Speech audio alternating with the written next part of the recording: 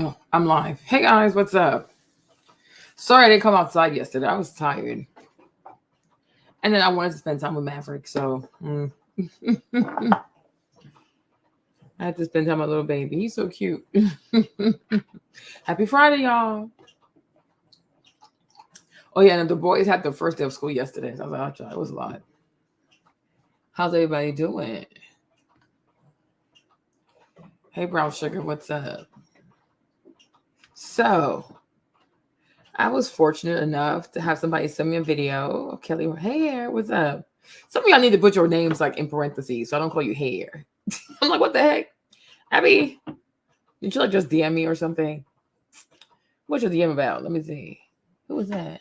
Let's go behind the scenes of getting my daughter ready for back to school. Hey, Diana. Last time getting my daughter ready for back to school, and words just cannot express all of the emotions. Hey, P, what's up? Yeah. I'm gonna need for some of y'all to put your names in parentheses. Hey, Fumi. Fumi sent me some hair butter. It was so good. I was like, Fumi, I need more. He's down there. No, Mo. He's there. No, ma'am. He's right there. No, I keep them up. It's just that if I get a copyright thing. Oh, hi, Yvette. Nice to meet you. Yeah, like put your name, friends, out. No, so I can try to remember. Hey, Ola. I'm looking. Hey, Flavie. Thank you. Thank you, ladies. Thank you. I appreciate it. Yeah, I don't want to hold them. My arms are hurting. Okay. So, yeah, because I come early. Y'all, let me tell you something. You know one thing I love about you. Hey, Ken. What's up, my love? You know one thing I love about you guys? You know when I say things, right? Y'all be so mad. Abby, I know your name. Be quiet. Hey, Q. I said Q, right? Is it Q or K? Really? I called you last year? Oh, well, that's nice of you. Hey, Ria. Okay, good. So that way I can keep people. I can have your name. I'm like, cuz, ciao. Let me write them down so I don't forget. No, ma'am, is Yvette. Mm-hmm. Hair and More is Q. Okay. Afro is Ria.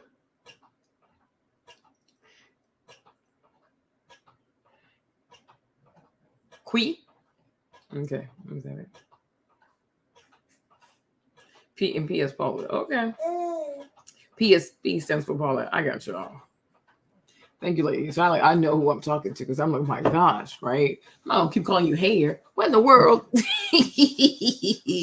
But you know, ladies, first of all, happy Friday, you guys. Happy Friday. I've missed you. I was going to come out yesterday. Florida the house. Okay. Let me tell you something. You know, when I say things, y'all get mad at me. Y'all, it kills me every time.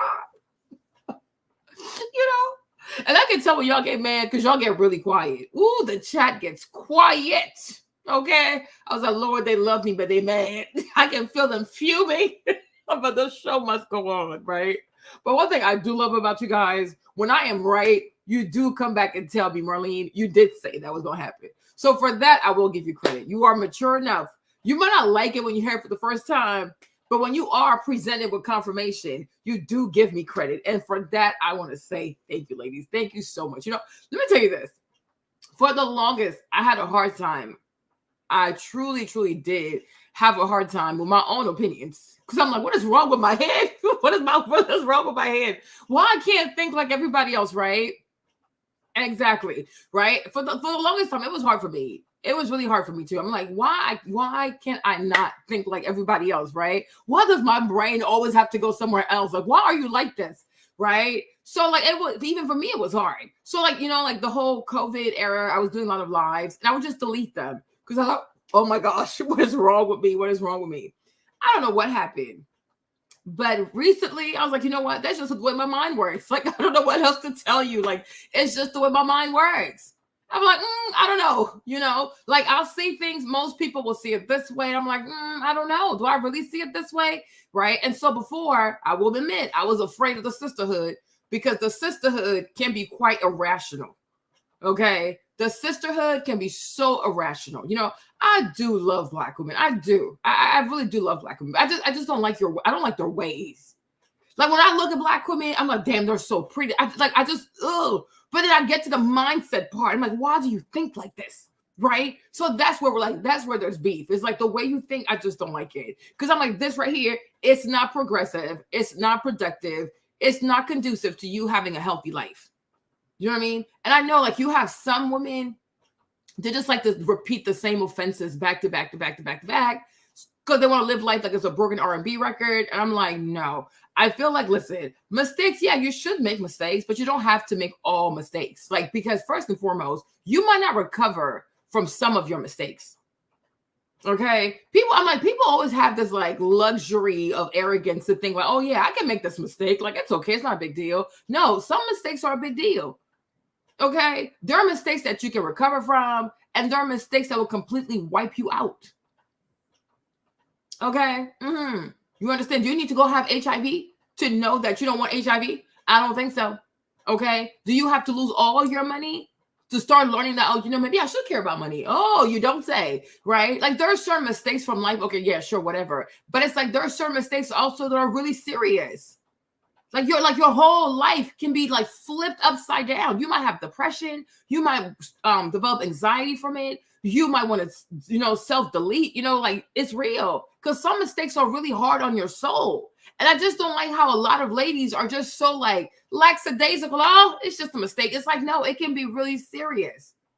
You show up late for an appointment. Okay, that might be a little mistake, right? But imagine like you show up 2 hours late for your final exam. Okay, you failed the class. You know what I'm saying? It's like certain things you got to really think, you got to really take certain things very seriously, right? And that's the way I am.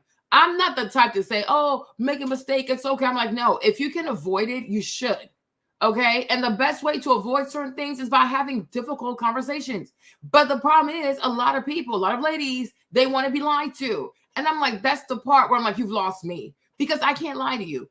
Okay. Because the thing is, this is how I look at it, right? When you lie to someone, yeah, initially they're like, yeah, I knew I was right. I knew I was right because you're helping them to vindicate, like, justify their foolishness, right? They'll love you, right? In the moment. But later on, they will hate you because like, well, why didn't you tell me I was wrong, right? When it comes to someone like me, initially I'm going to tell you, no, I don't think that's a good idea. So it's like right off the bat, you'll hate me. But my thing is, in the long run, guess what? You're not going to resent me because you'll be like, you know what? Marlene at least was the one person who had the courage to tell me there's some foolishness.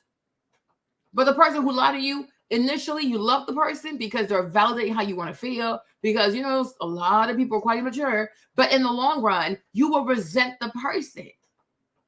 Right? Like, okay, I know I'm foolish, but the reason why I came to you was for you to tell me whether to do it or not. You understand? And one of my issues with the sisterhood is like the sisterhood just promotes people being foolish over and over and over and over. And I'm like, how many lives do you think you have? Okay. And another thing also that I don't like about the sisterhood, especially as it pertains to relationships like with men or whatever, is that they never tell their sisters, okay, I hear what you're saying, but could you also see how he might have a point? Because not everything is black and white. And no one is always 100% innocent. Like you did something too. Now, it might not be as bad, right, as what he did, right? But could you see how your part that you played in this made a mess also, right? Oh, no, that you can't say that part. Like you have to be, oh, everything is the man's fault. Everything is the man's fault. And I'm like, I don't know if I agree with that part. You know what I'm saying? I don't know. And that's the thing you're not supposed to say because you're never supposed to take the side of a man. But I'm like, it's not about that. It's not about whether you take the side of a man or not, right? It's about what does it take to have healthy relationships, right? It's accountability. It's not just with a man, because if you can't do it with a man, you ain't going to do it with your girlfriends, right? If you can't do it with a man, your girlfriends, you're not going to do it with your children, right? But I'm like, you want to be a person that can have healthy, thriving relationships with people overall. And that requires, a modicum of self-reflection. You're not always innocent. And it's okay. You have sins of omission and you have sins of commission, right? But you got to be able to look internally and be like, you know what? I can see how when I said X, Y, and Z, I took that thing to the next level. Like you see, there you go. Right? You know what I'm saying? So that's that. Hey, Ruva. Makes sense. So I'm like, So those are like my issue with the sisterhood. It's like the sisterhood, like it's a certain mindset. Like I just can't get behind it. You know, I'm like, you gotta be a good person. You have to try to be a good person, and you have to try to be fair. You gotta be fair. You gotta be pragmatic. You have to be honest, and you really have to be honest with yourself, right? Because you know who you truly are. There's the person you try to sell to other people, but it's like deep down inside, you know who you truly are. So it's like, okay. So this is gonna lead us to our conversation today with Kelly Rowland, right? And I remember when I told you guys about Kelly, y'all came for me, right? Kelly Rowland, right? At the Cannes Festival thing, you know, remember she was so upset. We'll get into it, right? Remember, she was really, really upset, and she was doing all of this, right? And you guys were defending her. Oh, no, Marlene didn't have the right to treat Kelly this way. Oh, Marlene, blah, blah, blah. Please be quiet, okay? She went on a few shows. Good Morning America. She went on. I don't know what show it was. I don't know. She was doing like all kinds of radio tour because she was promoting Mia Culpa, right? And the people were asking her about Beyonce. And sis got triggered. I'm like, why are you triggered? Okay, why are you triggered? No, but Marlene, they need to stop asking her about Beyonce. I'm like, what else are we going to talk about? Right? Kelly Rowland has nothing going on for herself. Y'all lost your minds. I was like, well, I'm not going to lie. I'm an Aquarius. She's an Aquarius. One thing we struggle with is consistency. It's okay. It is fine. Right? But I told y'all, she has to understand that she is not Beyonce. I told y'all, I said Kelly procrastinates. Okay? She is not consistent. Okay? But then she gets mad that people don't treat her the way she thinks she should be treated based off the work that she did as part of a trio. No. What have you done yourself? Right? And I said, I don't understand why you are triggered that people are asking you about Beyonce. Because let's be honest, right? Had Beyonce not worked this hard to keep her name relevant, none of you guys will be relevant. So you owe her a lot. Exactly. Right? You don't want to be asked about Beyonce, but yet you have Beyonce come to the premiere. Why don't you tell Beyonce to stay at home? Okay? Why don't you tell Beyonce to stay home? No, I got this. Because you need her. Right? So I'm confused. Hey, Bridget, what's up? So I'm confused. Right? I'm like, okay, she's your sis. She's going into a new genre. She's doing country music. The people are asking you, oh my gosh, like, have you heard the album? And you're so cold. I'm like, what is the problem? What is the problem, Kelly? Right? And I've even had a video years ago, like almost like 10 years ago. I did a video, but because y'all rolled me so hard, not only did I block the video, but I think I deleted the video because I can't find it anymore. I was like, oh my gosh, where is my video? I'm like, you know what? Moving forward, I will not delete my videos. But I said like years ago, it was always so odd to me how Kelly was always friends with people who had beef for Beyonce. I talked about Nelly. I talked about Curtis, 50 Cent Jackson, right? A lot of people. I'm like, why is it that every time someone has issues with Beyonce, you show up in a music video, you do a song with the person, you go out to eat with the person? I am confused. I am so confused, right? I'm very confused. And now they're asking you about your quote unquote sister, right? They're asking you about your quote unquote sister and her new foray into country music. And you're like, oh, I don't know, ask her. Girl, what? What? So some of y'all let that slide. Me, I did not. Because I feel like with everything, not only do you have to be happy for people, not only do you have to be happy for family. Hey, Kevin, right? But you also have to practice gratitude. Because let's be truthful. Without Beyonce and her work ethic, none of y'all will be relevant. You would not be relevant. LaToya Luckett would not be relevant. Michelle would not be relevant. Okay? Latavia would also not be relevant, right? Even Miss Tina Knowles would not be relevant. Because Miss Tina Knowles, her claim to fame is not, oh, she was the greatest hairstylist in Houston, Texas. She had this amazing hair care line. No. Her biggest claim to fame is that she's Beyonce's mother. Okay? Beyonce makes a whole lot of people relevant, and she makes a whole lot of people money. Okay. All right. So my thing is, if they ask you about Beyonce, you say, yeah, she's doing really good. I'm so happy for her. I've listened to the album. I mean, I can't wait for y'all to listen to it. It's amazing. It's amazing. It's amazing. It don't take much than 1 minute to say something positive, but you did it. And I said, Kelly, you're a hater. And I really think she's jealous of Beyonce. I think she's envious of Beyonce. And I think she's lazy. And I've said before, I'm going to say it again and again and again and again. Because there's a dark side to Aquarius. And it involves jealousy. Yes, yes, yes. It pains me to say this because usually I like to roast Libra and Pisces. But sometimes you got to call your own zodiac sign out. Because it ain't right. It's not right. Without Beyonce, y'all would not be multimillionaires. Hey, Lacey. Even to this day, you would not be relevant. I'm like, you really think, Kelly Rowland, you truly, truly believe that the reason why you were given the lead role in Mea Culpa because you know how to act? Sis, be for real. You really think Tyler Perry gave you this role because you know how to act? Girl, you better stop. You better stop yourself, right? And you see, and that's the thing about, this is the thing about practicing humility, right? Because when you're a humble person, when you're humble and you practice self-awareness, right? You understand what's going on, right? This man is hiring me not because I'm the best actress, right? But because of who I am and who I'm connected to. Beyonce knows Carter. Yes, there needs to be some. Because I've seen a lot of jealousy. The same thing I see in her. Hold on. The same thing I see in Kelly, right? I also see it in Meg Thee Stallion. Another Aquarius. Okay?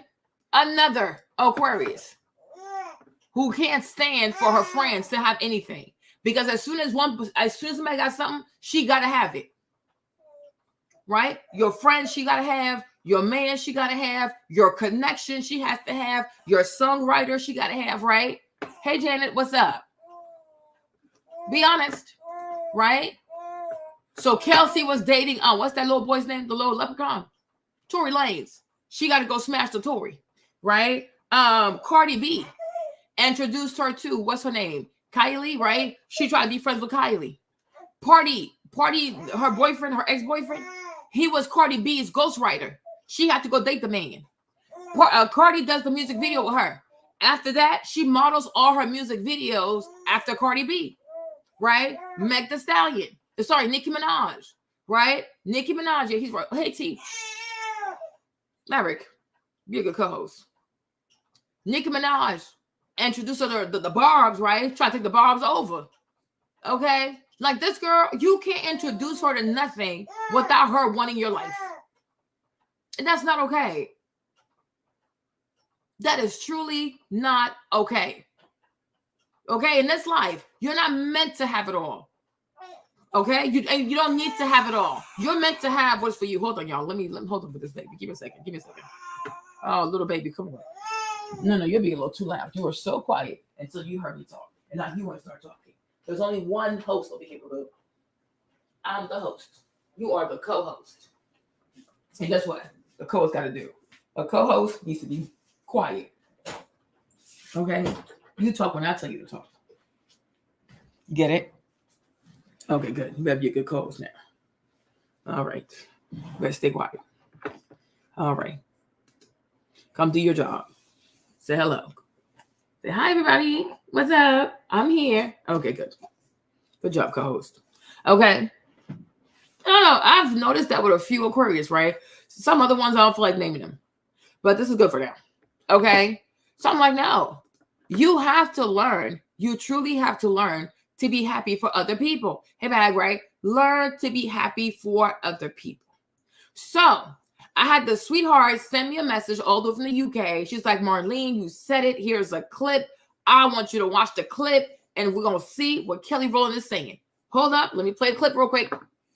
Because I got it. There you go. Let's go. Sharing this tab. Introduced to the world, and all the way up until now, you've always been very different, obviously, throughout time, but style or fashion, I say, or clothes. But I think It's not clothes, Maverick. Let me just stop you there. help me then. It's Kevin. fashion. Fashion. Yeah, then So Maverick sorry. too, huh? So sorry. I don't know. Fashion. It's fashion. I say I'm putting on my clothes in the morning. Should I start saying I'm putting on Don't my do fashion? that. Don't do that. What should I say in the morning? Just say your clothes. My clothes. Yeah. My gear. No. Why not my gear? No. My threads? Don't. Okay. Fashion. Yes. You were like now known as a style fashion icon. Was there a moment when you were like, oh, I'm going to take this very seriously? Or was it just, again, you just expressing yourself through gear? Don't say gear, Maverick. I think it's just like expressing myself and just meeting other people who love their jobs. You know what I mean? As stylists and having a good time with them and collaborating. It's just fun. It's like when there's like a moment to just have fun with color or have fun with a different cut that nobody is doing or bring back something. Everything is a cycle. You know, I'm noticing that. So I don't throw much away. Well, we love your fashion and your style. Not your clothes, your fashion. It just sounds so strange coming from him, right? You've done so much in your career, obviously much more to do. And we talked about being hard on yourself. On the inverse of that, how do you define your success when you're like, damn, Kelly, that was good. You got that done. I want to get it done. Like at the top of my day, a successful day for me is, okay, I have ... on my list. You think about that in the morning? Like, absolutely. Or the day before. Or the day absolutely. before. And I like to nick everything off of my list for that day. So you like check it, like, I got to do this and get it. You like to see it get done. Yes, because there was a time where I did not. Really? Yeah. You don't seem like that type of person. No, I definitely was a procrastinator, and it was led by fear. And I realized what do you mean? that, like when. So she acknowledges, right? She acknowledges that there was a time she was not like that. Okay, that she was a procrastinator, right? And there was a time where she was not organized. Did I not tell you that? Okay. I said that's one of the main issues with Aquarius, right? It's distraction, being an air sign, being in your head, and you're not consistent. Even me, I struggle with consistency, right? I'm like, you're not consistent, right? But she says that her procrastination, like the fact that she's a procrastinator, stems from fear. And I'm like, no, Kelly, I beg to disagree, right? You are a procrastinator, not because you are afraid, but because you have low self-esteem. You don't believe in yourself, right? You don't believe in yourself. Afraid of what? You're successful. Like, it's not you're not successful, right? But you don't believe in yourself. And I think this young woman here, I told y'all, I said, for me, honestly, if I was to compare Beyonce to Kelly Rowland in terms of beauty, I do feel like Kelly Rowland is the prettiest. I think she's the prettiest. I think Beyonce comes second. Okay? I've never thought that Beyonce was more pretty than Kelly. Hey, Gigi, I haven't seen you in a while. Where you been? Okay? Right? But I'm like, it is not fear. It is low self-esteem. You have low self-esteem. And, you know, she said she went to therapy, so I don't know how she talks with her therapist. But the thing that made me upset is that for the longest, I've said, right? For the longest, I have said, Kelly, you have whatever to succeed. You have what it takes to succeed, right? But Kelly will come on social media, right? Or the media and tell people, oh, no, it's because I'm dark skinned. Okay. Oh, because I'm a Black woman, because I'm dark skinned, because I'm this, because I'm that, because I'm this. And I say, Kelly, you're full of it. Be quiet. Okay. Be quiet. And that's why I don't partake in this whole victimization of the dark skinned Black woman. Oh, because I'm a Black woman. Oh, because I'm dark skinned. Oh, because of this all girl, be quiet. You are very beautiful. Like you, even the dark skinned women who complain about being dark skinned, they don't look like you, sis. You're like if there's like a Mount Rushmore of the prettiest dark skinned women, you are one of them people. Stop playing with me. You like your body's always been perfect. You've never gained weight. You've always had abs. You have a very thin, like slender nose. Like you're very pretty, Calandria. All right? So stop. Like, nah, I'm not buying it. Like, there are some people, if they say, oh, because I'm dark skinned, I'm like, yeah, I can kind of see it. You know, I'm not trying to be offensive, but I can kind of see it. But there are some dark skinned people like her, Naomi Campbell. It's like, yeah, that whole dark skin oppression thing, it don't apply to you. Like, go somewhere with that. Okay? Please go somewhere with that. Make sense? Oh, sorry. Okay, Mark. Yeah, I had to re-upload it. What's up, Mark? Okay. No. We're not doing this. We are not doing this, Kelly. Right? The problem is, Kelly, and by doing that, right, you trigger, you know, a lot of Black people in America, they're always looking to be victimized. It's like there's like the switch back here, you know, and when you say certain words, it activates the sisterhood, right? Because I'm dark skinned, because I'm a Black woman in America. You know what I mean? Then it's like, oh, okay, then they start going robotic mode. And so I'm like, no. Everything is not about racism. Everything is not dark skin. Everything is not colorism. Sometimes it's you. And when you have such a huge platform and your knee-jerk reaction when it comes to your successes and failure is to say, oh, I'm not as successful because I'm dark-skinned, right? People gonna be like, oh yeah, see, Beyonce only made it because she light-skinned. Beyonce only made it because she light-skinned, right? Without realizing it, you are encouraging people to dislike Beyonce. I'm like, when you have a big platform, you got to be mindful of the crap you say to people. And one thing I have noticed, because we saw the same thing with Michelle Obama, right? Oh, when I was growing up, my daddy was a regular man making regular money. And he told us we got to be very, very suspicious of rich people. If a person is rich, they must be up to no good. The whole time, Michelle Obama is worth $100 million, right? Oh, I grew up. We didn't have a stairway into success. I said, Michelle, you never wrote a book. You never wrote a book. On the account of you being married to a president, they gave you a $65 million advance for your first book. Girl, you never wrote a book. Okay? You've had plenty of golden staircases on the behest of who your husband is. Don't do that. Don't play those games. You know what I'm saying? They'll always come to Black people with this whole look at me because I'm Black. Look at me because I'm dark skinned. Yes, yet you went to Princeton. Yet you went to Harvard. Yet you got to be the first Black woman, dark skinned on top of that, right? First lady. Please stop. America has been very good to you. Be quiet. Okay? Be very, very quiet. And as a dark skinned woman in America, one thing I don't like from so many dark-skinned Black women is how lazy you can be, how mean you can be, how divisive you can be, because you refuse to take accountability for your dang self. And what you do is you encourage other people to despise, disdain, and bully light-skinned Black women. And that needs to stop.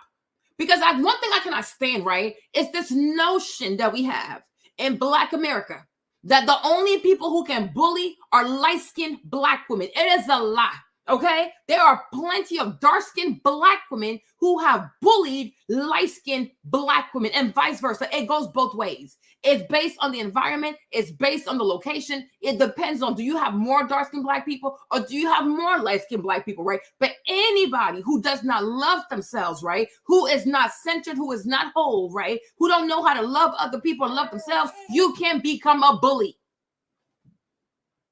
Okay? And I've always felt like in Kelly's tone, when it came to Beyonce, when it came to her career, when it came to all the things that she achieved or didn't get to achieve, right? It was always giving microaggression. Kelly is a Karen. That's how I feel. Hey, Val, what's up, my love? Right? To me, Kelly is she's a Black Karen. Because I'm like, you know dang well the things you say, they're going to go look at Beyonce sideways. You know dang well the things you say as a dark-skinned Black woman, they gonna go look at Beyonce sideways and feel as though Beyonce had preferential treatment because she's light-skinned. And the reason why she's so successful is because she is light-skinned. No. We also have to stop being abusive. Okay? So, when it came to Secret, you know this. I made the video. I had no problem saying, when I saw the Secret video, I did not believe that was Beyonce's hair. Okay, I'm like, I don't think that's Beyonce's hair. Okay, but I'm able to go issue at a time, like one issue at a time, right? I don't think that's her hair, But at the same time, I will never not say that Beyonce does not have a great work ethic. I have also said, if you ask me personally, vocally, Beyonce is not the best Black vocalist. Right, Nikki? It would have been here by now because I said it years ago. But they got mad at me, so I ran for my life. Even my video about Sierra, where I said, Sierra, don't do it. Don't date this man. They were all in my comments. Oh, Marlene, you're so judgmental. Oh, I was like, judgmental where? Okay? He already has 3 baby mamas. He has all these kids, 3 baby moms. He don't marry nobody. He never even proposed to anybody. He's going to destroy your life. Like, one thing about Future is very consistent. Future is a whole billboard. I will destroy your life. He doesn't hide it. That's why I can't sit here and roast Future because nothing was concealed. She knew everything. She even sat there, stood there, and took a whole picture, okay? Like she was Miss America with all the baby mamas, okay? Because she's arrogant. Sierra thought she was better. She thought she was better. In the words of SZA, she thought her coochie was designer, okay? She started flying that boy out. Y'all forgot how Sierra used to spend money on Future? Y'all forgot how Sierra used to spend money on Future? She's the one who took him to Paris. He had never been to Paris. She took him to Paris. She paid for him to go to fashion shows. Womp, womp, womp, womp, womp, womp. She made a whole music video. She was crawling to this man. A man with 3 kids, 4 kids, 3 baby mamas. She was crawling on the floor like an animal. Okay? That's why I'm like, you, girl, you a joke. But then again, whatever. Russell thinks he's a missionary, so let him do it. Okay? But I'm like, girl, bye. Okay? I've known Sierra since she came out. I've seen everything. You're not gonna fool me. Right? Okay, so I'm like, when it came to Kelly, oh, yes, Ken. Yes, Ken. What you mean that no Val? You forgot? She even made the song. Took you to Paris. If I was a boy, da-da-da, that song, right? It's in there. You forgot the one time they went to Paris, like she took him to Paris and she had like her hair, like it was like a not a pixie cut, but it was like a short bob and it's going like this. It was blonde. He was wearing all a tuxedo or whatever. She took him to Paris. The boy never been to Paris. A little bit. I got a meeting. You're right. Okay. Wow. All right. She talked about it in her song, If I Was a Boy. It's all in there. Okay. She want to be a head of household, doing too much. I can show y'all. But in the song, If I Was a Boy, it's in there. She talks about it. Right? There are pictures of her with all baby moms. They're like, it's like a pageant. Oh, I'm next. Ruin my life. I'm like, what are you doing? This dude is a demon. But she thought she was better than. Like most women. Hold on. Wait a minute. I can't believe y'all forgot this. Hold on. Sierra with Future baby moms. You'll see. Yeah, I will never lie to you. I was like, she knew them. He didn't hide anything. Look at that. Ooh, sorry. You see? She was so proud to be in that picture. And I'm like, what is wrong with this lady? Hold on. Sierra Future in Paris. Because y'all don't remember, like, at that time, she was up and coming. Like, he was up and coming. Right? Remember that? She's the one who paid. She's the one who paid. She paid for this. Because at that time, when he was coming up, he had the song, Rah Rah with Some Keisha. You know that song is the Rah Rah with Some Keisha? However that song goes, right? That song, he was up and coming. So she's trying to impress him by giving him a soft life. Y'all, where have y'all been? I should not have deleted my video. And I say it, Sierra, don't you do this. He's going to ruin your life. This is not a good person. He just impregnates people and he leaves the people. No, she thought she was better. Like most women, they always think they're better. Oh, he would treat me like this. He'd treat me like this. Oh, yeah, girl, he's going to treat you worse. Right? But she knew who he was. He didn't hide it. Right? There's another video. Let me show the video where she's crawling. Hold on. Y'all, oh my gosh. I cannot believe y'all forgot about this. Hold on.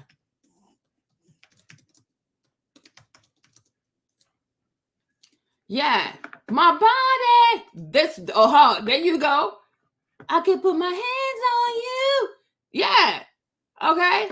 That's why I said, I can tell y'all, but y'all, since y'all want to lie to yourself, I said, if you're being honest, she does not love Russell. She doesn't love Russell. Okay? She got with Russell because Russell has money, right? Russell is a safe choice. Russell's very successful. And it was her way to show Future, like, oh, I moved on, right? But she hasn't. She's in love with Future. She is seriously in love with this man. You think all the stuff she posting online is for who? It's for him. She wants him to, oh, look at what you're missing out on. I'm like, you, Russell, she gonna leave you. The day he's no longer in the league and things like that, and he has, like, you know, he's just a regular dad and stuff like that, she gonna be bored because she's not in love with this man. He's not her type. What the heck? When she was dating Future, look at the kind of song she making. I can put my hands on you, right? But now she married to Russell. She's about, oh, you don't need a man. Hey, ladies, don't need no man. Hey, ladies, you don't need no man. Hey, ladies, you a boss. You a boss. You a boss. Independent woman, okay? Why didn't she sing that when she was dating Future? She named the child Future. Her first child, she named that baby after that man. It's not even his real name, okay? It's a stage name. That shows you how much she loves him. Exactly. She saw this man had 3 baby moms, and she's like, yeah, my womb is next. She's in love with this man. Stop lying to yourself, okay? Now she has a husband who pays all the bills. He puts her in a $36 million house. Every time she come outside, you don't need no man. You don't need no man. You don't need no man. You independent, independent, baby mamas, independent. I said, you, Russell, you a whole dumb idiot. Okay? But then Russell, he think he's Jesus. So I think he think it's his job to be out here saving all the Mary Magdalene, okay, from Decatur and College Park. Where you at? Bubba Parks, okay? Be careful now. Okay? She don't love that man. Y'all crazy. Anyways, no, stop lying. Stop lying. No, she's not disgusted. Have you not noticed? I'm like, yeah, when I tell y'all gonna start to look at things the way I look at things, right? From my West African perspective. America, especially Black America, right? America, especially Black America, it's no different than Africa. It's no different than African people, right? It's like everybody has a village, okay? And it's like based on your village, you act a certain way. Like College Park, it's a village. Her, Monica, Portia, you don't see they act the same? Okay, when you come out that village, College Park is a village, okay? College Park, Bubba Sparks, okay? It's a village. There's a certain mindset of ladies who come out of College Park. Like College Park, they act a certain way. These girls act a certain way. It's in the water. It's in their culture. Monica has the disease. Portia has it. Sierra has it. Maybe even Rashida has it. Thank you. Like when you talk about Black girls from College Park, they have a certain mindset. You cannot take it out of them, right? And that's that. Like it's a real thing. You know how, I don't know, some of y'all probably wouldn't know because you've never been to Africa, but like, for example, if you in Ivory Coast, for example, right, you're like, okay, if you go to this section, like my mom's people, they act a certain way. My dad's people, the women act a certain way. It's a cultural thing. Like it's the village thing. It's a thing. Right? If you say Igbo women are hot-tempered, like their blood is really, really hot, that's just who they are. That's just who they are. Like, you know what I'm saying? That's just who they are. If you ever meet a Nigerian and she's Igbo, yeah, she gonna want to win the fight you, yell, scream. It's in her blood. Their blood is very hot. It's like, girl, you need to calm down. Like, what is wrong with you? You know, I was watching this video of this one girl, right? Her name is Bev. I said, Bev, are you Igbo? She's like, yeah. I could tell. Okay. Because like this behavior, yeah. Like why your blood is so hot like this, right? It's the same thing. It's like if you find a Black girl from DC, like Anacostia or whatever, you're going to see a certain mindset because that's her village, right? You take Black girls from Baltimore, the Jada Pinkett, Jess Hilarious, all them people, right? They think a certain way because it's their village. I'm like, I'm starting to understand this. So when you hear, oh, this girl from College Park, yeah, you already know what it is. She has a certain type of dude she like. Yeah, that's what it is. If I say, oh, a Valley girl, right? Valley people too, that's their village out there in California, right? If I say a Valley girl, you already know what psychology she's on. Like that's it's her village, it's her psychology. Like it's in the water. You got to accept it. But when they say, if a woman says, I'm from College Park, yeah, you already know what she's into. You don't have to say too much. But if there's a reason why Monica acts this way. There's a reason why Monica is married to a basketball player, but she's in love with somebody who's serving life in prison. You can't make this stuff up, right? Look at Portia. Look at Portia Williams. What's her name? Portia? Yeah, Portia over there, right? Housewife of Atlanta. Look at her behavior. Look at Sierra's behavior. Like, y'all got to start learning people, okay? But I'm like, College Park, the females who come out, the women who come out of College Park, they have a certain psychology because that's how it goes in the village. That's how it goes. And so it's like, you got to respect it, right? I told you, Black people in America are not a monolith, okay? Every region is different, and every region gonna give you a different type of woman. So you gotta know. But when you're here in College Park, you should know what it is, though. If I know, you should know. I'm just saying, College Park. But when I hear College Park, I'm like, yep, she got a type. Exactly. Exactly. Okay? No, let's stop playing. Let's stop playing. So hold on. Let me show you the part where she's crawling to that man. Because I would never like. So see, this part right here. Right? Look. And mind you, has she ever put your boy Russell in any of her videos? Oh, her gloss pins are so nasty. Okay. Has she ever put your boy Russell in a music video? Okay. Let me show you. I remember this video so well. I was like, what is she doing? Okay. Now look at this part. Oh. Did I lie or did I lie? You tell me. Oh, please. You tell me. Okay. Look at what she doing for that man. He had no job. He right there. Maverick, you're not being a good co-host. Well, you need to go to sleep. I told you, when you're a co-host, you don't make too much noise. Yes, co-hosts don't get to talk too much. Y'all, sorry, my co-host needs food. Okay. But did I lie or did I lie? Okay. All right. That's the first part, right? Hold on. Then she's turning around. Seduction. Okay. Here's your boy. Oh, y'all can see a little bit, right? Okay. Here's his face. Licking his lips. Have you ever seen your boy Russell in any of her videos? I'm asking for somebody, right? Have you ever seen your boy Russell, who adopted her child? He's raising her child. He pays all the bills. He paid for her masters. He has her living in a $36 million house. Have you ever seen your boy Russell in one of her music videos? Is she ever stripping down for the Russell man in any of her videos? Oh, okay, all right, yeah. Get out of here with that. Get out of here. I'm like, y'all can go ahead and lie to somebody else. But to me, you ain't gonna do it. You see, now she is on the floor. Here she is for a man who didn't pay no bills. Yeah, my little co-host. Yeah, my little co-host is over here. Auntie Val, I gotta slow down and talk to you nicer. Look at that. She's your advocate. Oh, you see Auntie Val? She's so sweet. That's your auntie. That's your little Virgo. Like my man. All right. All this for a man who paid no bills.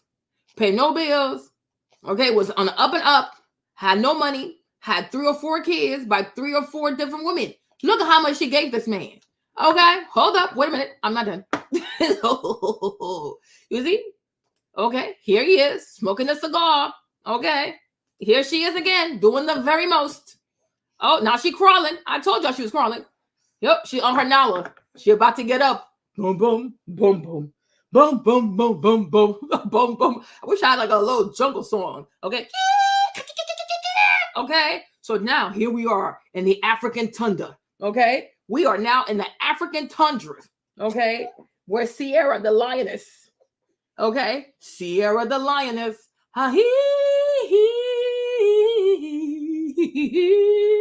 Okay.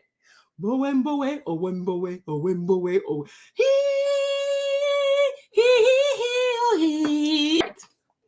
All right. As I told you. Okay. I'm like, y'all, oh, she loves Russell. Yeah, right. She loves Russell. Go sit down somewhere. Go sit down somewhere. Russell's a sucker. Russell's an idiot. I already told you Russell's an idiot. That's why people laugh at his ass. Okay, he's an idiot. Because I'm like, at least. Oh, why would he stop? When she met him, he was this way. Why would he stop? If a woman meets you, you impregnate all kinds of Black women, okay? You create all these broken homes, and she says nothing. Why would he change? Why would he change? Okay? Because you validate his bad behavior, right? She knew all these ladies. And you see what she did? Like every woman in there was pregnant. She's like, okay, I want to be pregnant too. Okay? Because she thought she was better. Right? But like I said, for me, Marlene, I don't care what nobody says to me. This lady is still in love. Ooh, hold on. My breath smell. Okay? I don't care what everybody says. I said, this lady is still in love with Future. Go ahead and lie to yourself if you want to. But her entire Instagram is nothing more than thirst traps for Future. So he can see what he missed out on. I ain't stupid. I'm a grown woman. We know. Okay? We know. These posts on her page are not innocent. Okay? You see? Look at this. She was just so comfortable. She was just so comfortable. Hold on. How can they say I lost my thingy? Hold on. Give me a second. Hold on.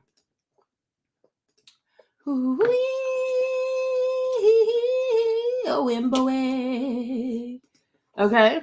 Yeah, right. Okay? So you see? Future baby mama calls a new relationship with Tiara genuine. Did she accidentally confirm secret pregnancy? Right? Okay. There you go. It's just like Summer Walker, right? Summer Walker knew exactly who London on the Track was. She knew. And she chose to have babies with London on the Track. But she knew. He didn't hide anything. And when I made the video, I said, Sierra, don't you do it. Don't you do it, Sierra. Don't date that man. Oh, Marlene. Oh, Marlene. Oh, Marlene. Oh, Marlene. Okay, well, there you go. Okay. That's like, oh, she hates Future. She hates Future. She don't like Future, right? They even went to a party and they were playing Future's music. And then she walked out with her and Rowland walked out. Like, why are you walking out? Are you not over it? Okay, let me see if I can find it for y'all. But y'all, we are here for Kelly Rowland though. Y'all be having me going all kinds of places. Let me see. TikTok.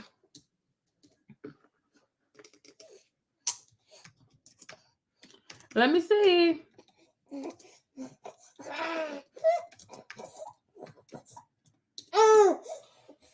Let me see. You see? So they went to a party, right? And then the people started playing. That's okay, my love. I'm here for this, right? They went to a party and the people were playing Future's music. And so her and her husband proceed to walk out. I'm like, well, why are you walking out though? You have his child. I'm like, girl, bye. So let me get this straight. You and Russell are raising Future's son, right? The boy's name is Future. You say his name like almost like 25, 50 times a day in the household. You're raising the child of Future, right? But where you draw the line is when they start playing his music. Girlfriend, stop playing with me. Okay? Stop playing with me. This makes no sense. You are not over this man. You're not over this man. I see nothing wrong with this. I see not a single thing wrong with this because they protected their marriage. They protected their peace. I feel like some people either forgot or they don't know, but Russell Wilson gave his son, because he recognizes him as his son, gave his son's siblings $10,000 each to start their college fund. Future bought his son, Future Jr., either $100,000 or $300 Rolex, $300,000 Rolex, when he was like 3 years old. And for what? How is it crazy to think? But he's Future. That's what he is. That's how he thinks. And she was attracted to that. I'm like, it's so funny how every time they want to roast Future, they don't realize that she was attracted to that. So therefore, what kind of woman is she? Because that's who she picked as the father of her kids, right? He's not going to give you a college fund, but he's going to buy you a Rolex at the age of 3, right? So is Sierra herself, is she intelligent? Okay. But like, you see, that's the sisterhood, right? The Black woman is never to be blamed. It's the Black man. No. She picked the father of her child, right? A woman picks the father of her child. So, exactly. You expect Future to do what? He don't know nothing about money. He from the hood. So for instance, I love my son, but I'm a Rolex, right? What's your boy's name? Russell. Russell's more educated. So of course, for Russell's, okay, it doesn't make sense to buy that to a child. I'm putting money in his college fund. Yeah. One is an intellectual, the other is a rapper. What do you expect a rapper to do? Okay, have you ever seen rappers make sound choices or sound investments with their money? No, you have not. That's why many of them have a bunch of kids and they lose all their money paying child support on fake diamonds, on fake jewelry, all kinds of stupid stuff they don't need, right? A lot of rappers go broke because they are financially illiterate. And that's what she was attracted to. And that's who she gave as the father of her child. So I'm like, there's no way for you to there's no way for you to roast Future without looking at her sideways too, like, girl, what was you thinking? Right? Because a lot of times I think people think if a woman is pretty and famous, automatically she's intelligent. Exactly. She's a weirdo her dang self. Because he knew he was sick. Yeah, some athletes too are very dumb. But I'm saying, like, with your boy Russell, though, Russell does give the fact, I do think Russell's an intellectual. I do think he went to school. He's intelligent, okay? Because he doesn't have all the drama that usually, like, follows all the athletes. Like, you know, like your boy, what's his name, AB? AB got too much drama, right? But I'm like, okay, and she picked him. Because something is wrong with her. Because she met the man. He was an up-and-coming rapper with some rah-rah and some Keisha. Okay, he barely had any money. She knew he had 3 baby moms, bunch of kids. He never proposed to anybody. On top of that, she flew him out to Paris. Imagine paying for a man to follow you to Paris. Okay, she bought him a plane ticket. She took care of him. All kinds of luxury vacations. Take him to fashion shows, paying for his clothes, introducing him to people.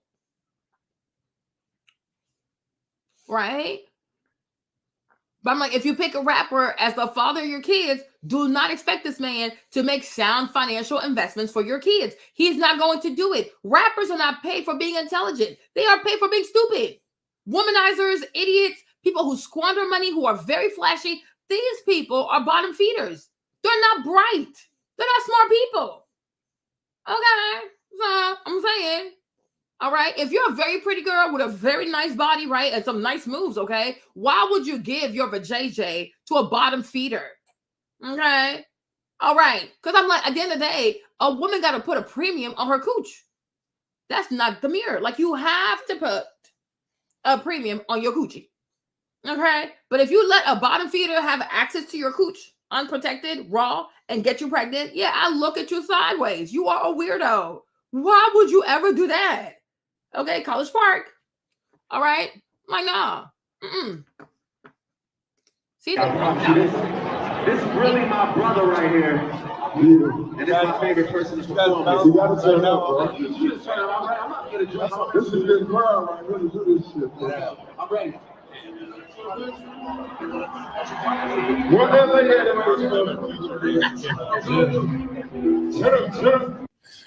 sensational. I promise you this is really my brother right here. And you know what? I'm gonna tell you something too, huh? Yeah, exactly. She knew. He never hid nothing from her. I'm like, he's a walking billboard with all his flaws and imperfections. She was like, yeah, that sounds about right. I like that. Okay, sure, whatever. Right? But I'm like, okay, you are always connected to Future, though. When you hear his music, it triggers you. When your son is like a teenager, all he's gonna do in that house is play his father's music. Like, what the heck? That's his dad. I'm like, and the thing with Russell's like, okay, yeah, Russell, you're stepping in, you're being a dad, whatever. Okay, God bless you. But my thing is, Future, he's gonna always want to be he's gonna be with his dad. That's his dad. That's why I always say, being a step parent, me personally, I would not recommend it, but hey, at your own perils, go for it, right? But I'm like, being a step parent is a very ungrateful job. Like, you raise somebody else's child, and when the child gets older, yeah, they go looking for their parent. Because you're not his dad. Okay, like, that's his dad. And he's gonna grow up and be proud of his dad. Like, imagine, not trying to be offensive, because I'm like, I do think that Russell is very solid. I think that Russell is very, very accomplished. But I'm like, in high school, right? Who you think is cooler to say that's my dad? Is it cooler to say Future is your dad? Or is it cooler to say that Russell Wilson is your dad? Okay? If you're a teenager in high school, yeah, I'm repping Future. That's my dad. Oh, that's your dad. Because more kids listen to music. Like, Future is the cool dad. Okay? So, yeah, he gonna be bumping his daddy's music all up in that big-ass mansion. What y'all gonna do? The heck? That's his father. You can't tell him not to like his dad. and at his graduation, his daddy gonna be at his graduation. No, whatever crowd, even them bougie rich people crowd, all these rich white kids, because where they gonna live? It's mostly more like rich white liberals, right? Rich white liberals are into rap music. Future is an icon. Future and Metro Boomin want some more. Like, come on. Future is that dude. I'm like, come on now. It's the culture. Future is more the culture than Russell Wilson, right? Most black men will have probably more respect for Future than they would Russell Wilson. Exactly. So I'm like, make it make sense. He gonna rep his dad because his dad's the cool kid. Like, so let's go smack. And then he's young, probably trying to have sex with people. Whatever. Oh, his dad pulls all the bad bees, right?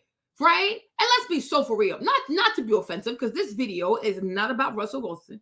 Right? I do like Russell. I just think he's an idiot. But I do like him. I think he's a good kid. But I think he's an idiot. Right? He's stupid. Like, you don't rescue people from their bad decision through marriage.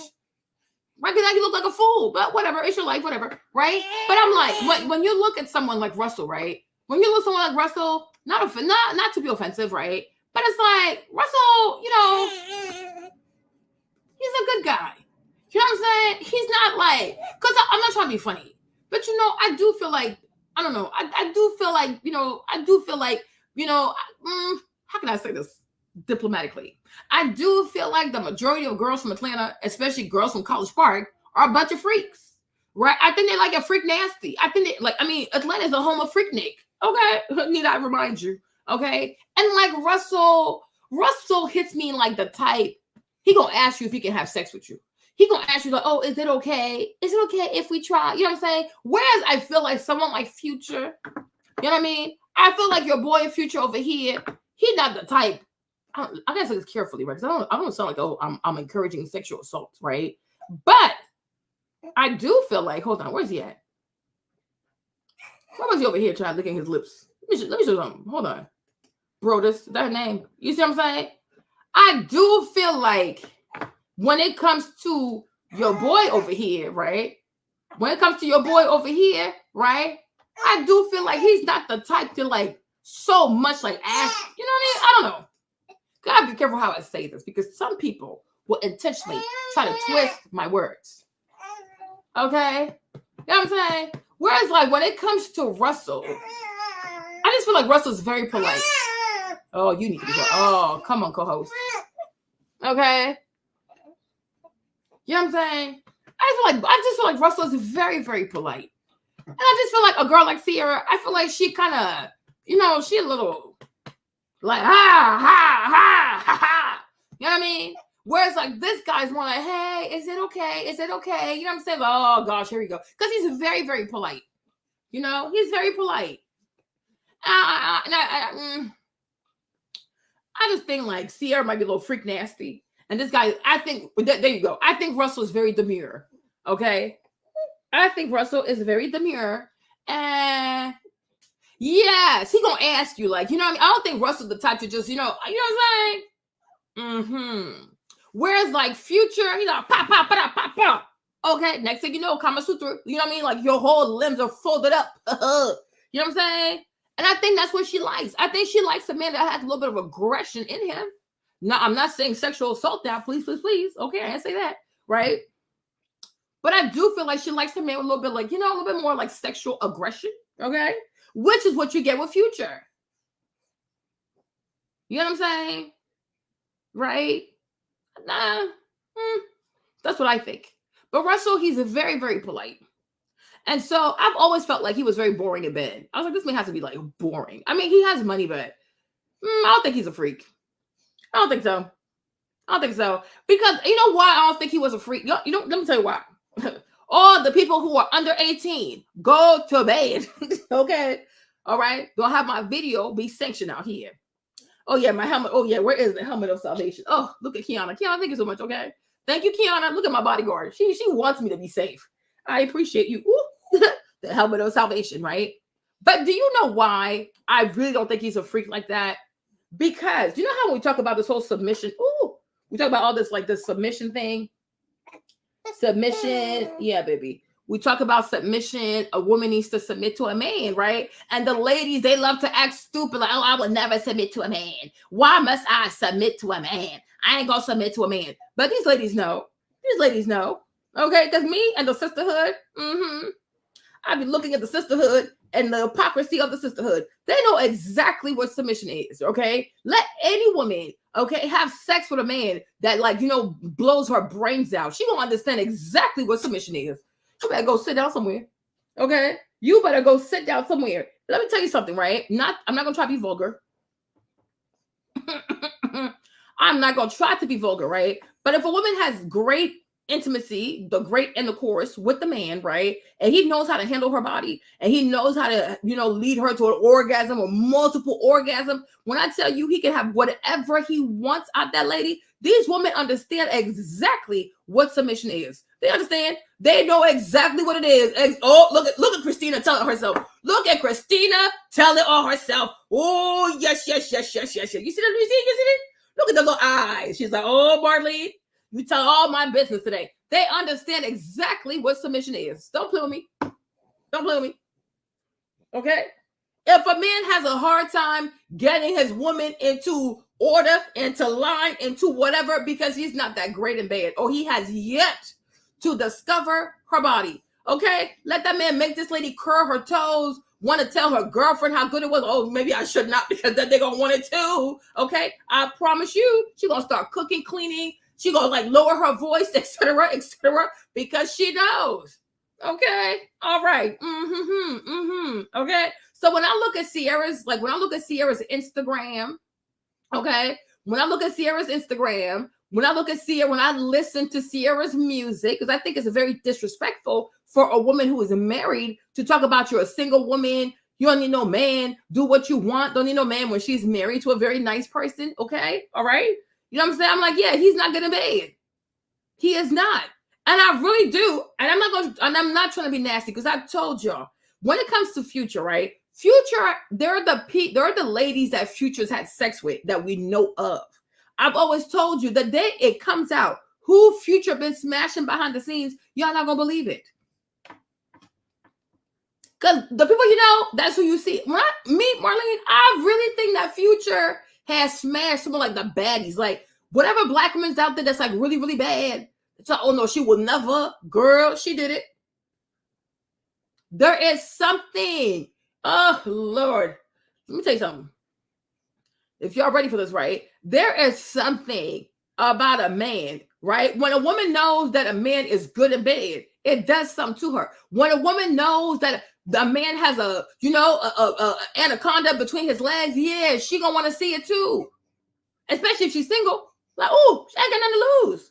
Because what we have out here, like, I think one of the best misnomer, like, misconceptions that we have out here is that men are more into sex than women. No, I do believe that men think about sex more than women, but I do feel like the women who do think about sex, yeah, they be hella nasty.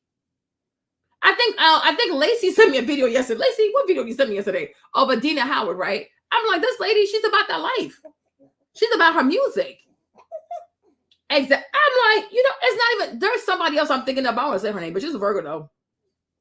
She's a Virgo. I'm like, look at what August Alsina did to Jada Pinkett Smith because of the size of his thingy, right? So I'm like, a lot of ladies love a man that has like a doop, doop, doop, doop, doop, doop, doop. Okay, elephant trunk. Okay, they do. Now they ain't gonna tell you, because if she tells you, oh, I let Future smash, right? It's embarrassing. Like, girl, what? Girl. But when it comes to Future out here, especially in the community, okay, Future, he's like, how you call it? Like, he's tested. Like, he's what? Test proof? How you call it? Foolproof?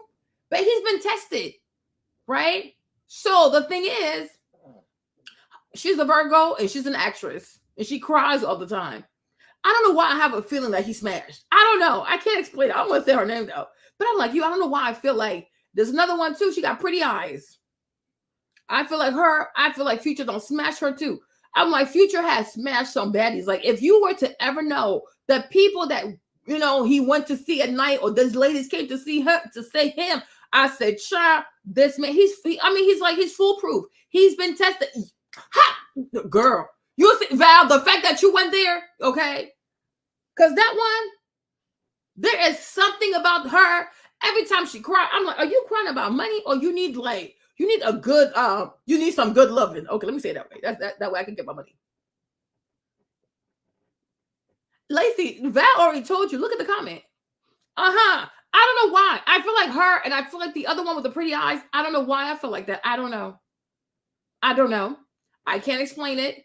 But I've always felt like I'm like these two. I don't know why. I feel like they've linked up somewhere. I don't know how to explain it to you. But every time I see her cry, I'm like, is she really crying about money? Or is she crying about the eggplant? Or is she crying about both, right? Because Taraji, I said her name. That's the end of my video. Okay. But I've always felt like, I don't know. I've always felt like she's a freak. I don't know. That's just, I don't know, y'all. I don't know. But the stuff, I'm like, all this crying stuff she crying about something else? Because ain't no way. Yes, baby. I'm like, she is crying about something else. Because this can't be it. Like, it just can't be money. Child, look at me telling myself, Chad. Somebody sent me the video. Who sent me a video about Adina Howard? I think it was Lacey, no?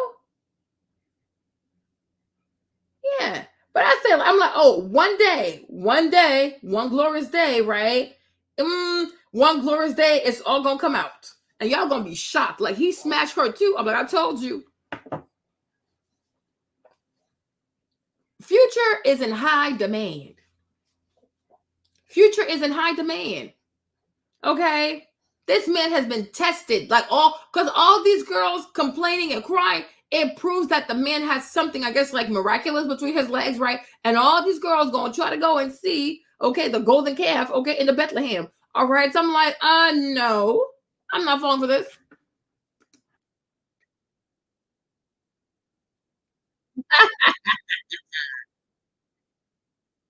It was here, no? Where was it? You see, okay, let's look at this, for example, right? Some ladies are super freaks. I got married because I wanted to be able to have as much sex as I wanted to. I got married for sex. Only to have a borderline platonic marriage. That created a lot of tension and conflict between he and I. Because in his mind, he was like, well, why do you want it so much? And I'm like, well, why don't you? Man, I'm going to tell you, I thought I was a freak. She's like the Energizer Bunny. Adina wanted all day, every day, the next day. If there was 9 days in the week, she wanted that 8th, that 9th day. I need it in the morning as my cup of coffee, and I need it at night for my sleeping pill. But if I can get it in between morning and night, I'm like, that's the icing on the cake. I have the sex drive of a teenage boy. I got married because I wanted to be able to have as much sex as I wanted to. You see that? Right? Let me have. You see? So her divorce fell apart because the man just couldn't keep up with her sex drive. And I'm like, there are a lot of women out here who are truly, truly sexual. And people are like, no, it's only the man who wants sex. No. You have girls out here, their egg drive, yeah, it's completely out of pocket. So I'm like, I refuse to believe that Future has not smashed a lot of Black Hollywood. Like, I'm like, I think he smashed a lot of ladies. And I'm like, the day when it comes out, the roster, like the official roster comes out, y'all not gonna believe who's on that roster. You'll be like, Marlene. I'm like, I told you. Because I'm like, because even Simon was saying that he feels as though Portia smashed Future also. And I'm like, Portia? Then I'm like, am I really surprised though? No. Because women are turned on when they hear that a man might have a big eggplant. So especially if he's single, but well, if all these girls are going there, maybe it's really good. So they also want to go. They want to go. I wouldn't be surprised.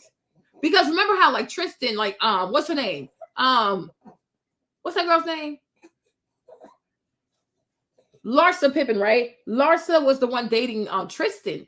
So she took Tristan to a party where he met Chloe.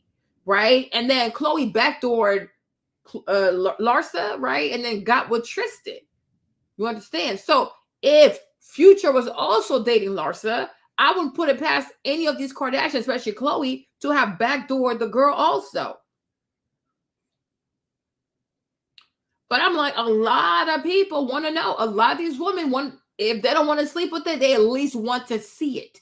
But my thing is, if you see it, you're not going to use it. Okay, curiosity killed the cat. Meow. He busted you out. Go sit down somewhere, right? Because there's no way you're gonna want to see it and not do something with it.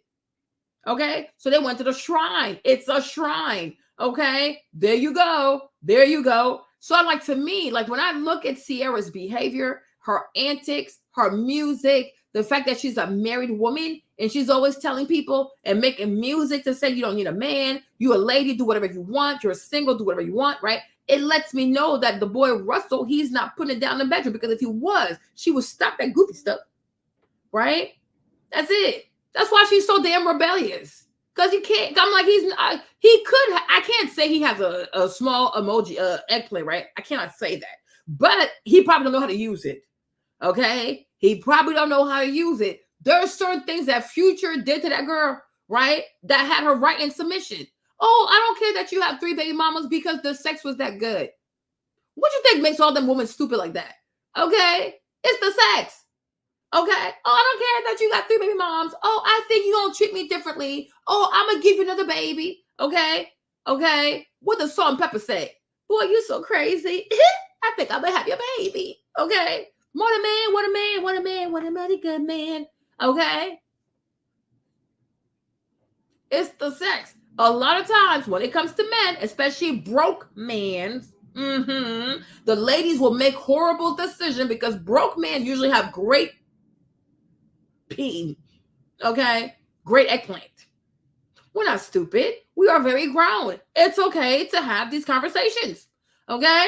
All right. God is good. Now, yeah. Because Future has probably, I think he really has a big eggplant. And I think he knows how to use it. So all these girls, they go on a trek to see the shrine of Future. Okay, it's a trek. It's like going to the sexual mecca, okay, in Atlanta. Rah with some Keisha. Okay. So I'm like, no. Hey, Kaj, what's up? Right? But I promise you, if Russell knew how to do what it takes to do what it do, okay, this girl would submit to him. But submission honestly happens in the bedroom, right? Exactly. If a man knows how to pipe her down, that girl will submit. She'll put up with anything. Side babies, infidelity, wumpy wump wump wump wump wump. Why? Because it's so good to her. Okay? It does something to people. That's why they say that you've been hypnotized, because it's a real thing. It is real. It is very real. Okay? It is very, very real. And for some people, it takes them years to get off of it. It takes them years. Some people, it takes them decades, okay, to get off of it. Because it's addictive. It really is. Because when you have intercourse with someone, it does give you a great dopamine hit. I mean, if they're good at it, right? It does give you a great dopamine hit. And once you've had that dopamine hit, guess what? You want more of it. You want more of it. It's like cocaine. It's like crack. Okay? All right? Make it make sense. Make it make sense, right? I will tell y'all something else, but I don't want to upset y'all. I will tell you another one of my conjecture, but I do not want to upset y'all because some of y'all be too y'all too sensitive. But I'm saying, if a man is outside getting caught by police, okay, with ecstasy in the car, most likely the sex is not great at home. Okay, the sex was not great at home. Okay, because I'm like, when he was with the other lady, how come he never got caught with ecstasy? Hey, Bruna.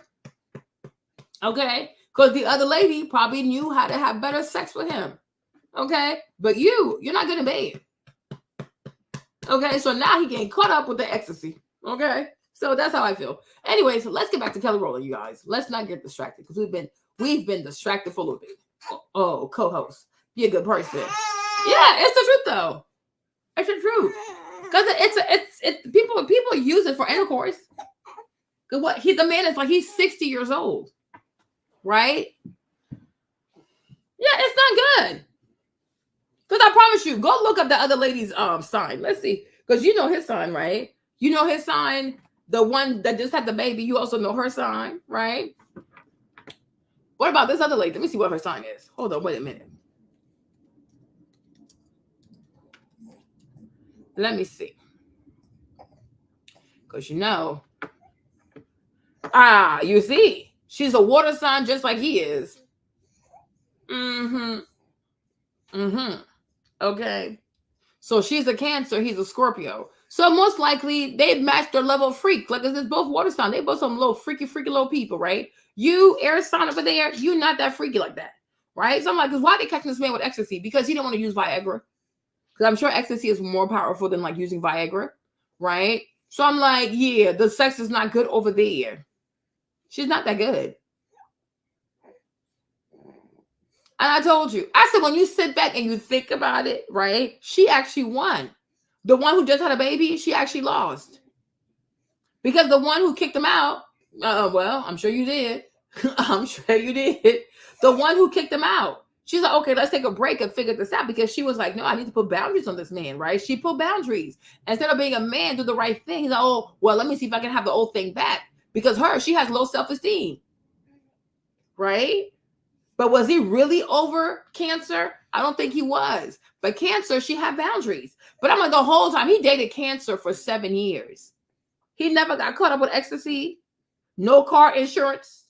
But you, Libra, he get out with you. He get arrested with the ecstasy pills because the sex is not good. And that's going to be a problem for them in their relationship. Okay? But hey, what do I know? Yeah, she didn't win. Because when I saw the headlines, I'm like, this man right here, he's a little freak. Okay, and he's a Scorpio. And he got ecstasy pills. Oh, yeah, you already know. Okay, it's not that good. It's not good. You know? But hey, he gonna go along with the go along. But I'm like, you dated old girl for 7 years, though, never got caught. Not come to realize she's also a Cancer. She's a water sign just like you. So your level of freakness, like, it was good. Is it like, okay, let me answer that question though, right? Imposter, right? I don't think she is. What is she? Oh, that makes you a Leo. Well, I think I really do think that she got I guess Leo's a freak though. Low freak nasty. She's roaring and bad. Cancer, Leo. But this almost like the same month though. But yeah, she's a Leo. But I do feel like their level of freak, it matched. So they were over there. But I really, because one day I was driving my car and I was like, you know what? When it's all said and done, if you don't waste your time, if you're not like obsessed with celebrity status, right? Honestly, parody, like if you compare that lady to the other lady, right? You compare the Leo lady to the Libra lady, right? I do feel as though Leo actually won because she was like, no, you're not going to waste my time. Because Leo, he only wasted like 7 years of her life, right? Whereas you, it's like almost like 15, 20 years of your life he wasted. And then you have a baby, and then he gets arrested with ecstasy pill and no car insurance, and he's a millionaire? What is going on, sis? Right?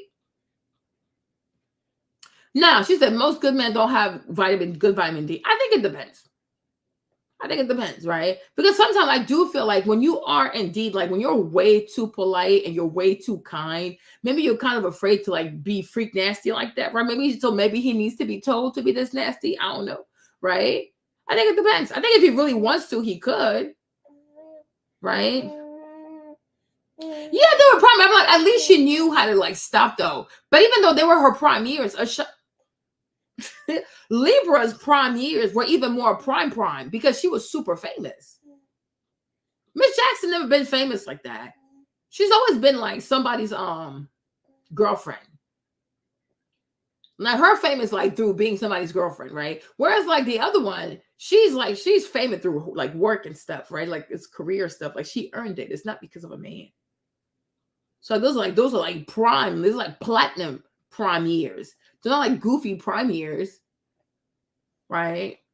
The other one, like the Leo, I think she wasted her prime years with the boxer dude. You know? But I'm like, for me, that's my personal opinion. I really think she made a better decision. She said, say it with your chest. No, I mean, the girl just had a baby. I'm trying to be nice, right? But I'm like, that one right there, she really did dodge a big bullet because he's not mature. He's not mature because he couldn't have his way. You see, she put boundaries on something. He got in his feelings. So he went and got over there. But I'm like, do you even know why you're over there? I don't think he does. Because if you knew why you went back over there, and if you were really ready for what happened, like the fact that the baby just came out, right? You being ready and knowing what you want, you would have been caught in that situation. Right? So it's like, I do feel, okay, fine. Let her have her bundle of joy because I owe her something because you took it away before, right? But it's like, did you really, really want to be a daddy? I don't think so. Right? And it shows. Baby, just 2 days old, you out here getting arrested. Make it make sense. Right? You don't really want that. So you're acting out. And I think it's the same behavior that the other ladies saw. So, okay, we got to put a stop to this. Like, do you really want to be here? Because he's acting out. Right? Because I'm like, he's almost 60. There's an age for stuff like that. Right? You weren't even doing this at your prime. You're doing it at 60 years old. You're doing this at 60. Boy, bye.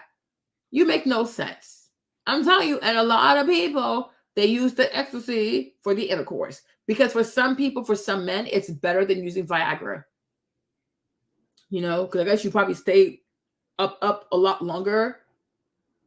Exactly. You know, but I'm like, he hasn't grown up. He's no different than Ray J. Okay. He's no different than Ray J. I'm like, Ray J will always be Peter Pan. Ray J will never grow up. This dude right here, he will never grow up. As soon as the lady said, okay, we got to start having like structure to this relationship, he's gone, right? Because she told him he had to grow up. Had Miss Jackson not said anything, right? They would have been together because he didn't leave her. She told him, we need to take a break so you can figure out what you want to do. And because he don't want to be an adult, I'm like, okay, what we going to do next, right? He doesn't want to do that. So he goes back over there because over there, she has low self-esteem. Because I'm like, it's crazy to me. I'm like, all these years though, you had no one else that could take your heart. You had nobody else that you could build a family with. I'm like, pretty much, you were waiting for this dude to come back to you. So I'm like, she loves him more. So that's why I say, when it comes to submission, I do find it quite laughable when a lot of ladies pretend not to understand what it means to submit to a man. Because many women submit to a man. Rich ladies, beautiful ladies, all kinds of women, right? They submit. And many of them submit where it starts in the bedroom, right? If a man has good vitamin D, she gonna submit. She will submit. Right? So I'm like, you know exactly what submission is. You know exactly what submission looks like. But when you get outside, because now you want to be a feminist and you want to tell other women that, oh no, I will never submit to a man. Girl, be quiet. Okay? If you had great sex with a man and he hasn't called you in the past 2 hours, you're like, oh my gosh, does he not feel the same way I feel about him? Okay? Okay? All right. It's okay. We can be honest. Right? But I'm like, you cannot deny that for her, he's probably the best sex she ever had. Because honestly, the way he treated her, why are you waiting for this man? Right?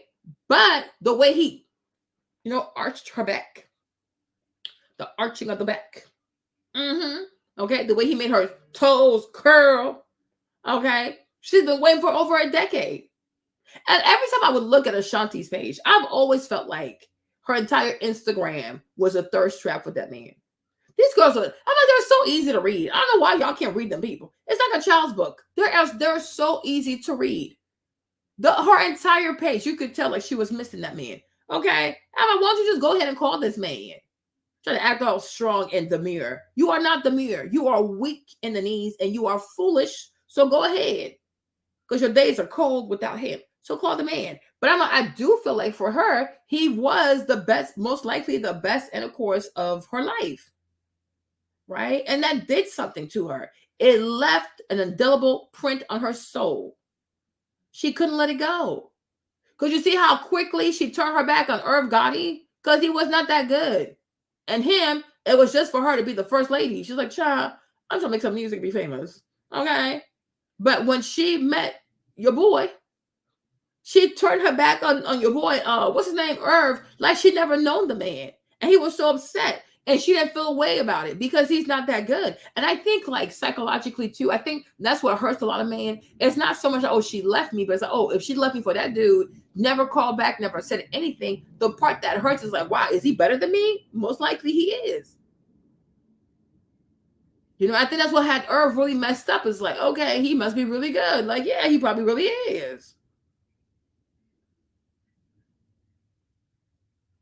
Well, I'm just saying, like, they act as if, for me, my thing is, right, I this whole pleading the fifth, like, I don't know what submission is. I will never submit to a man, right? Like, that's complete denial of the failure to understand that a woman submits to a man. Like, it makes me laugh. I'm like, y'all so damn silly. Okay, it makes me laugh because you've done it before. And you're probably doing it now. And you probably do it tomorrow. Like, stop. It's okay. Right? It's okay to say, yeah, I can submit to a man. However, I don't want him to take advantage of me. Okay, I think that's a bit more honest. Okay? That's a bit more honest. But to really sit here and go, oh, no, I never submit to a man. Why would I submit to a man? I don't submit to a man. Ah, please. No, but that's different. That's completely different now. That's just perversion. Okay. But I'm saying, like, when a woman is in love with a man, though, it's like, it usually, like, she knows what it is because, you know what I'm saying? You know what I mean? I'm like, you know what it is. You do. Okay. But I'm like, she was waiting for him. So I'm like, you should have called him a lot sooner. Because you could have had him.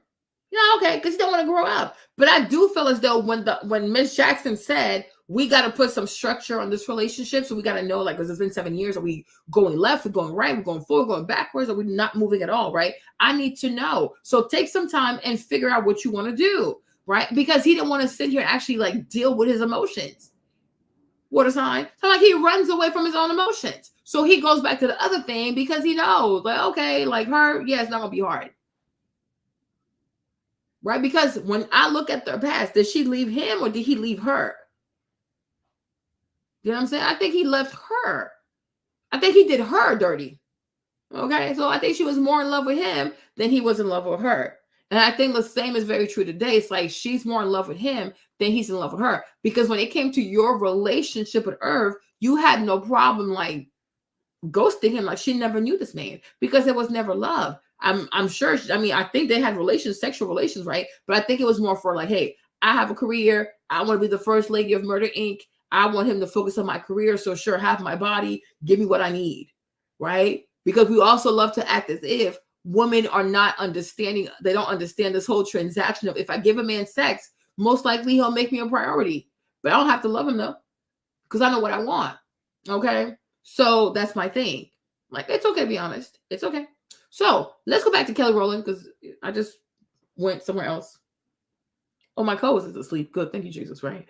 But when it comes to Kelly, what was I saying about Kelly? So Kelly Rowland, okay? Her conversations to me, as it pertains to her career, hey, Z, why she's not successful, all this dark-skinned woman stuff, like, I've always despised that. Because I'm like, Kelly, be quiet. And when you say things like that, given the size of your audience, right, you're going to legitimize so many other women feeling that it's okay to always play the victim card. And many of them are not victims, okay? Because I do believe that some dark-skinned women are nice. And I also believe that some dark-skinned women are bullies. I do.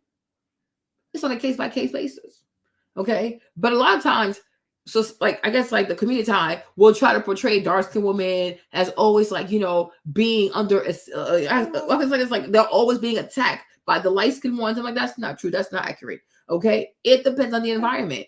It depends on geography, right? But a lot of times when you say these things and you say like that, it could make people look at Beyonce sideways, and it could also make people dislike Beyonce.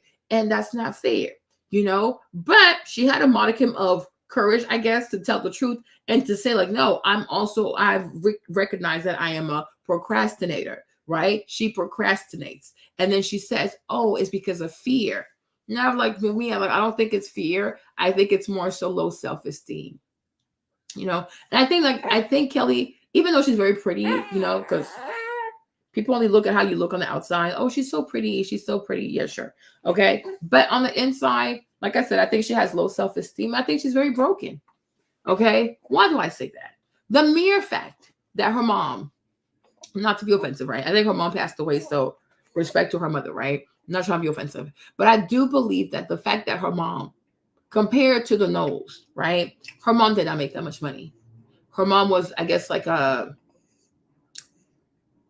domestic helper. Okay. And Mr. Knowles had a job, like he had a career. Miss Tina also had her own business, right? So her husband had a great job. Miss Tina was an entrepreneur with her own salon, right? Kelly has a mom. I don't even know who her daddy is. Let's start there. Don't even know who her daddy is, right? Number two, right? She has a mom who's a custodian. Like, you know, she's a technical custodian, okay? She does a lot of cleaning, all right? That's one. That's two. Three, her mom left her with the Knowles. And I do believe that maybe, most likely, they try to have a very welcoming environment for Kelly. I don't think he's her father. I don't think so. They don't look alike. Maybe not, but I don't think he is. But I do believe, like, you know, not being with your own parents like that and always being with the Knowles, right? I think that did something to her. Okay, especially they're all light skinned. Okay, and you and Matthew Knowles are the only dark skinned one, so that probably did something to her too. Okay, because no matter how hard people try, you know it's not your family. Right, Miss Tina can try her hardest, but there's always going to be something different that she gives to Beyonce, and there's always going to be something different that she gives to Solange, right? So you're going to notice that, you know, even if she tries her hardest, you're going to notice that. The mere fact also that, you know, it kind of gave that her mom was like, okay, y'all could just have her, right? She could have abandonment issues. You know, like, was I not good enough for my mom to fight for me or something? Even though I understand her mom's perspective, right? Oh, listen, these people are wealthier. They're educated. They have more money, right? Her dad has a great vision, and he's going to make something out of you that I cannot. Because I do feel like Kelly's mother really was on survival mode. You know, we can't be out here judging people like that. Like, I can't be out here condemning her. I got to have empathy. But I think she made a great decision, because had Kelly stayed with her mom, who would she have been today? Irrelevant. Okay, she left her daughter with the Knowles. Her daughter is not just famous, she's mad rich. Okay, so I'm like, yeah, your mom made a great call. But as a child, though, I can see how growing up, you know, Kelly had to think about that, like how she was, you know, rummaging those thoughts, like, was I not good enough? Why did my mom abandon me? You know, I'm not light skinned like those people. Blah blah blah blah blah blah. You know, it's not intentional, but I'm sure those thoughts have crossed her head. Okay, boom boom boom boom. All right. Another thing I want to say too, I do believe that Kelly, Beyonce, and Solange, you know, I don't even think they finished high school. Okay, I don't think they're highly educated. I don't even think they finished the 9th grade. Maybe not. But I'm pretty sure that none of them have a high school degree. They don't have a high school diploma. You know, so when you also don't have a high school diploma, I think that also plays a part on believing in yourself, right? Because you can kind of speak well, but can you actually write? Remember that one time Beyonce tried to write a letter to Michelle Obama? Like, it was laced with grammatical errors. I was like, what the heck? She writes like that? Horrific, right? After that, Beyonce stopped writing. I think that's why she doesn't even write captions. Okay? But it's like, these young ladies are not highly educated. I don't even think they finished high school. They haven't gone to college, right? So, like, I do feel like when your education is not where it's supposed to be, I think that also plays a part on you believing in yourself. Even the ability to, like, express yourself, to talk, you know, because you know, like, okay, I'm not educated, right? What can I say that actually sounds smart? And that's why many of these girls who are very pretty, very famous, do not talk, because they're not intelligent. Okay, they are not educated. They are not intellectuals. They are not intelligent. They're very pretty and they're talented in dancing or singing or whatever, right? But anything deeper than that, they don't have the depth. They don't have the breadth. They don't have the bandwidth. They can't do it. And I think that also plays a part in being insecure. Okay, because imagine you have lots of money and you don't even have a high school diploma. You have all this money, don't even have a GED to your name. I'm like, yeah, I can see how that plays a role, you know, and you also having low self-esteem. Another thing I want to say about Kelly, I do feel like when you probably wanted to be married to someone, and I guess like she was engaged or something like that, and the relationship went left, right? You know, compared to your sister Beyonce, who, as far as we know, in the industry, has only been with one person, Sean Carter, right? And she got married to Sean Carter. She stayed with Sean Carter through all kinds of foolishness, right? And you kind of see the whole Bonnie and Clyde thing they got going on, because, you know, that plays a big role in their marketing power, is how they sell that ride or die type of stuff to people, right? So you're not having that. And then you have to marry Tim. Now, I do believe that Tim is I think he's a cute little man, right? But I'm like, he's not impressive. You know what I'm saying? Like Jay-Z, do not like Jay-Z, that's still your boy Hove. You know what I'm trying to say? Like, that's still Hove. Your husband next to Jay-Z is like, is he the driver? Is he the manager? Is he part of the cleaning crew? Like, what is he doing?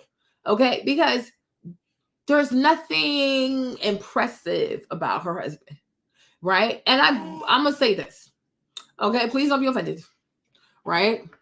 Because we're having a conversation, so if you're sensitive, don't be here, okay?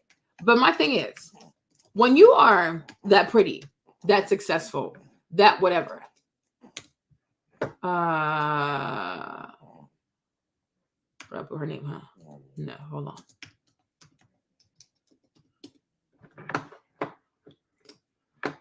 Okay, right? Let me use this picture. Okay, so when you are this pretty, okay, when you're this pretty, when you're that successful, right, and your husband is like a regular person, now you might say that you're okay with it, but are you really okay with it? Because I do feel like most famous women, most women in Hollywood, you know, like music industry, Hollywood, whatever, entertainment, I do feel like many of them have big egos. Okay, I think they have a lot of egos.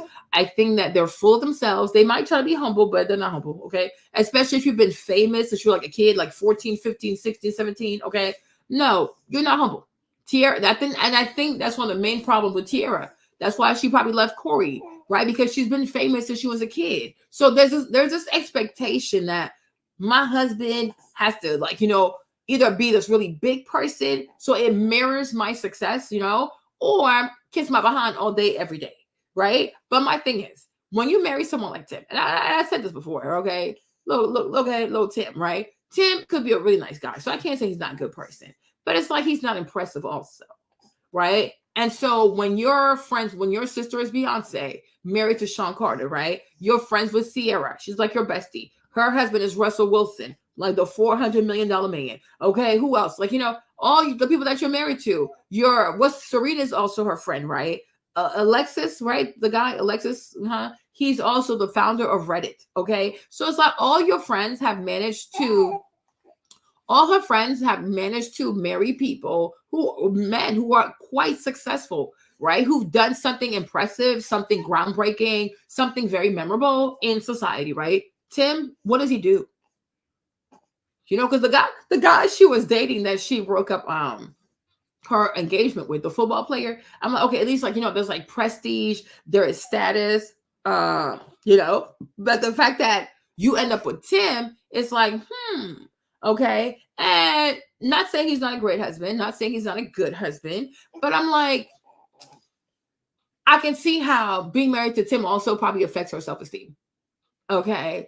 Because you would think someone like Kelly Rowland should have married someone with more magnanimity. Okay. Someone with a bigger cash. You're like, oh, dang, that's her husband, right? When you see her and Tim, you wouldn't think that's her husband. Because it gives he works for her. I'm not trying to be offensive, right? But like, I'm sure most people, when they meet him or they meet them as a couple, don't even acknowledge him. They acknowledge her because we don't know who he is. Like, what has he done, right? Russell, you know, he's like a great quarterback, right? All the stuff, like $400 million man. Okay, sure. Sean Carter, Jay-Z, Young Hove, you heard. Okay, Rock Nation. Okay, Rock. It's the Rock, baby. Okay, cool. You know, these are highly accomplished people, right? But then here you come with Tim, and it's like, okay, why is she with him again? Right?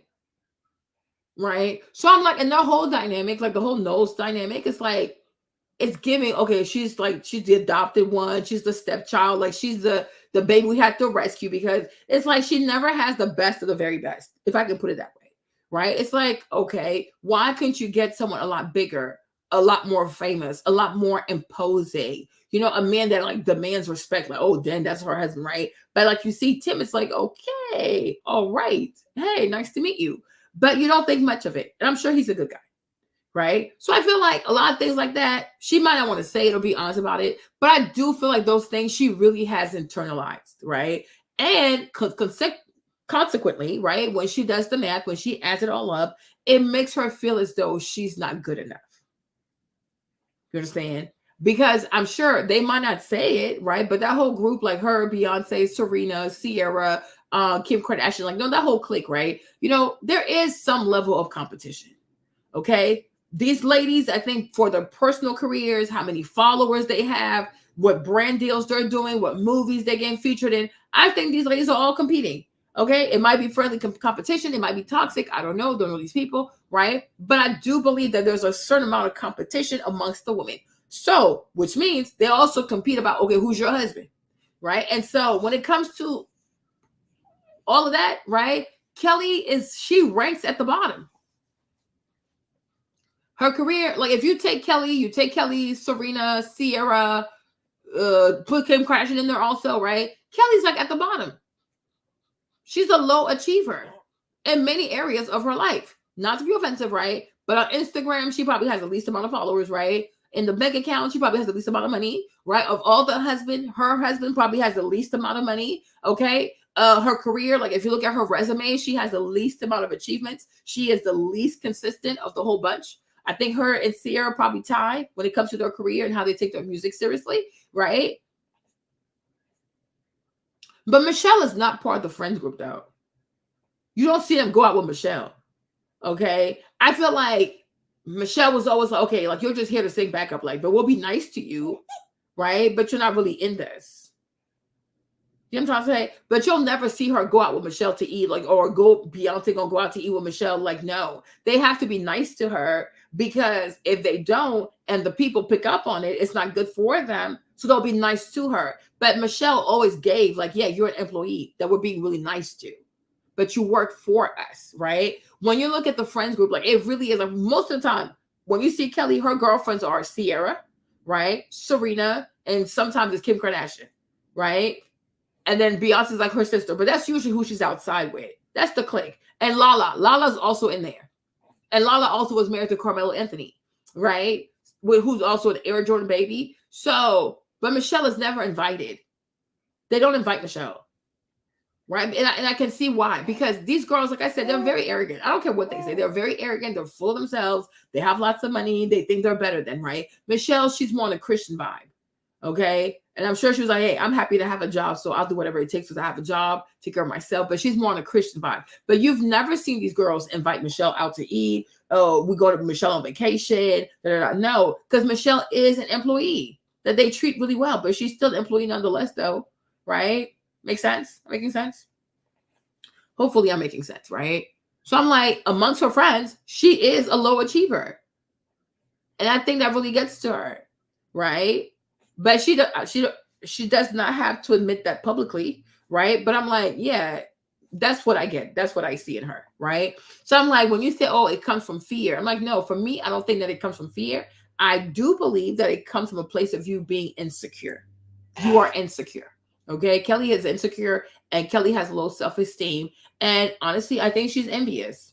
I think she's jealous. And I think she's envious, right? But the problem is what actually does trigger me with her is that you fail to recognize that not only are you super beautiful, but you have everything in you to succeed. Not just that, you even have the money, to hire the people who can help you to succeed, Aquarius. Okay, right? But one thing that's always been lacking with you is your work ethic. Now, when she was part of Destiny's Child, because they had Matthew Knowles, right? He was their coach, he was their trainer, he was their boss, like he was their like drill surgeon, whatever, right? So she didn't have a choice but to show up, right? She had to work because somebody gave her a schedule, right? Someone gave her a schedule, and so she showed up and she worked hard, right?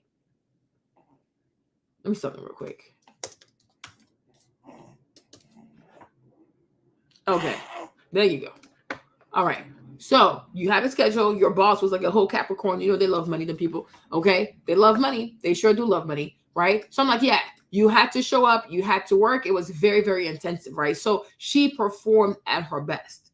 And this is one thing, even for myself, I've come to recognize. I'm like, one thing that makes Aquarius great, Aquarius needs a coach, right? Like Michael Jackson's, oh my gosh, Michael Jordan had Phil Knight, right? The Virgo. So Michael's an Aquarius, Phil Knight is a Virgo, right? Who else is out here? But a lot of people who are Aquarius who do great things, they need to have a great coach. You need someone who's going to see your potential and really push you like higher, higher and higher heights. Otherwise, by yourself, you're not going to do it because you're not consistent. You're easily distracted and then you get caught in your own head. Okay. Perfect air sign. It's not going to happen. So I'm like, you have the money also to hire a great coach, right? You have the money. You have the money to structure your life. But when she was part of Destiny's Child, though, right? Her life was mapped out for her. You're going to wake up at this time. You're going to train at this time. So she showed up. She delivered, right? But honestly, to me, Kelly is no different than our dearly beloved Carisha, another Aquarius, right? And when it comes to Carisha, Carisha also she was never serious about her craft. Like she was never serious about music. She was not serious about being a rapper, right? So when Diddy comes, she's like, okay, well, why do I need to work so hard when the money I'm making a whole year, Diddy can give it to me in like 2 weeks, right? So she chooses a shortcut, which is I just be his girlfriend, right? Or whatever it was. His thing, his sexual person, his freak off person, I don't know, right? But it's like she goes for the easy way out. She doesn't try to get better, right? She never tries to get better because Carisha is another person also who likes consistency and also who does not have any structure, right? But now that this whole Diddy thing has turned so scandalous and it's affecting her brand, now she wants to sit on the couch and do everything she can to distance herself from it while she's still dating or sleeping with Diddy. It's like, no, it doesn't work that way. Does not work that way, right? You got to take accountability for your life, right? You have to be able to look inwards and say, I need to do better, right? You have to. You can't always blame other people, blame your skin color, blame your complexion, blame this person. Oh, because this person is light-skinned. No. Because Beyonce has great work ethic. When you came out as a solo artist, right, you had a bigger song than Beyonce. Because of you, they had to push Beyonce's first album back, right? Because you were doing so well with Nelly and what's it called, Dilemma, right? Dilemma had like over 1 billion views on YouTube, something crazy like that, right? She did amazingly well with that song. All right, amazingly well. But the problem is, it's the lack of consistency. And of course, you're going to lack in consistency when you don't believe in yourself, right? And why do you not believe in yourself? Because you are insecure, right? Because you have low self-esteem, right? And why do you have low self-esteem? Why are you insecure? Because I'm sure you look at your childhood, your teenage years, and even your life as a grown woman, right? You've always feel like, wow, people that are my friends, my family, it seems as though they're able to achieve more than me. So then you internalize that as, oh, it means that I'm not as good as them, right? Especially if you are a sister with someone as Beyonce, right? Because like I said, I don't think Beyonce is the best vocalist. I don't think Beyonce is the best dancer, but Beyonce is the most consistent. And she has been consistent for over 3 decades. Didn't happen overnight, right? So if you put in 3 decades of hard work, yeah, you're going to beat a lot of people because you're extremely consistent. Right? So when you look at Beyonce and you look at the things that Beyonce has achieved, right? When you're lazy, when you're jealous, and also let me add this, when you fail to have a proper vision for your life, right? Because even I've had to realize that too, right? It's not enough to be gifted. It's not enough to know how to do things, right? But you have to have a vision. For example, you have to say to yourself, right? I'm willing to commit the next 5 years of my life doing X, Y, and Z, right? And until I reach the 5-year mark, I'm not going to stop. Whether I have the views that I want, the sales that I want, the Grammys that I want, right? No matter what, I'm going to do this for 5 years and I'm not going to stop until I get to 5 years, right? Once I get to the 5-year mark, then I can say to myself, okay, I put 5 years in this, right? Do I want to keep going or do I want to stop? Right? And just like what she talked about, a lot of people, they have a tendency of just doing things day by day, right? And when you do things day by day, you're more likely to get drained. You're more likely to be disillusioned. You're more likely to be frustrated, right? Because when you start something, when you're in the process of working on something, your early days are not great. They're awful. They are seriously awful. Okay? They're awful. Whether you decide to start school, you decide to start a business, you decide to get married, you decide to have children, like whatever you decide to do, right? Your first few days, your first few weeks, your first few years are going to be horrific. You will say to yourself, what was I thinking? Okay? This is not what I want to do. But you must remember that I'm not judging this experience based on a day, on a week, or a few weeks, or a few months, right? I'm going to give it 5 years. I will put the work in for 5 years. Because you might gain traction at year 3. You might gain traction at year 4. You might really blow up at year 5, right? But if you just judge whether or not you should keep going based off of year 1 or day 1 or week 1 or month 1, yeah, you're not going to go far. Right? You're not going to go far. And so when you start something, right? You start something, you need to have a 5-year vision for yourself, not a day-to-day, a to-do list. A lot of people love these little to-do lists, right? But before you even have a to-do list, I say you should have a 5-year vision and a 10-year vision for yourself, right? For the 5 years, like for the next 5 years, what am I going to commit myself to doing, right? For the next 10 years, what would I commit myself to? I went to Facebook like 2 days ago, and Facebook, you know how Facebook does all the little throwbacks, whatever. So I saw pictures of myself from like 12 years ago. I'm like, it's crazy how time flies, huh? Because whether you admit to yourself or not, whether you do something or not, right? 10 years are going to go by. We'll wake up one day and it'll be 2034, right? As long as you're alive, days will fly, years will fly by, right? And the worst thing that can happen to you is that you don't really say to yourself, like, what do I see myself doing for the next 5 years, for the next 10 years, right? I'll talk about myself for a second. I'm going to let Kelly rest for a bit, right? Talk about me, this Aquarius, right? I've done many things that I think I did pretty well, but I was not consistent. For example, like when it comes here to YouTube, right? What would have happened to me if I had been consistent doing YouTube for 10 years, right? But I didn't have a vision for it. I was like, oh, it was nice. It was fun. It was entertaining, right? So I just did it. But I didn't do it with a vision. So when something else that seemed better came along, I was like, yeah, let's go there. I don't care about this thing, right? Does that make sense? Like what I did, I did makeup videos. So what would have happened if I had been focused on just makeup for 10 years? Only God knows, right? I did skincare videos. Hold on, Maverick, right? What's wrong with me? What's wrong, co-host? What's wrong? What's wrong? Oh, no.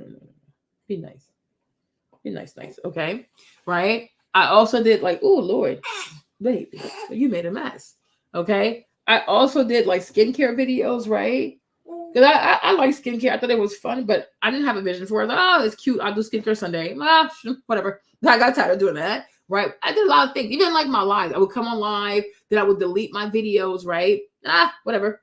Delete that stuff, right? But it's like I do things, I think they're pretty good. I'm like, I'm gonna stop. Because you don't really have a vision for that, right? Now, imagine if you say to yourself, right, for the next 10 years, I promise to do just this for the next 10 years, right? For the next 5 years, I want to focus on just doing just this for the next 5 years, right?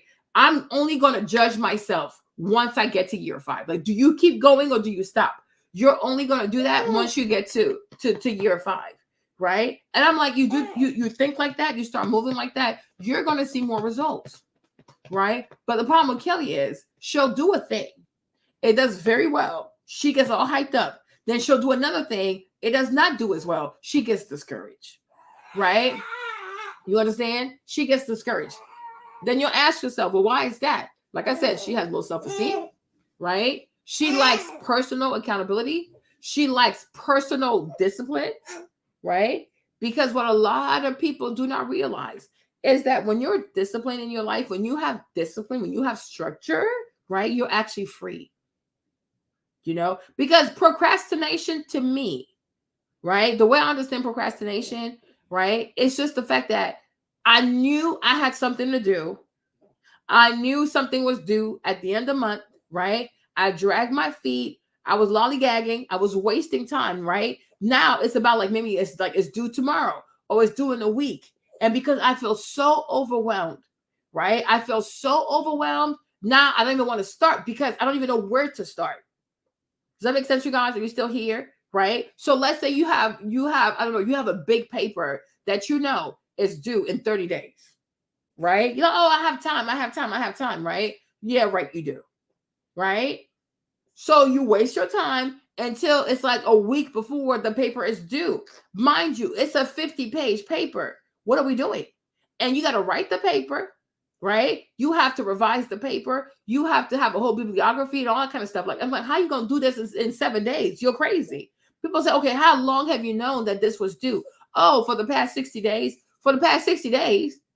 And you just want to get to it 7 days before it's due? Are you insane? You have some other people. Hey, okay, Bruna, you have other people. They'll wait like 3 days before it's due. How are you going to write a 50-page paper 3 days before it's due? Are you insane?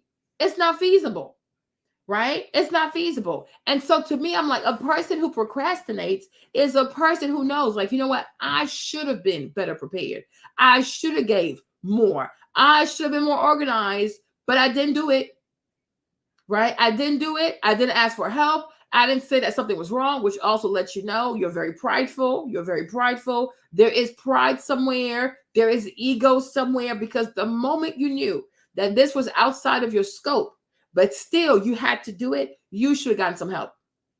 You should have been reaching out for people to come help you. Like, you know what? Who can help me to get through this? Right? But you don't.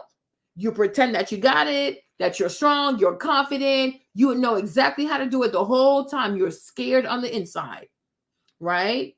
Because if you were more mature, if you were more responsible, if you were more humble, the day you go to class and your professor says to you, okay, in 30 days or in 60 days, right, I need you guys to turn this paper in, right? The week of, you at least going to start, like, you know, maybe you write like a plan. Okay, what do I want to talk about? You know, like you at least try to have like a skeleton of like, okay, what's this essay going to be, right? What is my intro paragraph going to look like? You know, you try to think about this, right? What do I want to cover? You try to break it down, right? You look for, because you need a blueprint. How you going to write this paper? There's a term for that. I forgot, right? But it's like usually like when you write a paper, you have to like try to, okay, paragraph 1, paragraph 2, right? And your subpoints and your bullet points, whatever, right? What you're going to cover, right? Then you say to yourself, okay, that's like the first week I'm doing that. Second week, I'm going to start an outline. Thank you. Oh my gosh. Thank you, T, right? You start working on your outline, right? Like the whole week is okay. The first week, I'm just going to focus on my outline, right? Maybe on Monday, I have a broad outline, right? By Wednesday, it's starting to look more detailed, right? And then by Sunday, I truly need to be done with a very detailed outline of like every single paragraph, all of my bullet points and my sub bullet points, whatever, right? That's the way you want to have it. And then maybe next Monday, I'll have my professor check it out to see, okay, is this good? Does this look like a pretty good outline that if I wrote it like this, I could get at least like a B+ or an A, right? Right? Once you're done with that, then you want to start looking for your resource. Okay, what book, what article, you know, you want to start looking for all your resources, start putting all your resources together, because you're like, yo, I have to read a lot of stuff, right? So you plan for that. I got to go find my resources. Then I have to set time aside to read them, okay? And to take notes, because it's a lot, okay? The third week, you might want to start writing a little bit at a time, right? So it's like you plan like that. If you don't know how to do it, you go reach for help. You ask your professor, you ask people who know how to write, but you do what you do. You do what you need to do to get yourself some help, right? Because what? You are proactive.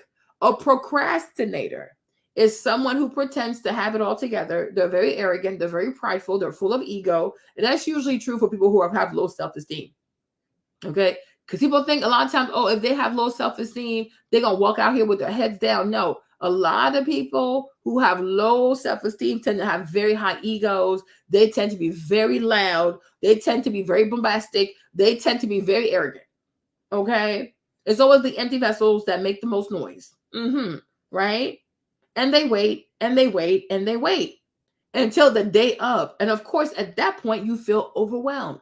A procrastinator is usually someone who's overwhelmed by the feeling, okay, that they have because they waited until the very last minute to do what they should have done 30 days ago, 2 months ago, a year ago. So you feel overwhelmed. And then what happens when you're overwhelmed? You're like, nah, never mind. I ain't going to do it. You understand? And then you do it first time. You do it again the second time. Do it again the third time. At this point now, it becomes a habit for you, right? You never finish what you start. because you always wait long. When it's time to do it, you feel so overwhelmed. Then you say to yourself, well, if I do it, don't matter because I'm still gonna get an F. I mean, you might get an F, but you should at least try to foster, the habit of turning things in, right? Turn something in, even if you get failed. Because when you at least try to turn something in, the way it's gonna make you feel, you'll never let that happen again. Right? But when you say to yourself, well, I've waited so long, I'm overwhelmed. So listen, I'm not gonna do it. Right? Okay. Next thing happened. Oh, well, I'm overwhelmed. I ain't gonna do it. Okay. I'm overwhelmed. I'm not gonna do it. Okay. Why? Because this is a person that keeps delaying. And then when it's time to actually do something, because it's so much, like there's just so much to do, they don't know how to start. You don't know how to start. Because you left everything for the last minute. Whereas a person who has structure, a person who has discipline, right? They're more likely to do like 1% a day, 2% a day, 3% a day, right? So ultimately, every day adds up. Instead of trying to go from 0 to 100, they're like, no, 2%, tomorrow's like 3%, they add small gains at a time, right? So by the time they get to the due date, they don't have much to do. Probably like another 5%, another 10%. Okay, that's fine. Right? Because a person who's proactive, they pace themselves. You know what I'm saying? They can pace themselves. It's like running. A lot of people think that if you want to run fast, you have to run fast every day. No, it's about volume. You want to run slow a lot. The more you run slowly, the faster you'll run. Because by doing volume, like when you do more volume going slow, you can later do a whole lot. But if you wake up out of nowhere and then decide to start running and you go super fast, not only are you going to be tired, it's overwhelming because it's too much, right? It's excessive, right? You truly have to be a person who knows how to pace yourself, right? It's not about having these sudden bursts of energy and just going wild crazy. Even I had to teach that to myself. Marlon, you're doing too much, right? You go super fast, super hard, and then you just stop. Right? Because it's not sustainable. You have to learn to be sustainable. And you also have to learn to ask for help. When it comes to someone like Beyonce, I could really see how a lot of people, when you get next to her, you feel as though your light is getting dimmed, right? You feel as though people always focus on Beyonce, womp. Sure, right? And someone who's of bad faith, somebody who's lazy intellectually would just say, oh, well, it's because she's light-skinned. Yeah, because you're jealous. Okay? And you're done. All right? But a smart person who has a lot of introspection, who's humble and who's kind, okay, and who has a good heart for other people. Like, yeah, I mean, I can see how her being light-skinned plays a part. But there are a lot of people who are also light-skinned who didn't make it. Blue Cantrell is light-skinned. She didn't make it. Okay? All right. So a lot of light-skinned people do not make it as far as Beyonce. Beyonce has a great work ethic, right? So and I've always said that, like, especially when it came to Crazy in Love, right? When Beyonce was working on Crazy in Love, she locked herself up in Miami. Okay? She took her own money. I think it was like $300,000 or like $350,000, which is a lot of money if you ask me. I ain't got it, but it's a lot of money. Okay? Right? She went to Miami. And she was laser focused on doing her first solo album. Like, it had to be amazing. Okay. And that is one. Christina Milian is light skinned. She didn't make it. Not only she didn't make it, Christina is light skinned. She married Lil Wayne. She married The Dream. And she still didn't make it. Make it make sense. Okay. It's the work ethic. Right. So for me, it's like, and when we were growing up, that's one thing I've always seen about Kelly. I said, Kelly, growing up, all you ever cared about was being a social butterfly, right? Kelly was always outside. Let me show you. Okay, Kelly, Sierra, Serena, Lala. You'll see, right? Okay, like growing up, the 3 Stooges, right? They were always outside. I want to see some old pictures of them, right? You see? Old pictures. They were always outside being these socialites, right? I'm like, Kelly, you're not going to work, right? She's always outside. Always outside. Always being a socialite, right? It was Kelly, Sierra, Serena, Lala, and Kim. Hold on.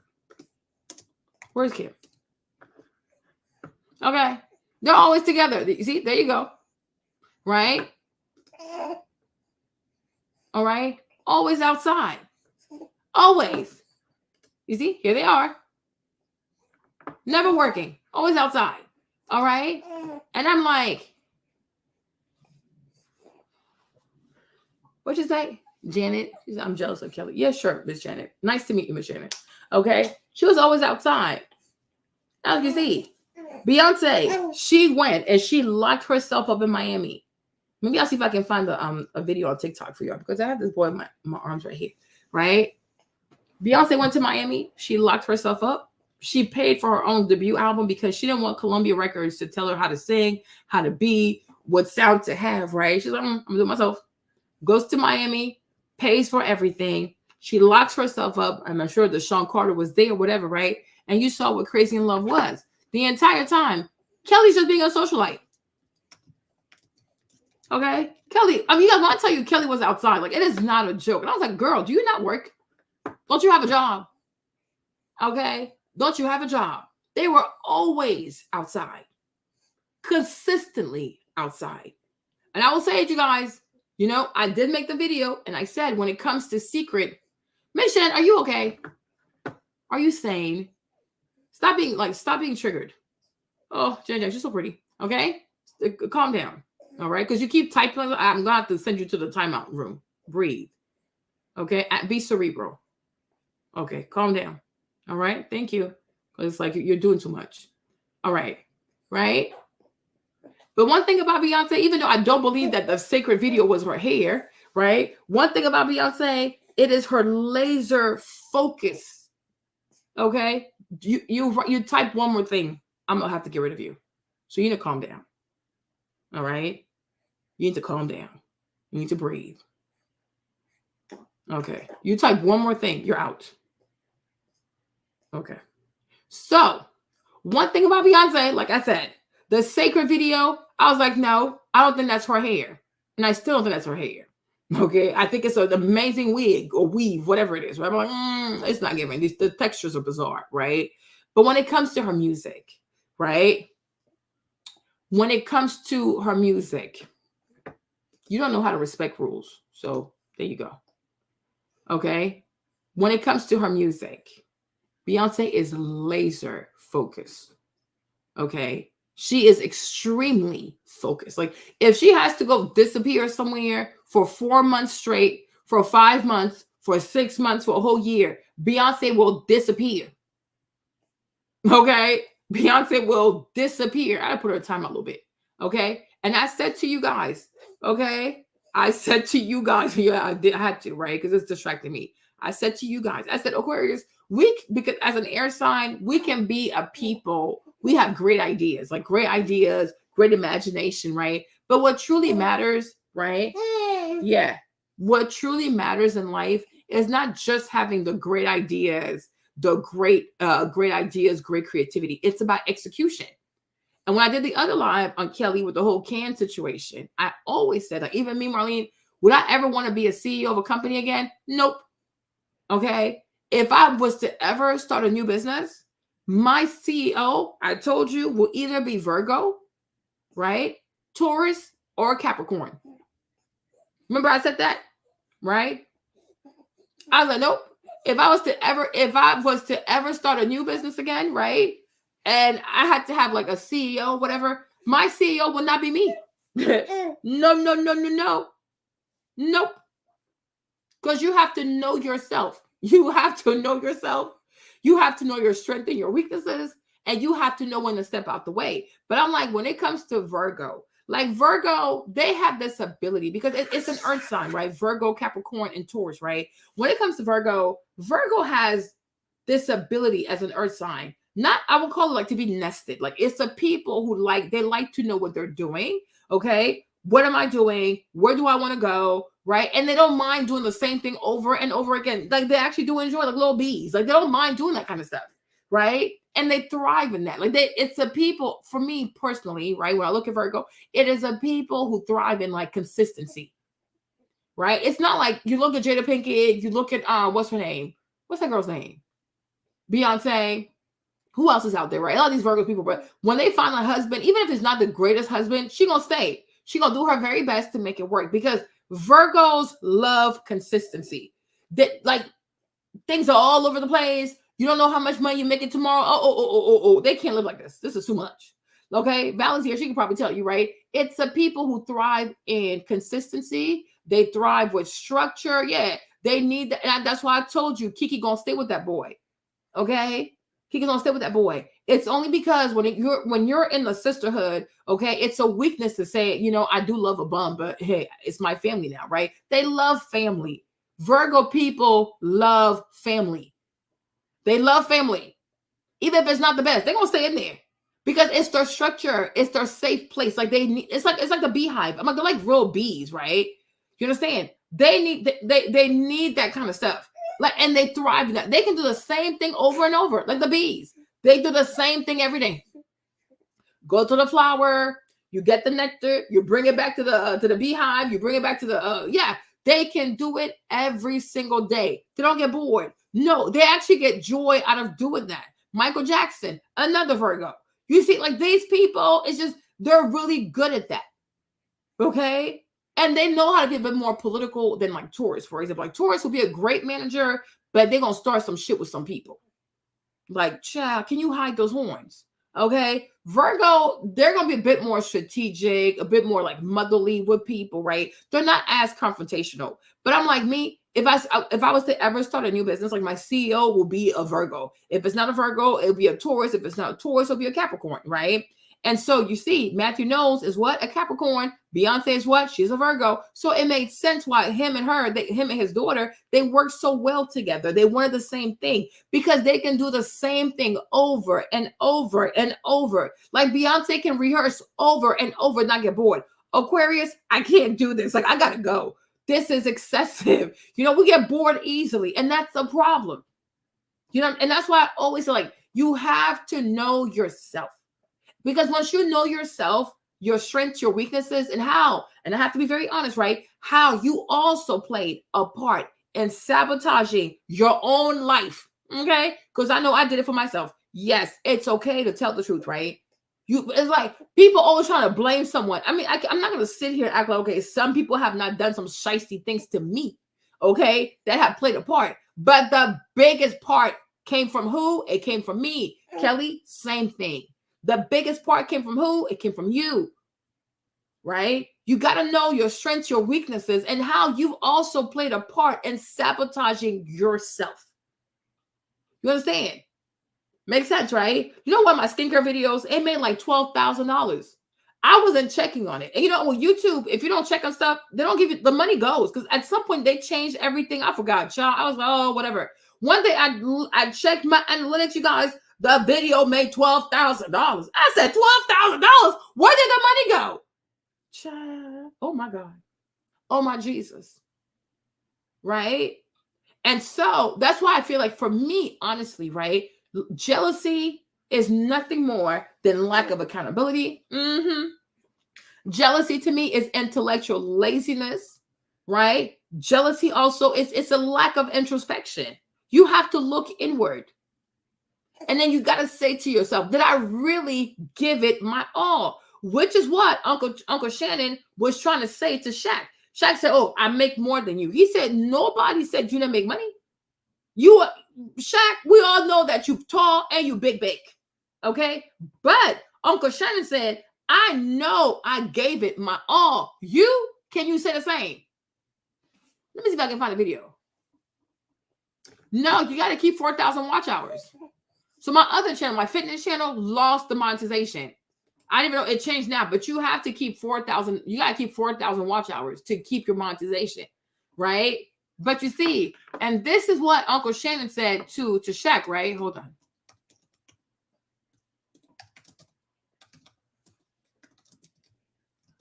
Let me see if I can find that video.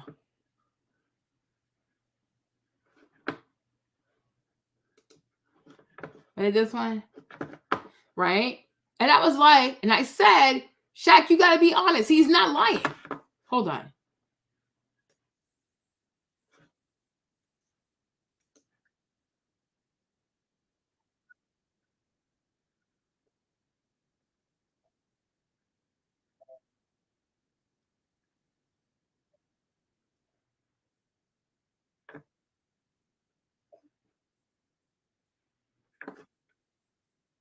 No. Okay, then it's this one, right?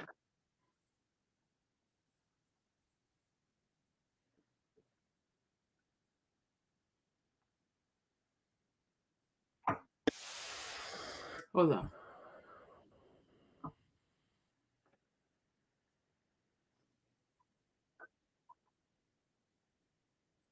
How smart you are and how you say attention is that Ocho, everyone's family. Okay.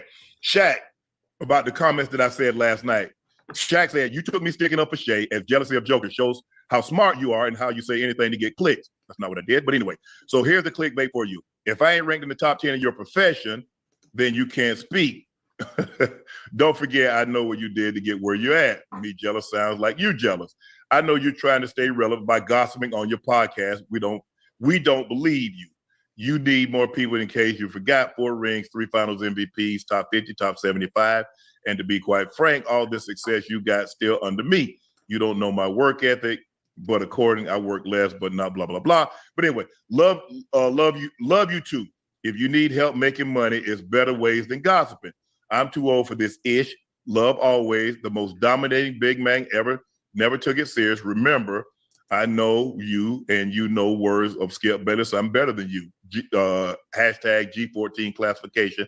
I have it. You don't. Not in my profession. Okay.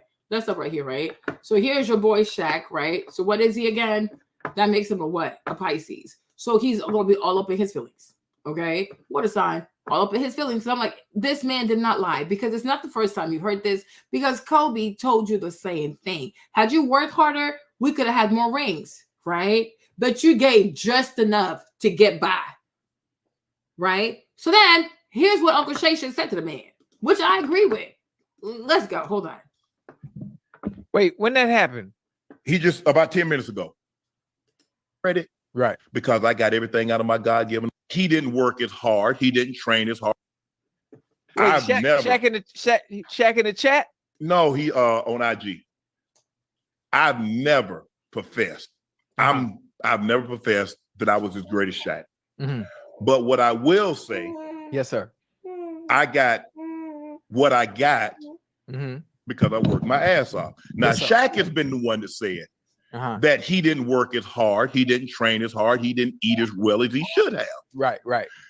Shaq is the one that anytime someone wins an MVP, he talks about how he should have been the MVP over Steve Nash. Now, you guys have heard me speak glowingly.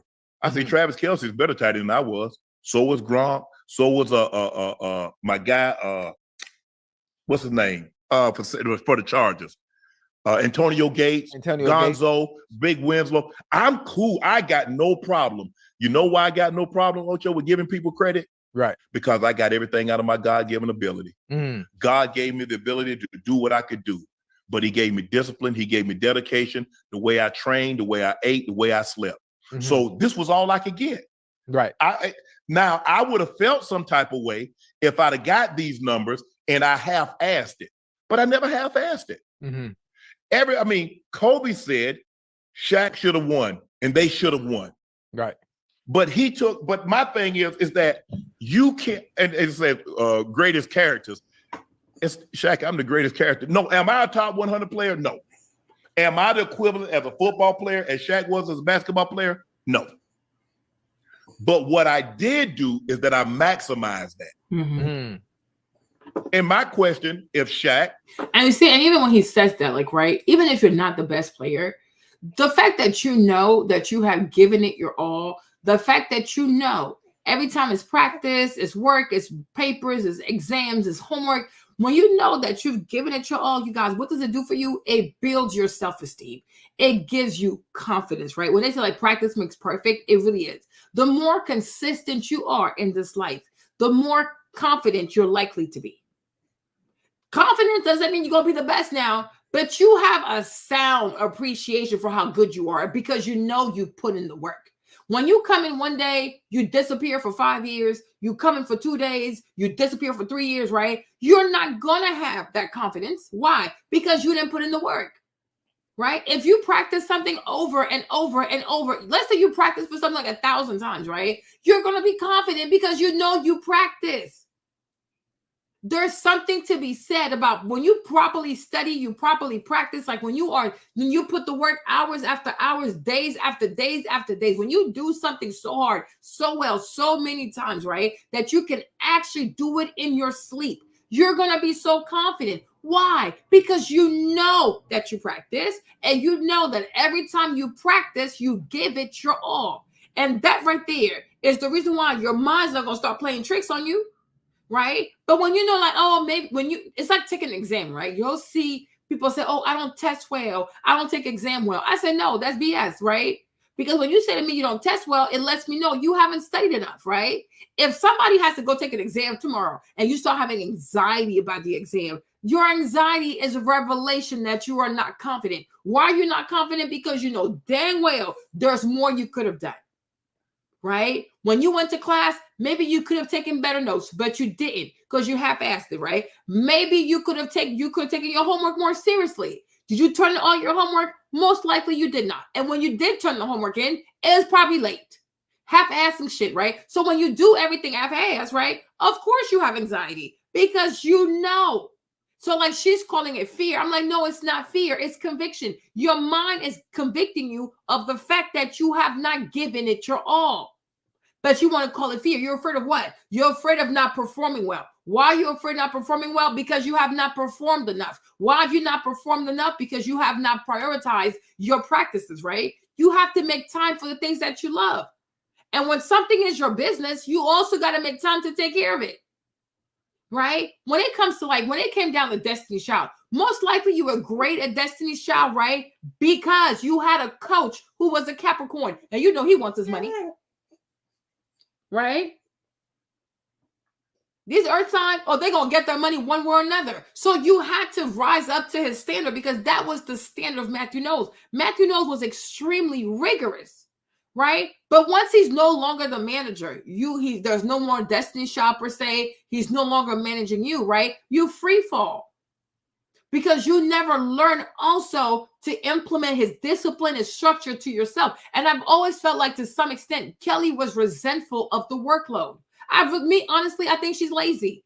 I don't know. I think she's lazy. I think she was resentful of the workload. She resented it because they worked so hard. Like he trained them so hard.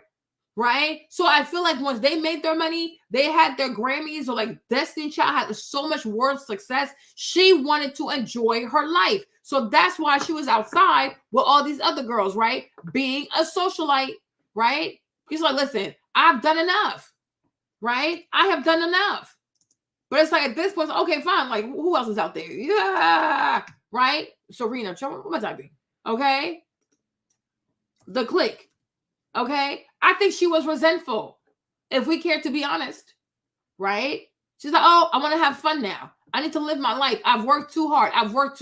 So she's like, no, free fall, that's it. Whereas Beyonce, she's like, no, what my daddy did, I love it. I want more of that because I'm not done yet. Beyonce wanted more. Like she was hungry. You were fulfilled. You were filled up. So that's why you were outside. And I even told you guys, if you remember, I said even when Serena used to hang out with them 3 musketeers, the 4 musketeers of debauchery, okay, she also had poor decisions when it came to men. It's around that time that she was messing with Drake. It's around that time twerking and Drake was going like this on her butt, all kinds of weird stuff. It was around that time that Serena was hanging out with them people that she probably had the worst dating life ever, making poor choices because she's hanging out with low achievers. She's hanging out with people not consistent. Okay? I'm just going to be honest. Right? When she pulled back a bit, then she got married. Because this whole group right here, it don't bring nothing good out of people. I don't care. When I tell you the sisterhood will bring you down, there you go. Right? But I'm like, when you came out of Destiny's Child, though, I do feel like you were resentful. I do feel like you were tired. I do feel like you were exhausted. Oh, I'm going to go live my life. Whereas Beyonce, being a Virgo, that whole structure, working hard, like the bees, like, all this like work ethic stuff, Beyonce loved that stuff. She's like, I want more of that. I want to be bigger. And it's like, for her, I mean, I guess like she's black, but whatever. But even the fact that she had like, she would be like Michael Jackson. I'm like, yeah, from one Virgo to the next, like it makes sense, right? They always set goals higher and higher and higher. Like one thing about Virgo people, they are never satisfied. They might move at a slower pace, but Virgo gonna make it happen. They're not gonna be as rambunctious, as aggressive as like Taurus or Capricorn, right? But I'm like, for me, from what I've studied, my mom also is a Virgo. From what I've studied from Virgo, it's a very ambitious people, right? But they do it in a very chill, classy way, but they're very ambitious and they're never satisfied. Like they need more, but they do it in a way that's not bad. Okay. So I'm like, she's not going to stop. She's a Virgo.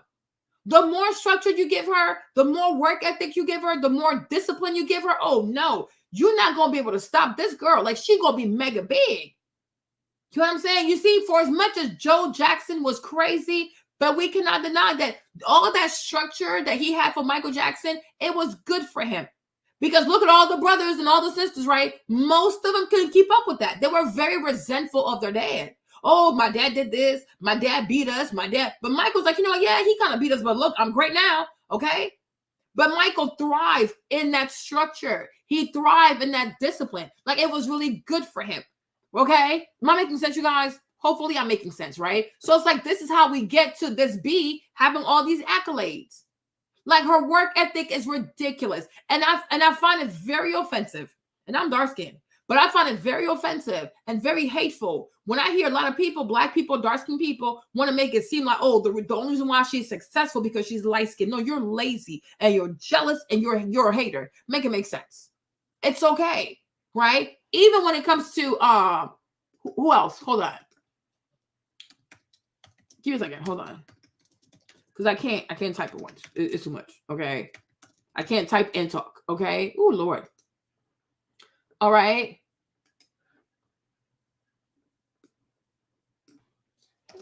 Oh, sorry. My bad. Right. Look at this too, right? Look. Y'all gonna see this stuff. I've been really studying this stuff. I'm like, it really makes sense though, right? Right. But when you look at Phil Knight and Michael Jackson, Michael Jordan, oh my goodness. When you look at, oh my God, when you look at Phil Jackson, oh my God, when you look at Phil Jackson and Michael Jordan, okay, oh gosh, I finally got it in my mouth, right? But you see, Phil Jackson, Virgo, Michael, Aquarius. If he never had this man in his life, he wouldn't have been this great. I want to be like Mike. It wouldn't have happened without Phil Knight. Because I'm telling you, Aquarius, for as great as, I mean, listen, oh, well, whatever, right? Not whatever. I don't know if he was sexually abusive though, right? But I'm like, the structure of Joe Jackson, it worked for Michael. And that's why he's the only one who was not bitter, hateful. No, he's like, listen, it made me great. Let's go. And you have the whole moonwalk. You have all that stuff. Like Michael is untouched. Like the man is the king of pop. Like he is untouched. Like in Europe, in Africa, in Asia, all these places, this black man goes, everybody panics. People drop dead. People have hyperventilation. Like, what is going on? Okay. Michael Jackson, he was like a freaking god. Okay, but you see, he thrived in structure. Like Virgo, it's a thing for them. Like if you have a Virgo child, I implore you, like you have to be you got to put these babies in a very structured environment. They are going to flourish because that's what their soul needs. Like that's what their soul craves. It just works for them. The worst thing you can do to a Virgo baby is to not give that baby structure. You're going to destroy the person. You're going to destroy the person, right? But you have Michael Jordan, Aquarius, right? Who meets Phil Jackson. And it's so funny because when you look at hold on. I don't know if you guys ever thought about this, but I did because I have time, right? Let me show you these people. Hold up. Let me go over here. Oh no, who's this? Who's that? Uncle Shannon, I'm coming right back to you. Hold on. Okay. When it comes to Chicago Bulls, right? So you have like Phil Jackson, yeah, Michael. Who else? You have Scotty. And then you have Dennis Rodman, right? Because one day we're watching the whole Michael Jordan documentary. I'm like, this is so crazy. I never thought about this. I mean, now I have, right? But before then, I did not, right? You understand? That's a good picture, right? Let's pull up this picture real quick. Okay. Hold on. Where's the picture? Y'all gonna see. I'm like, life is so crazy. Which goes to show you, like, yo, out here, I'm like, nothing out here is random.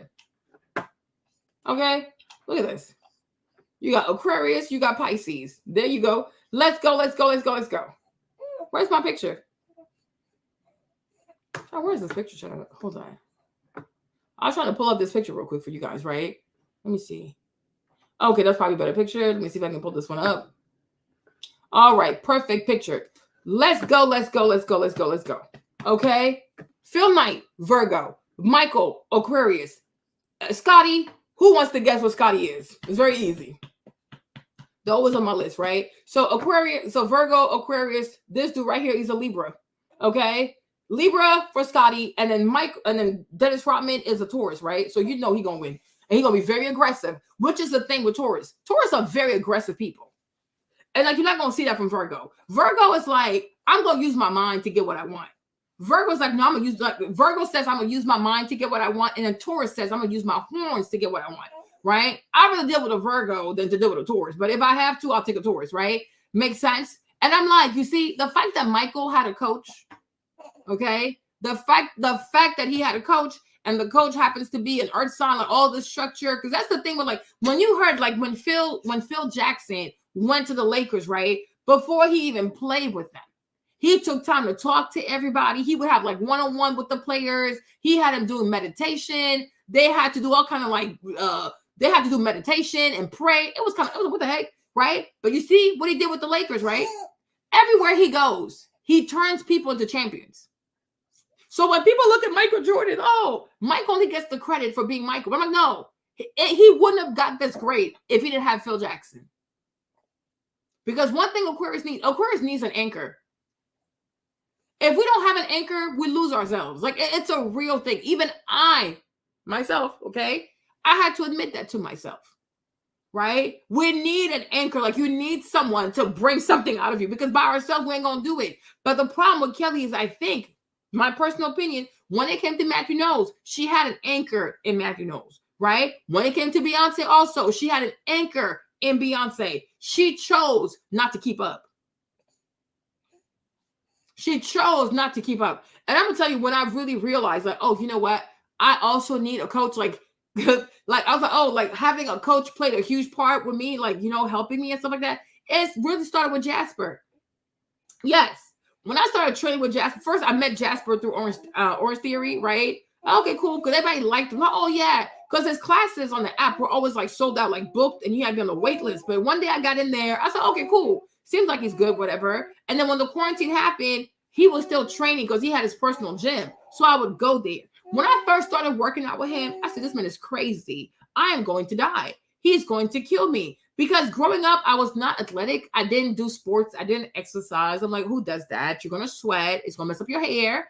And also, I never wanted to be muscular. I was like, no, it's not a good look.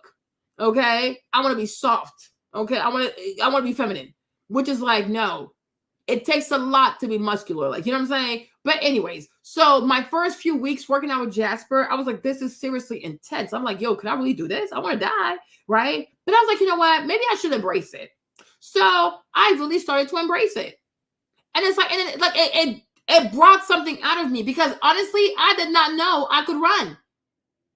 Like, oh my gosh, like I was out here doing all kinds of, even the Stairmaster. Jasper is the one who put me on the Stairmaster. I could have been resentful of that. Like, what the heck? This man is crazy. But I was like, no. And the thing is, Jasper's a Leo. So Stefan is born, my son Stefan, he's born July 26th, right? Jasper's birthday is July 27th, right? And you know, one thing about Leo too, even though they're a little stubborn, but they're going to get things done. They need a little bit more finesse though. But, you know, they're brute force. They're going to get things done, okay? But I was like, no, like this was really good for me. And the funny thing is, ever since I moved back to Virginia, I have not been consistent with my fitness because like I haven't found my local Jasper. Like for real. I can do it, but I need an anchor. I really do. And I was like, even in the math department, right? If I didn't have all these amazing professors, I don't think I would have done well. You know, but having like Dr. Lawrence, Dr. Sauer, like all these professors that I had, right? It's like those people become my anchor. You know what I'm saying? And it's like, because I looked up to Dr. Sauer, I looked up to Dr. Lawrence, like I had people I felt like I want to be like, and like, they were really like my anchor. I even had another friend, Rob, he was so hard, but whatever, I put up with his ass too, right? Makes sense. But I'm like, you, when you're an air sign, we have a tendency of like, we want just to go like a balloon. Oh, let me go up in the air. You know what I'm saying? And I told you, I said one day I had to say to myself, Marlene, you also have to concern yourself with matters of the earth. You know, because to me, it's like, I could be so comfortable being by myself. It's a real thing. I could be really comfortable being by myself. I could be very comfortable in my own head. I could spend days by myself. I really can.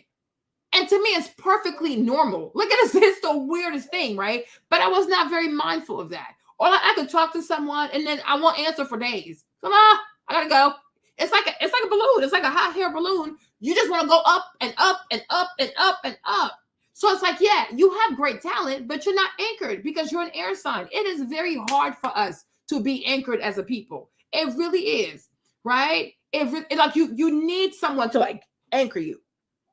Okay. And I'm like, oh, and maybe that's why God gave me my mom. Like, my mom's a Virgo. My dad's a Libra. So you see, so him and I, you see, the socialist. Okay. But I'm like, and I remember like growing up, my mom had things that she wanted for me, like, oh, go to private school. Like she had all this thing, like, you know, because she's a Virgo. My dad's like, oh, let her be. She can go to public school. It's not a big deal, right? But I'm like, you see, this, and I thought it was cute growing up. No, do not listen to him. Listen to Virgo. They know how to get you out of here. They know how to make you successful. Don't like, no, 2 air signs together. I don't know about that part. Okay. I don't know. I don't. You got me and James, okay? But I'm like, I don't know. But it's like, it's really important, like, to have an anchor. But Jasper did a lot for me. I didn't even know I was that strong. I didn't even know I could do these things, right? But I chose not to be resentful. I'm like, yo, maybe he knows something I don't know. And that's when I had to recognize, like, yo, you got to trust the process. Just because the first day is hard, the first few weeks are hard, right? You know he ain't trying to kill you. I mean, it kind of felt like it, right? But it did. Then I was like, oh, I want to do it by myself. So I would like wake up, I would start running, then I would go see him. But like mentally, I became prepared to suffer. I became prepared for hard work. And it was like, that's normal. I was like, yep, I'm going to go to a dungeon. It's going to be hard, but I'm not going to die, right? Because he knows what he's doing. But if it wasn't for Jasper, I never would have gotten on the Stairmaster.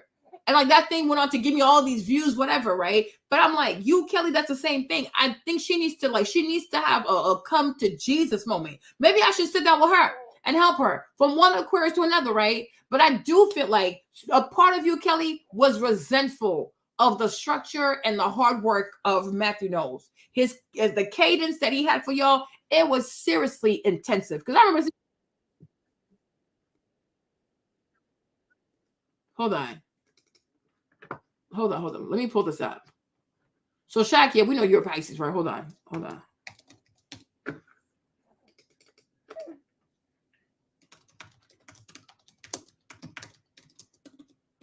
Shaq, I cannot type.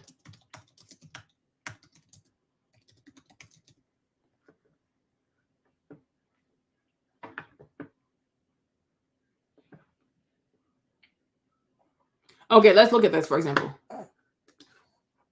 To the left of us. Oh, I have to tell you, this park to the left of us. We went there every summer to have summer camps, and we went running. In the summers, we had a summer camp, and it went like this. 7 o'clock, ladies woke up. We had voice lessons. So you wake up at 7 o'clock, right? You have voice lessons. I told y'all. You see, I knew. Oh, I have to tell you, this voice lessons, rehearse, go over. Oh, I have to tell you, this part. Dance steps, rehearsing, rehearse, go over dance steps, rehearsing heels. Then we went jogging. And on the jogging trail, one of the things they would do is sing as they were running to build up their endurance. Yeah, we practiced every summer to try to get us a record deal. And it was very hard. It was like all we thought about and all we wanted was to be famous. Oh, I have to tell you, this part to the left of us. Is he?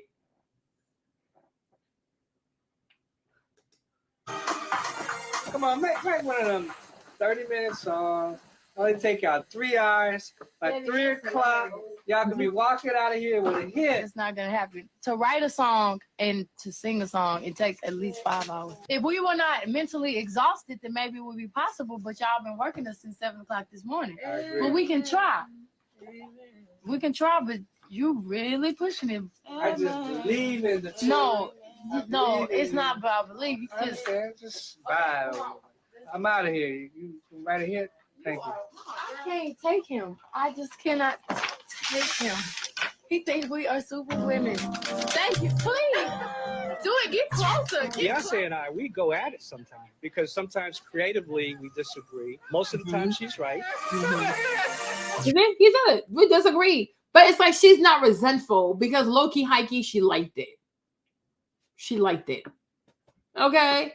And she was not resentful of it. That's my point. Like she wasn't resentful. She was not.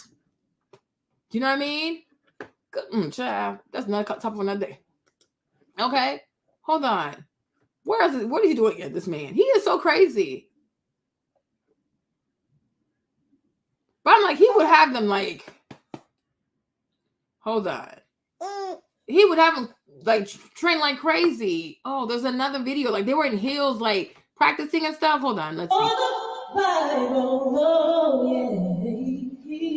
Tell me so.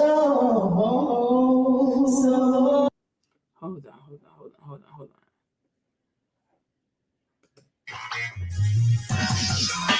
Group manager Matthew Knowles is Tina's husband and Beyonce's father. He thinks keeping family life and business decisions separate keeps everybody focused. I'm not this dad that just got in the music industry. I've always in my corporate life been driven to success. So I have that same drive in the music industry. And I think it's very obvious when you look at Destiny's Child, they have that same drive. Mm-hmm. People say her dad is tough. Is he Yeah, tough? he's tough. Is he? Absolutely. And that's not to say that he's mean or cruel. He's just tough. He's a tough businessman. And that's okay. Yeah. Let me let you know, man. And they're by far and have been given accolades of being the hardest working artist in the entire music industry today. I think a lot of that has to do with Tina and myself giving those traits to our kids and giving those traits to the group. Come on, make one of them 30-minute songs. Only take y'all 3 hours. At 3 o'clock, y'all could be walking out of here with a hit. It's not gonna happen. To write a song and to sing a song, it takes at least 5 hours. Do you ever think you push them too hard? Do you ever think that? No. No, No, not at all. Never? Never. If we were not mentally exhausted, then maybe it would be possible. But y'all been working us since 7 o'clock this morning. But we can try. We can try, but you really pushing it. And you hear Kelly's the one saying, "Amen." No. Y'all see that? Kelly's back there. She's like, "Hey, man," that's her right there. Okay, she's like, being shady. Hold on. If we were not mentally exhausted, then maybe it would be possible. But y'all been working us since 7 o'clock this morning. But we can try. We can try, but you really pushing it. I just believe in the No, you hear her? no, it's not about belief. Just vibe. I'm out of here. You right here? Thank you. I can't take him. I just cannot take him. He thinks we are super women. Thank you. Please do it. Get closer. Beyonce and I, we go at it sometimes because sometimes creatively we disagree. Most of the time she's right. Do you think they think you push them too hard? No, I don't not know. at all. I think they love what they do. Let's rewind it because, like, right before the other part, I was thinking of something else. All I know is, hold on. Do that again. That's the only thing I remember. Parental pressure or not, these young women are driven and on their own stay late into the night recording another song. Think you cute, think you fine, always tell me myself, you know who you are. Good. Okay, stop again. Okay, so here you have Joe Jackson, right? The daddy. Oh, he got Stefan's birthday. Oh, I hope Stefan's not a terrorist to his kids. Okay, so Joe Jackson, July 26th. Yeah, that's Stefan's birthday. Look at that. That's my son's birthday. Stefan, you better not traumatize your kids. Oh my goodness, right? So Joe Jackson was a Leo. Okay. Ooh, Matthew Knowles was a Capricorn. Okay. All right. Okay. So you see, these Virgos, when you have a parent that's like intense, like driven, like Virgos are driven people. Sorry, Leos are driven people. They're just a little too aggressive for me, if you ask me, huh? Okay. Like they're just chaotic. They're seriously chaotic. But they are very focused too. Like if they want something, they're gonna make it happen. You know, because Jasper was a Leo too. Stefan's a Leo. Stefan's July 26. Jasper was like July 27, right? But it's like that experience though, like me working out with him, it was like, it really changed me. That's the one thing that really made me sad about leaving New Orleans. I'm like, man, who's gonna be my coach to get me through these workouts, right? So I have like to self-motivate, which is like, it can be hard because it's a very painful. You know, say what you want, okay, about the person that shall not be named. Okay, I know she be blocking y'all, right? But I think y'all gotta pray for her. She's a little sad, okay. But say what you want about the person who blocks y'all all the time. Okay, Val's favorite person, okay, right? But the thing is, she's a Leo, so it's like she was gonna be successful. She was. Like, you can say what you want. She was driven because from the pumpkin to who she is today, you know, she's very, very driven because it was hard for her. But I'm like, she didn't give up. I'm like, she had to. No, I'm being serious. She had to go through all the phases of like light-skinned girls, biracial girls being trendy to whatever. But I'm like, she stuck with it. She really did. She really stuck with it.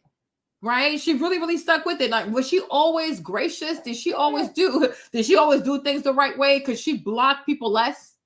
Okay, could she be more open to feedback? I think it'll be cute for her, right? But one thing you have to say about her is that she's very consistent. She's been consistent. I'm like, because who else was telling me this? I'm like, you know what? Y'all also got to give her grace because doing this, like doing YouTube for like 15 years, 10 years, because it has to be 15 because James about to be 14, right? But to do YouTube for more than 15 years, right? To create content for more than 15 years, to put your whole life out there for more than 15 years, right? It's a lot. I can see how it wears on you, right? I can see how it wears on you. And then maybe like you use the block button a little too much, right? But give people grace. But I'm like, she's a Leo though. She made it happen for herself. It's a very focused people, right? They're very, very focused, but they're a bit more chaotic than I would like, right? Yeah. She's very focused. Oh, Abby, stop acting like you don't know who we're talking about. Okay, right? But she's very focused. So I'm like, so when you put someone like a Leo, which it makes sense. Like you take someone like what's his name? Like Joe Jackson, right?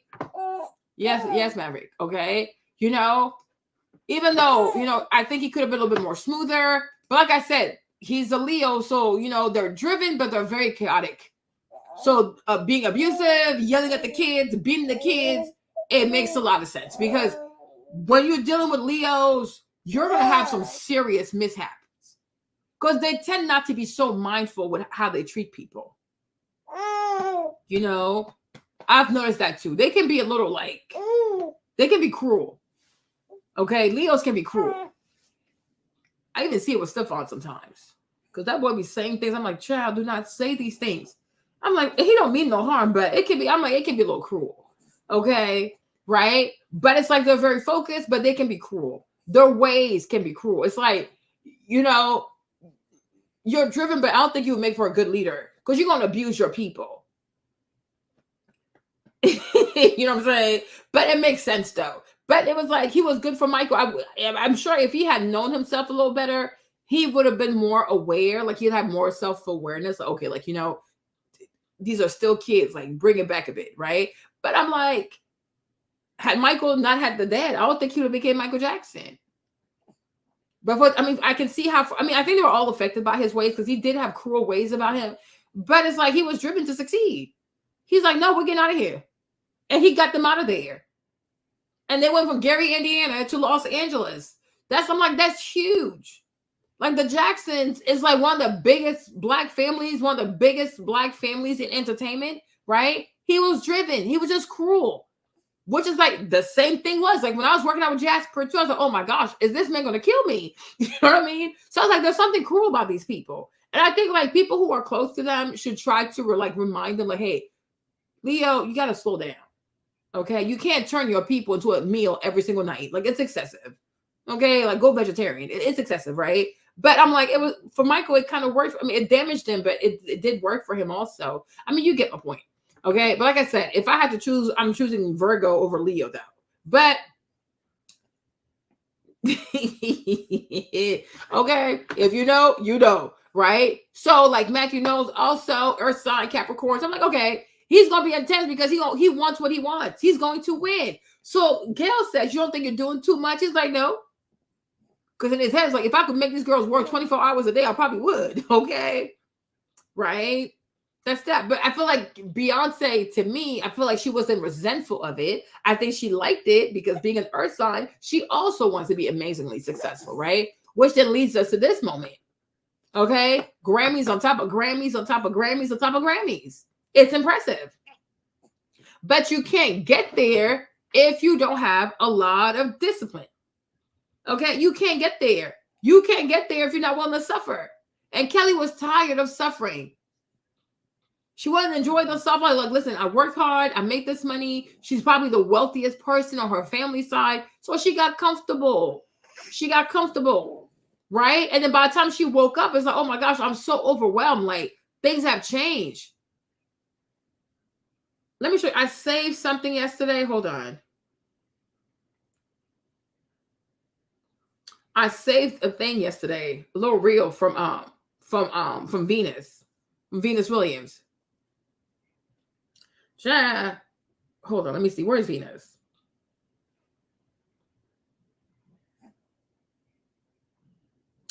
Because she was like, you can't be successful if you're not willing to have some discipline. And I was like, yeah, I agree. Give me a second. I'm going to find it.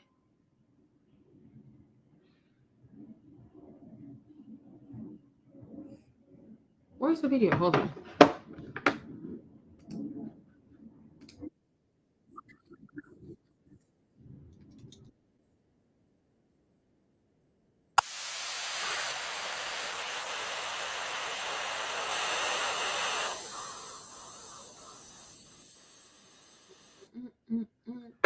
Hold on. Okay, so here it is, right?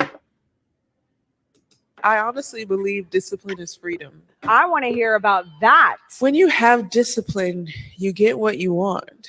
You don't have discipline, you do not get any of what you want. So you're free to live your dream, you're free to do the things that you love, and then you start to come to love the discipline. And then when you don't have the discipline, that's when the anxiety sets in because you know you're not paying the price. Yeah. And if you don't pay the price, you get nothing. So you got to pay the price, and then you have to have discipline, and then the world is open to you. I honestly believe discipline is freedom. I want to hear about that. When you have discipline, you get what you want. You don't have discipline, you do not get any of what you want. So you're free to live your dream, you're free to do the things that you love, and then you start to come to love the discipline. And then when you don't have the discipline, that's when the anxiety sets in because you know you're not paying the price. And if you don't pay the price, you get nothing. So you got to pay the price, and then you have to have discipline, and then the world is open to you. I honestly believe discipline is freedom. I want to hear about that. When you have discipline, you get what you want. You don't have discipline, you do not get any of what you want. So you're free to live your dream, you're free to do the things that you love, and then you start to come to love the discipline. And then when you don't have the discipline, that's when the anxiety sets in because you know you're not paying the price. And if Okay, so let's stop it here. Okay, so you have Venus, right? So Venus is June 17th. She's a Gemini, right? Okay, air sign. But then that's but then her dad, that's an Aquarius. When I tell you Aquarius and Gemini make a great pair, I'm really starting to believe it. I really am. Okay, I really am. I really do feel like Aquarius and Gemini make a great pair. Here's what I mean. After James and I, of course, right? Outcast. Oh, Aquemini. I love these two together. Okay. Yeah. I always felt like Aquarius and Gemini made a great pair. I don't know. Maybe it's Outcast. I don't know. But I was like, yeah. Yeah. Okay. You know, when I went to the hospital, like when I went to see my OBGYN, right? And they told me that the baby's due date was going to be June 1st. You guys, I was so happy. Like, oh my gosh.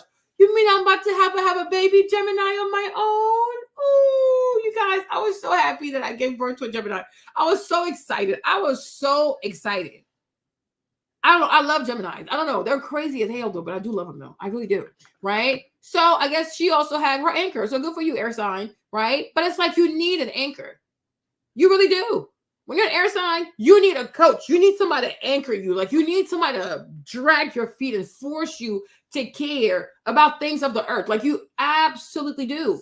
And once you realize that, you're not going to have jealousy in your heart. You're not going to have any type of envy in your heart because you recognize it's not that you're not good enough. It's not that you're not gifted. It's not that, oh, God has forgotten about me. Girl, be quiet. Okay? You are born with everything you need to succeed. But if you don't make it your business to get to know yourself, your strengths, your weaknesses, and how you self-sabotage, a lot of people self-sabotage. Okay? Are you ready for this conversation? Maybe you are, maybe you're not. A lot of people self-sabotage, okay? A lot of Black people self-sabotage, right? And the sad part is that here in America too, Black people are given so many excuses, right, to hide behind so they don't have to reckon with the fact that they are currently practicing self-sabotage. Oh, it's racism. Oh, because I'm dark-skinned. Oh, because I'm light-skinned. Oh, because I didn't have this. Because, oh, be quiet. Okay? In spite of all of this, you can still succeed because you were born for a reason.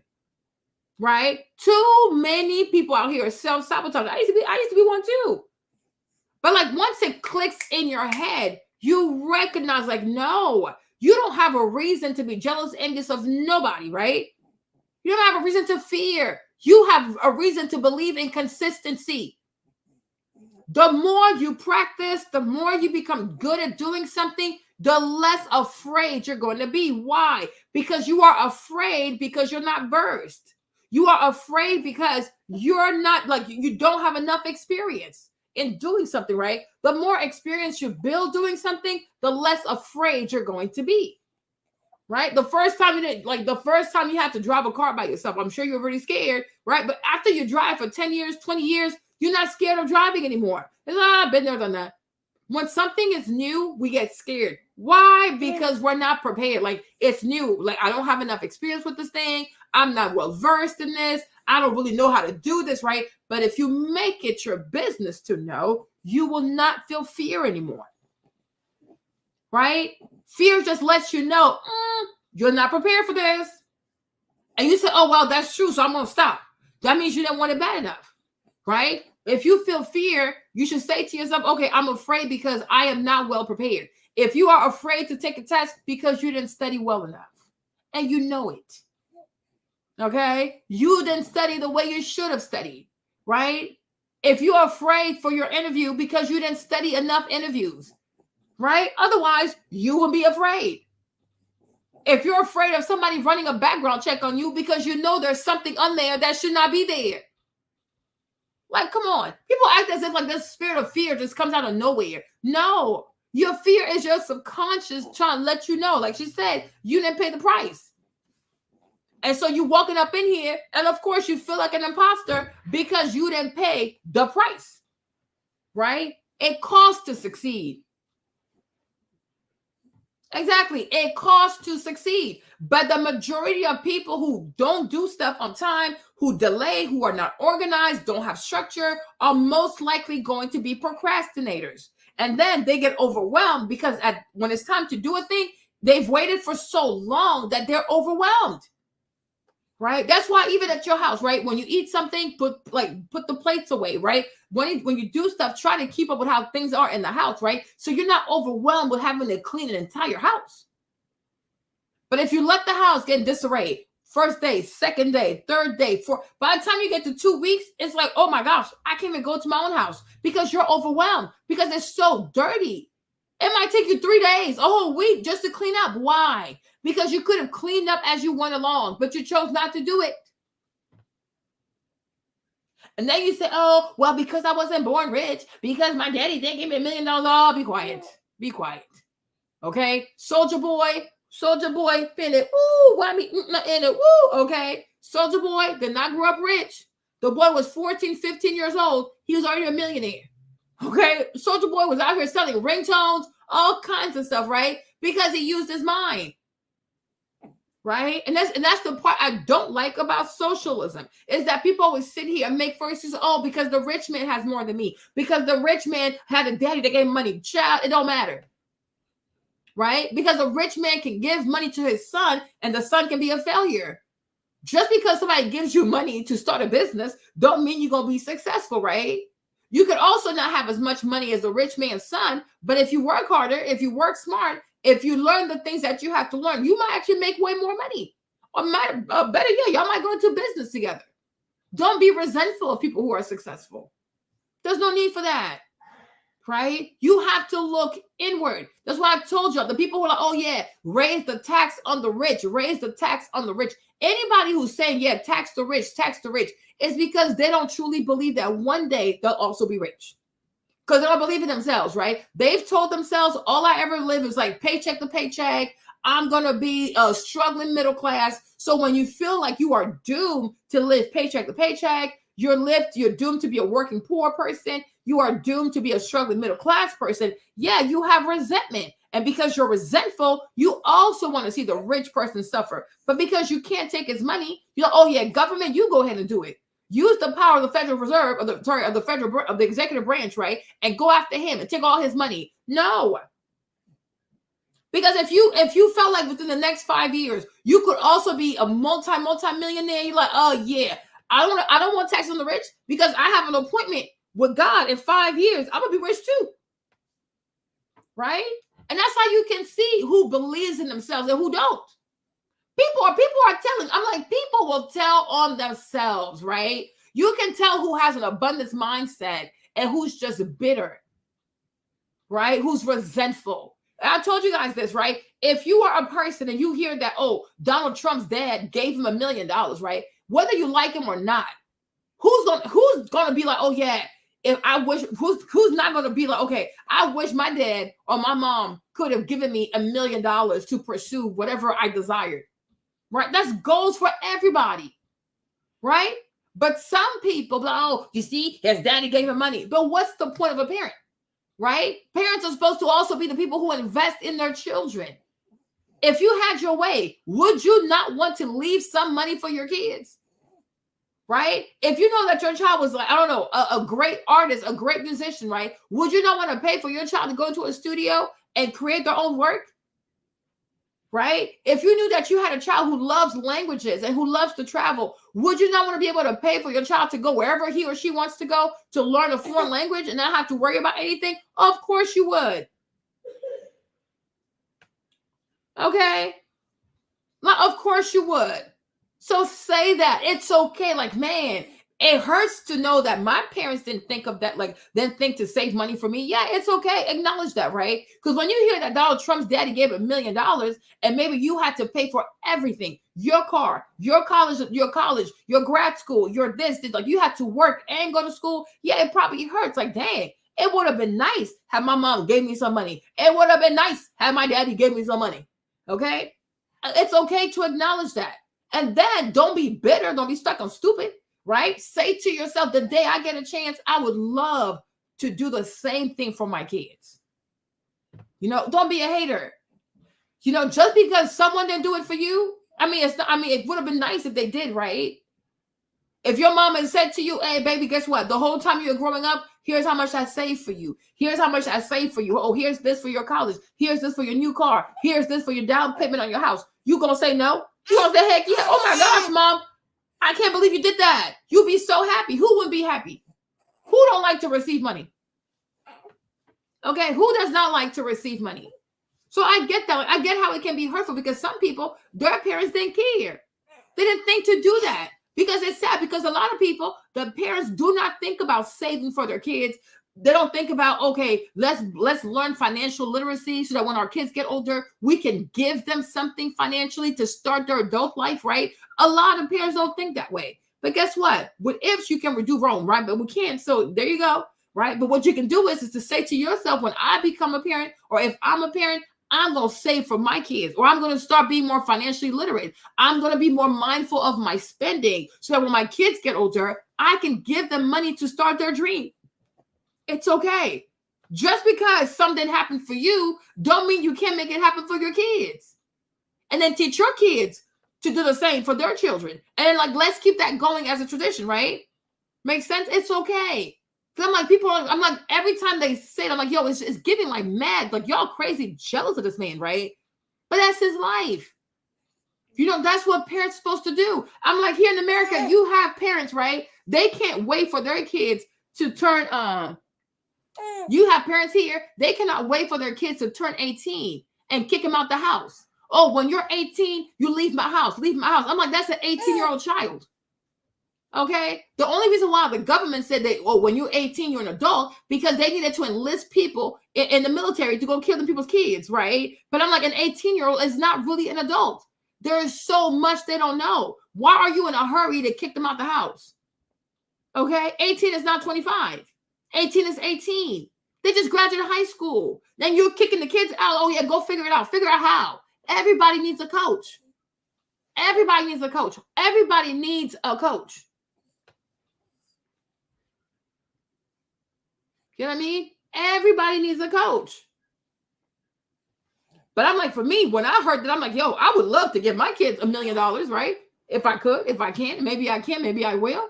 So once that becomes your goal, right? You become more mindful of your spending. You become more mindful of your attitudes towards money, because now you know, hey, when my child is 18, when my child is 24, I would love to give them X amount of money, you know, to either buy a house or buy a car, you know, or I want my child to not have to worry about paying for college, right? You have to think ahead of these things, right?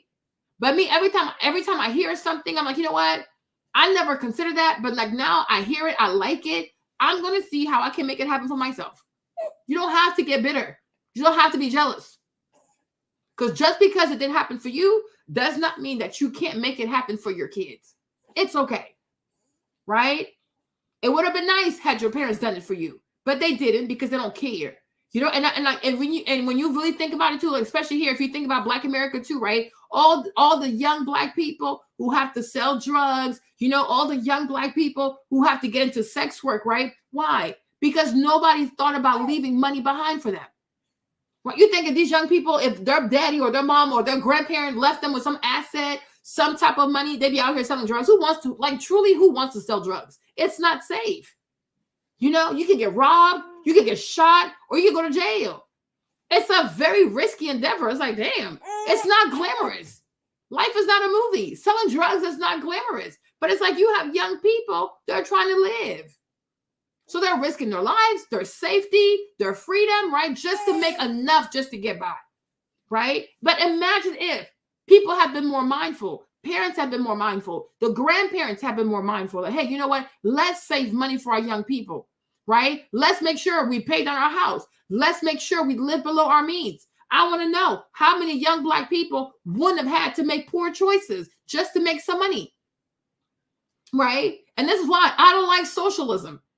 Because when you realize what socialism is too, it's like people abandon their responsibility to their children or their grandchildren. Oh, well, the government gonna pay me money. No, you need to do something. Like you need to work, start a business, do something. Because it's not about just you getting by. You have to leave something behind for your children. You have to, something positive, not negative, okay? You got to leave money for your kids. You have to leave some type of money for your grandkids, right? But have more people been more mindful, the next generation, and then the generation after that, they're less likely to do foolishness. Because when you have money, you're not going to go risk your life. Like, no, I'm good. Right?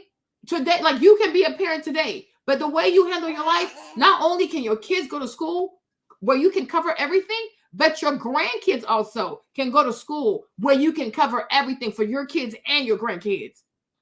Imagine how powerful that is, right? But all these young people who are incarcerated, it's because nobody thought enough of them to leave some type of inheritance behind. And I get why the Bible says that when you die and you don't leave your children any type of inheritance, you are a wicked person. I'm like, it makes sense. Because then the next generation is struggling. And then the one after that struggles even more. It's like it gets worse and worse. Does not get better. Right? So you have to care about money. And a lot of people who have a socialist mindset, they don't really care about money. Oh, well, the government, oh, welfare, oh, this, that. It's like that is so irresponsible. Welfare should be for a season, but up to a certain time, though, you got to take control of your finances. You have to care about being financially literate. You have to say to yourself, hey, when I'm older, how do I want to see my kids financially? How do I want to see my grandkids financially, right? It has to be a concern of yours. And you have to study money. You have to acquire some type of financial literacy, right? So it's like Trump's dad, he was financially literate and he knew how to avoid taxes. So he made sure his kids had money. But I'm like, that's what you do when you are a parent. You make sure that your kids have it easier than what you had, right? And then you also make sure that your grandkids have it easier than you and your children. You got to make life easier for the next generation. And it takes money to do that. Not socialism, not the government. No, right? It takes real money. Because every generation that comes after you, you have to make it your goal for them to be better financially. So if you have no money going to college, make sure that your child has money for college, right? And then your grandkid also has money for college. And then you tell your child, hey, when you get to be my age, make sure that your kids, your grandkids, and your great-grandkids also have money for college, right? Because that's going to be our legacy, right? But a lot of people don't care. You know, they wait, they spend all kinds of money. They don't study money, right? And then they get to an age where they're tired and then there's so much debt. People feel overwhelmed. A lot of people are overwhelmed because guess what? You've been procrastinating when it comes to taking charge of your finances, right? Too much procrastination. It is a form of self-sabotage. It is self-sabotage, actually, right? Because the more you know something, the more power you have. And guess what? Power is freedom. Discipline, then, is power, right? Because the more disciplined you are, the more power you have over your urges, your thoughts, your laziness, your whatever, right? So I'm like, to me, I do feel like, you know, you can use power to be equivalent to, like, you know, to having discipline. The more discipline you have, the more power you have. More power you have, the more confidence you have. You can't run away from the things that you have to do. There's only, like, you can only run away for so long. And eventually, when it catches up to you, you feel overwhelmed. And then two, you notice that people your age or people who started with you are way further along because they were more consistent. So forgive yourself, ask God to forgive you, and start working. By God's grace, you will catch up, right? Right? But I'm like, too many people I see are low-key jealous, they're low-key hateful, and they're low-key bitter. You have to stop doing that. Because the other person who's successful, they took nothing from you. Okay? You failed to be focused on your path. Like, you have to be focused, right? You have to. And can nobody be focused for you? Now, the thing is, you can get a coach, you get a trainer, you can have someone, you can hire someone, and Kelly has enough money, you can hire someone to help you stay grounded and stay focused. Like, yo, for the next 5 years, right, we're just going to focus on doing X, Y, and Z, right? For the next 5 years, I'm going to give my all to doing X, Y, and Z. Now, don't go crazy, but try to, like, pace yourself, right? But pace yourself for the next 5 years. That's all you do. If you say you want to start a YouTube channel, right, for the next 5 years, like, just focus on that.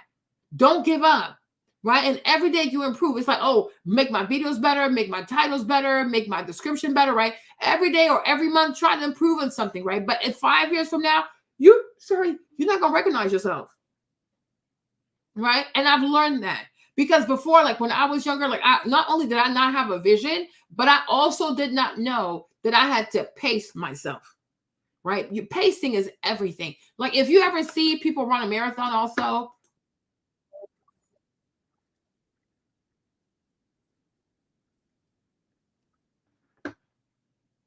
Hold on.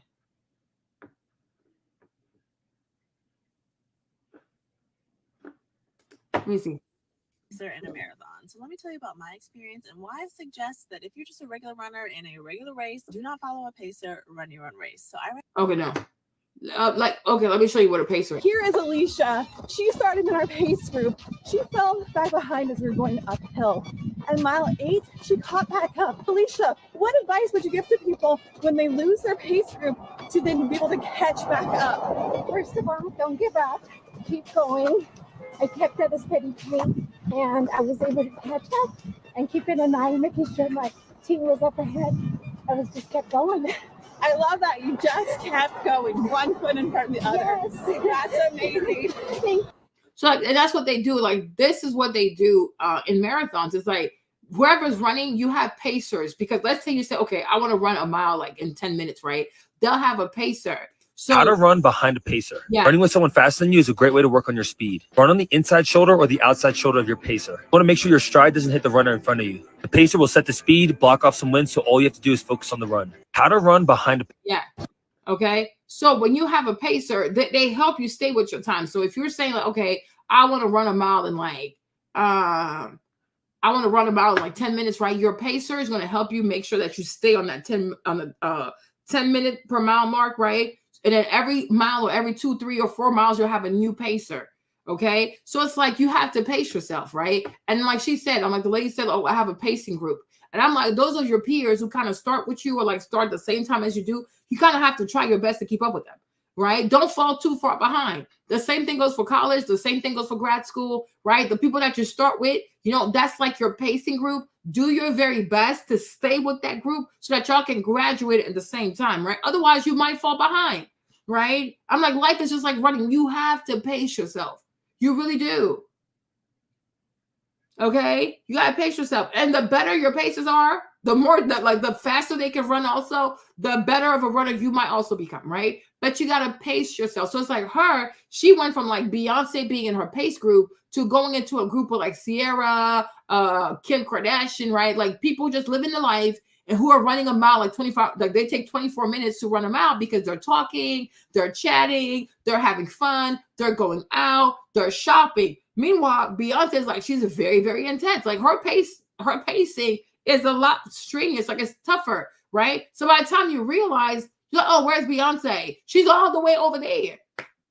Because her pace is like what, 7 miles per, like 7 minutes for a mile, right? Your pace is 24 minutes for a mile because you talk, you're eating, you're going out, you're doing this, you're dating boys, you're breaking up with boys, like you're all over the place, right? And this is why I say personally, like discipline is seriously important. And a lot of people too, before you accuse racism or you talk about misogyny or whatever all these excuses are, because some people have a cornucopia of excuses, right? You need to ask yourself, am I really working as hard as I could have been? Right? Am I really giving it my all? And if you say yes, have you been giving it your all consistently for over 6 months, for over 9 months, for over a year? You have to be honest with yourself. But some people don't like to bear the responsibility of their own failures on their shoulders. So they want to put that on somebody else. And that's not fair.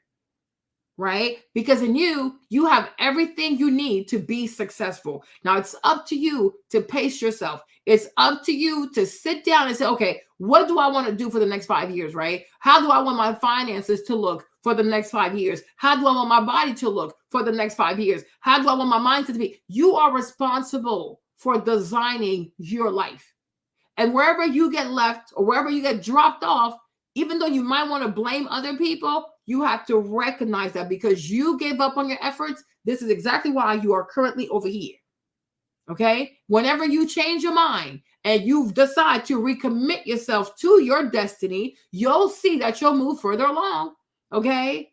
And I feel like when you have that mindset, when you have that perspective, it truly helps you to not be resentful. It helps you to not be jealous. It helps you to not be bitter. It helps you to not be frustrated because you recognize, like, of all the things, of all the people who could have played a part in my life and my destiny and the outcomes, right? I am way more responsible than anybody else. Okay? Because it's your life. These are your dreams. There's your vision, right? It's your money. It's your finances, right? It is your responsibility to fight as hard as you can to make it come to pass, right? It's a real thing. So hold on. Let Uncle Shay finish real quick, right? Hold on. Greatest characters. It's Shaq. I'm the greatest character. No, am I a top 100 player? No. Am I the equivalent as a football player as Shaq was as a basketball player? No. But what I did do is that I maximized that. Mm-hmm.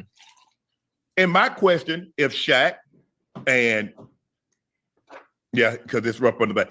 My question is, do you believe that you gave everything you possibly could in basketball? Did you train the way you should have? Did you eat the way you should have? That just goes to show you how great you was. Is that you didn't, you allowed your weight to get out of control. The injury started to creep up, and you got 4 rings, and you got 3 finals MVP. Mm-hmm. See, I'm mad, man. I wish I understood. Why you mad? Because I wish I understood goddamn basketball. So when you talking about Shaq, especially during that time, think about this.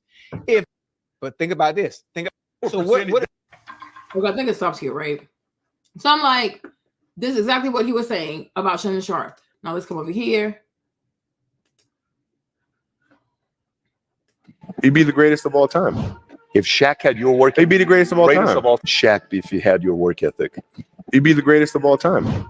If Shaq had your work, he'd be the greatest of all time. Greatest of all time by sure. He'd be the first to tell you that for sure. I mean, this guy was a force like I have never seen. I mean, it was crazy. You know, a guy at that size. Generally, guys at that size are a little timid and they don't want to be tall. They don't want to be big. And this dude he did not care. He was mean. He was nasty. He was competitive. He was vindictive. I mean, I wish he was in the gym. I would have had fucking 12 rings. Who would Shaq be if he had your work ethic? He'd be the greatest of all time. If Shaq had your work, he'd be the greatest of all time. Okay. So see, and it could very well be, right? It could very well be that even growing up in their little group, whatever, it could very well be that the whole time, maybe Beyonce wished she was Kelly. You know, because sometimes people want what they don't have. Like a lot of dark-skinned people want to be light-skinned. A lot of light-skinned people want to be dark-skinned. Light-skinned people want to be dark-skinned. Dark-skinned people want to be light-skinned, right? Child, it never ends, right? It could be that the whole time, maybe Beyonce wished she looked like Kelly, right? Maybe she wished she had been Kelly. Like, you know, like maybe she looks up to you, right? But the reason why she has surpassed you because of her work ethic. But maybe deep down, like, or maybe she's told you that before herself, right? Like I really look up to you. But maybe because when you have low self-esteem too, if someone like Beyonce says, you know, I wish I looked like you, I wish I had your complexion, you might take it, oh, she's trying to be funny. She's trying to shade me. You know, she feels sorry for me. It's like, no, she's actually being really serious, right? But you can't receive it because you have low self-esteem. You are insecure and you're probably jealous. Because she probably looks at you like, wow, Aquarius, you can be way bigger than me, but you're not consistent. And no one can do it for you. You have to do it for you. Right? So when y'all work together as a group, your laziness, you know, the fact that you're not consistent, you were able to conceal that. Because you had Matthew Knowles, you had Beyonce, so you had to step up, right? But when y'all actually break up, and everyone is now responsible for their career, for their music, for their marketing, for their own money. Like you are responsible now, right? You don't know how to do that because you never learned to have structure. You never learned to have discipline, right? So you go around here making all these excuses all the time. Me, my whole life, I mean, not my whole life, but the whole time I've known Kelly, I've always felt like she was always full of excuses. And I've always told Josh that this girl, she's not consistent. She's really not consistent. But because she's a black woman, okay, and y'all love to make excuses for them, you love to protect them and shield them. And I'm like, you're not doing them a favor. You're doing them a disservice. Like you have to tell people like, yo, this is the problem. And until you acknowledge that it's a problem, and until you decide to, after you've acknowledged it, to work on it, you're not going to grow. You're not going to prosper, right? I had a situation like over the weekend, right? Y'all still here? I had a conversation over the weekend with one of my little sisters, right? Because I was talking to her about her husband and how he sends money back home like crazy, right? So there's this whole situation, right? She has a bachelor. She wants to go to med school. The man, the husband, his brother also, he has a bachelor, but he wants to pursue a master. So somehow the brother is the one who's getting the help. Like he's getting help financially to pursue his master. So I said, well, hold up, wait a minute. You are his wife. That's his brother, right? You both have bachelor's degree. How did he arrive, okay, at the conclusion that his brother was a better investment than you? You know, I don't like that, right? So that had me a little bit upset. But then when we were kind of done with the conversation, I got up, I went into the bathroom, right? And there's like, I guess my angel or like my inner voice, I don't know, started talking to me. And it was like, because she's not consistent. I was like, what do you mean? Then I started seeing this movie, like of all the times I talked to her. And I said to her, like, are you sure you want to be a doctor? Right. And I don't know, I said this here before. I'm like, but I told her, are you sure you want to be a doctor? Because when I talk to you, it's not given that you want to go to med school. And I do feel like, that's just me, maybe because you are Nigerian, you do feel this pressure of being a doctor. Right. But you have to know, if your heart is not really in it, it's okay. Like, don't just be a doctor for the sake of being a doctor, right? Don't be a doctor also because you think, oh, I'm gonna make a lot of money. It's gonna give me status. And, these are the wrong reasons to go to med school, because med school is really hard, and not just hard. It's very lonely. It is very lonely. It's gruesome. It's hard, and it's lonely AF. Okay, so it has to be worth it for you. It has to be something that you want bad enough, because some days. Okay, because some days you want to be a cook. Some days you want to go into shoes, like you want to do shoes and be a shoe designer. Some days you want to do X, Y, and Z. So I'm like, maybe also felt as though you're not as consistent, because I'm like, if you really wanted to be a doctor, it would show. But it seems like your focus is all over the place, right? So maybe that's why he didn't feel like investing in you, because we have to be fair. We have to be fair. Right? Because it's an investment. When you put your money into people, at least you want the people to cross the finish line, right? But if a person is like, if you're scatterbrained, one day you want to be here, then you want to be here, then you want to be there. When you consider how expensive it is to go to med school, yeah, let's wait until you know what you want to do for sure. But I'm like, if you love fashion, if you love shoes, then embrace that. Go for it, right? But I'm like, this whole thing about, oh, I'm gonna go become a doctor because it's the safe thing to do. It's not gonna be safe, because you might not finish med school, right? Because you got to be able to endure. And if you don't want it bad enough, let's say you get a bad grade, you're gonna give up. When things get hard, you're gonna give up because you didn't really want to be a doctor. You're just doing it because you're Nigerian and you want to be a doctor. That's it. And sometimes a lot of us have to be honest. Why are you doing the things that you're doing? Do you really want to do this because it make your mom happy, your dad happy, your culture happy? Be honest with yourself. You have to be honest with yourself. But I said to her, even me, I would not put my money into your med school dreams, because it's not giving serious. It really is not giving serious. And so you need to start being serious with yourself, and you need to realize what exactly it is that you are really passionate about, right? And I will say, when it comes to Kelly, I don't think that Kelly is passionate about her music. She's never been, right? Music it just fell into her lap. It's the same thing with Carisha, okay? I also don't think that Carisha is serious about music, right? It fell into her lap, okay? It just fell into her lap. And so every time she finds something else to do where she can make more money, be more funny, be more trendy, she just focuses on that. Whereas like when it comes to JT, like, okay, you can really feel like, okay, JT really wants to be a rapper, right? Carisha, she wants to be a socialite, a social butterfly. It's giving Kelly, right? You're not focused. Because if she was focused in her music and the stuff she does, she never would have got caught up with this whole Diddy situation, right? But Diddy was another way for her to be outside, have fun, spend money, right? Get flued out, right? You don't want to do that. Because I'm like, this whole music thing, it fell into your lap. Whereas like if you compare a Carisha, for example, right? You compare Carisha to Nicki, for example, right?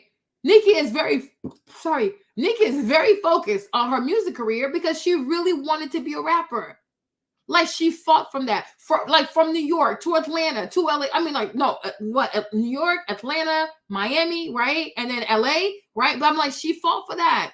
She was homeless for that, right? Like, I mean, the girl been through the gigs to become like this great rapper because that was her dream. She wouldn't even got butt shots, illegal butt shots, right? To be famous. I'm like, girl, you was quite desperate, right? But you can tell a person who is driven versus a person like, okay, it just fell into your lap, right? It just fell into your lap. So you don't take it seriously. When it came to Carisha also, this whole music career, it fell on her lap. She didn't have to suffer to have it. She didn't have to suffer to get it. right? It's the same thing with Kelly. Like your mom had enough foresight to just leave you with those people. So because you were in the house, they made you part of the group. But did you really want to sing? I don't think so. Right? Whereas like Beyonce, she wanted to sing.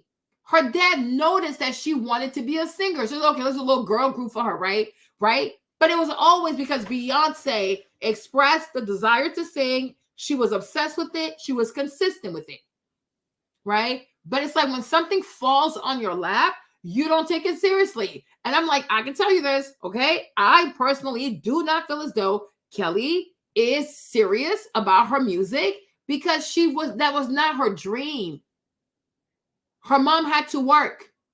So her mom left her with those people because they were married, they had structure, they have money, right? They live in a nice neighborhood. So, okay, you'll have a better future if I leave you with these people. But was it Kelly's dream to become a singer? No. Was it Kelly's dream to have all these Grammys? And no, it was not.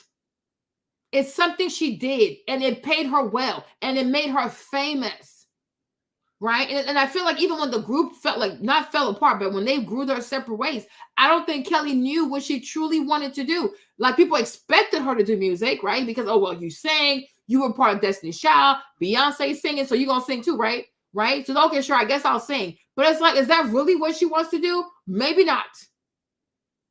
And that could also be another reason why she's not confident. Because when you don't truly feel like something is your calling, maybe it gets harder, right? Maybe you do have imposter syndrome because it's not your real calling. You can do it. You've done it. You can do it well, but are you really passionate about it? Right? Whereas like Beyonce, for example, I feel like she's always dreamt of being like a girl that would sing and have all these Grammys. Okay? Remember like in Grown Women? Hold on.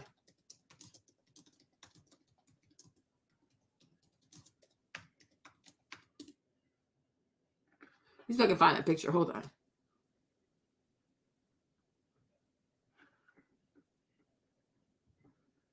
Where's that picture of Beyonce? Hold on.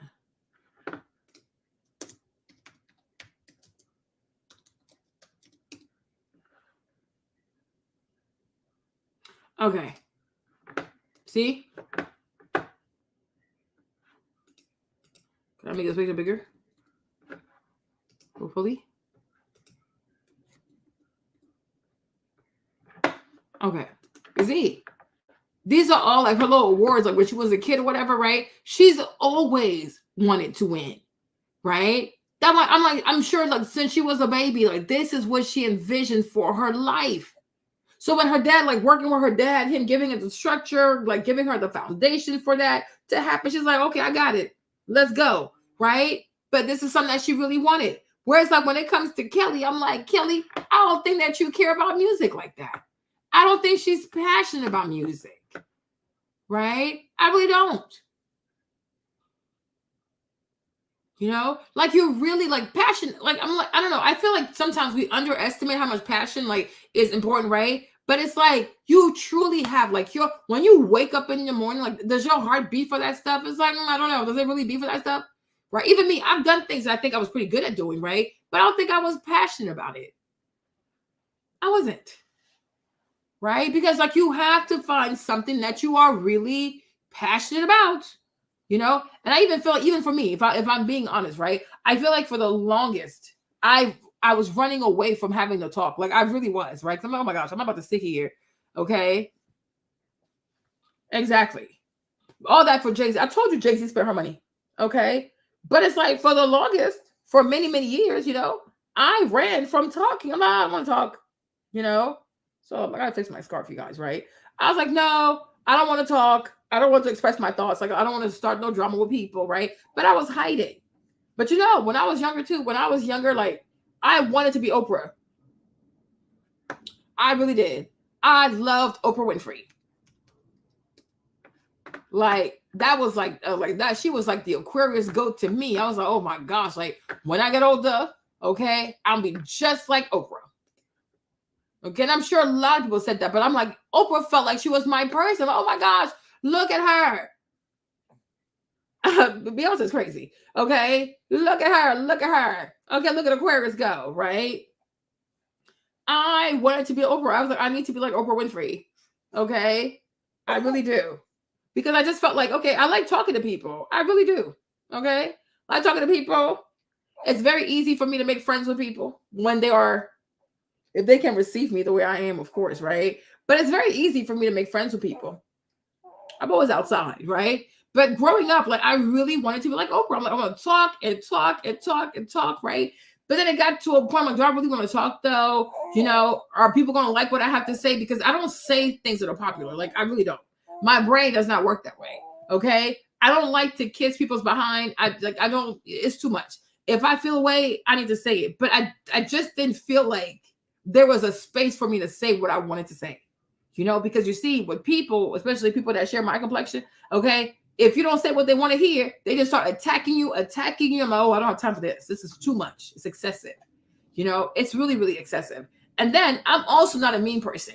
So sometimes it does hurt your feelings when people think that you're mean, like you're not nice. Like it's not that. I'm a very solid person. I'm very solid. I'm very friendly. I'm very loving. I have a beautiful heart, right? It's just that I don't believe in lying to people. Life is too short. Okay? Life is just way too short to be deceitful. I don't have time for that. Okay? So at one point I did try to make some videos, but I would delete them. Like, oh, I don't want to get in trouble.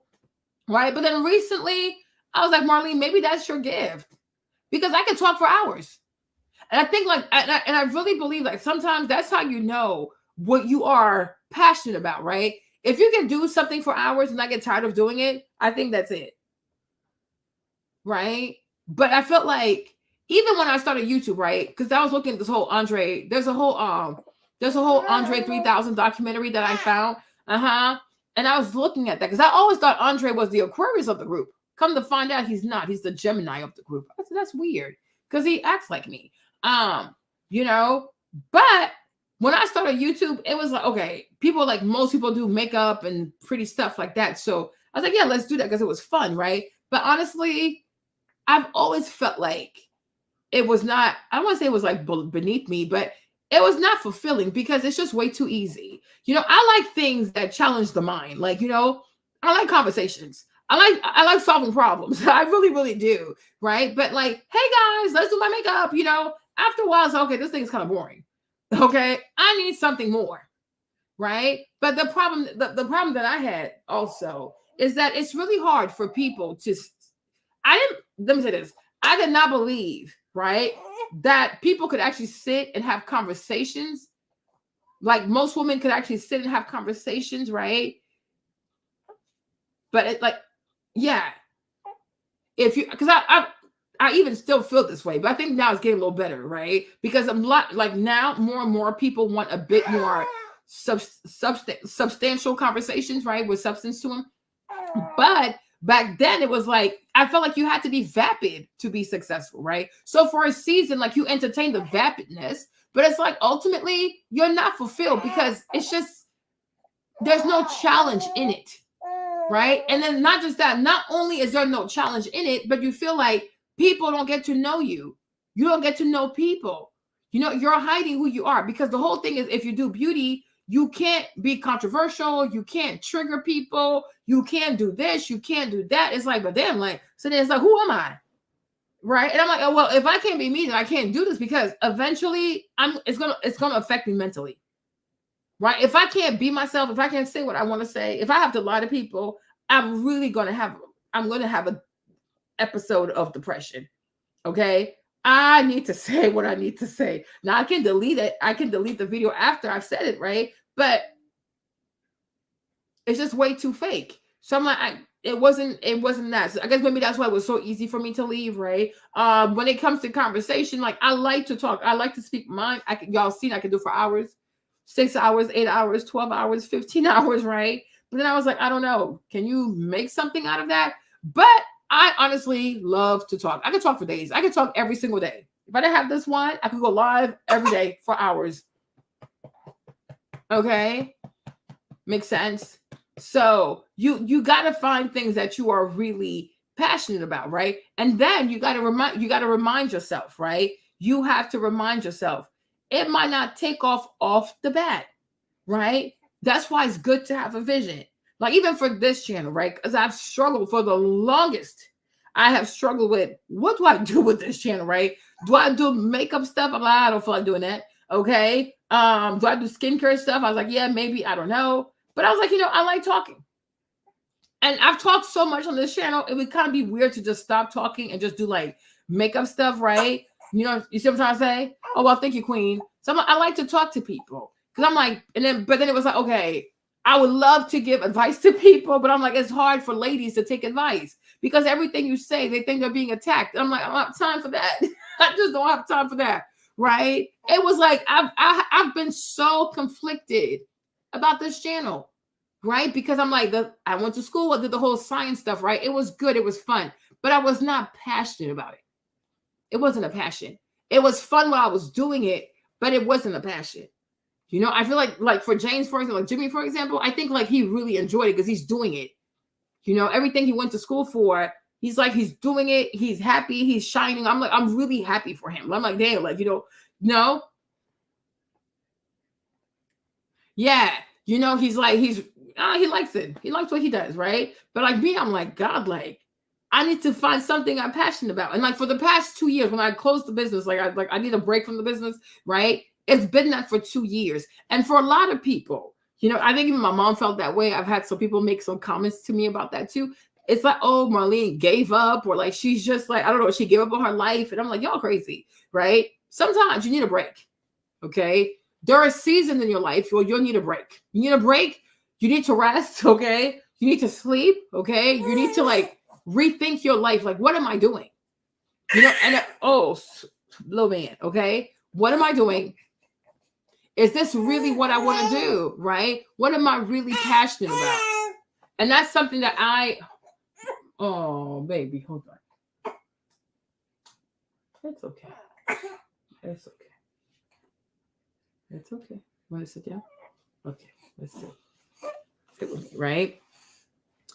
And so for the longest time, right, for the past 2 years, like from 2022 to like kind of like now, like so like the past 2 years, right, I really had to go like deep in myself without pressure, because I'm not gonna pressure myself, right? But I was talking to God myself too, like, God, the angels, Holy Spirit, I don't know. But I said, like, I need to know what I'm really passionate about. Because me, Marlene, and that's always probably been a problem for me also, is that money doesn't motivate me. Okay? Money is not a motivational thing for me. Like, I don't like, oh, I need more money, which not on some socialist stuff, because that can also be bad, right? But if you say, oh, but if you do X, Y, and Z, you'll make this amount of money. It's like, okay, but then what? Okay? Because money does not fulfill you. Money does not fulfill a person. And, when you're dealing with air signs also, I don't know about Libra. They're a little shady. But for me, as a purist, okay, Aquarius over here, for me, honestly, like money does not fulfill me. Making a change would be something fulfilling for me, right? I don't see myself, like, I see a lot of girls. I've watched a lot of stuff. I've watched a lot of videos. I've seen a lot of different, like, influencers, right? And one thing I feel like, even when I watch a lot of Black girls who do content on this platform, is like we went from hiding ourselves behind makeup, right? Which is very vapid. You spend a lot of money. You go to MAC, you buy all these collections, you buy everything. You're never going to use it, right? And I'm like, we transferred our, how can I say this? Like, it's like we hide ourselves, right? You don't really want your fans. You don't want your supporters to know who you really are. So we went from hiding behind makeup to now we're hiding behind Black girl luxury, right? People are hiding. People are really hiding. People hide who they really are behind these fancy clothes, all these trips. That is a bunch of broken people. I'm not trying to be funny, huh? I'm like, it's a bunch of broken people who are looking for external validation. But it's like the real validation you need is for people to see you for who you truly are and accept you for who you are, right? Accept you for who you are. You know what I'm saying? Like, because we used to spend so much, especially me, I used to spend so much money on makeup. So much money on makeup. And today we've replaced makeup with bags, with shoes, but it's the same spirit though. I hope you see what I'm trying to say, right? right? Like, if y'all remember my videos back in the day, I used to have a wall, like my entire wall was covered in NARS. Oh, this is so crazy, right? It's so crazy. I'm like, wow. It's like, it's the same spirit. It's just like it evolved differently, right? Today, it's like, AKA Black girl luxury, which is another excuse to hide behind consumerism, right? And for people not to know who you really are. Because I'm like, you're hiding. You know, and you know, sometimes I find myself watching some people and I'm like, this person right here, you see, it's this, right? And it's the same thing as like doing like clothing haul where, oh, I spent this much money on clothes, you know, it's the same. It's the same thing. It's the same thing. Like you're hiding your fears, like your insecurities, the fact that, you know, you don't know who you are. You want people to like you. You want to be that girl, right? So you use money to get people to like you. And I took part in that too. I sure did, y'all. I used to spend so much money on foolishness. Okay? But everything was always about the appearance. You know what I'm trying to say? And it's like when you focus so much on your exterior, your inside, it just dies. Like your soul dies. Like it is so sad. It is so sad. You know, because these things, they don't fulfill a person. Like they really do not fulfill a person. They're nice to have, right? But they don't make a person happy. If anything, I feel like you dig a bigger hole for yourself. And oh, and it gets to a point, you tell yourself, I can't even show people who the real me is because this is who they know. Perfection. But who's perfect? Right? And so it's like that same spirit, that same mindset, it just morphed into from buying makeup to like clothes and shoes and bags, right? And they act as if, oh yeah, it's a movement. It's about trying to regain what you never had or what you were like, what they stole from you, like Black girl luxury. But I'm like, no, it's more people hiding. Because I'm like, if you were to actually talk and say who you are, would your subscribers actually like you?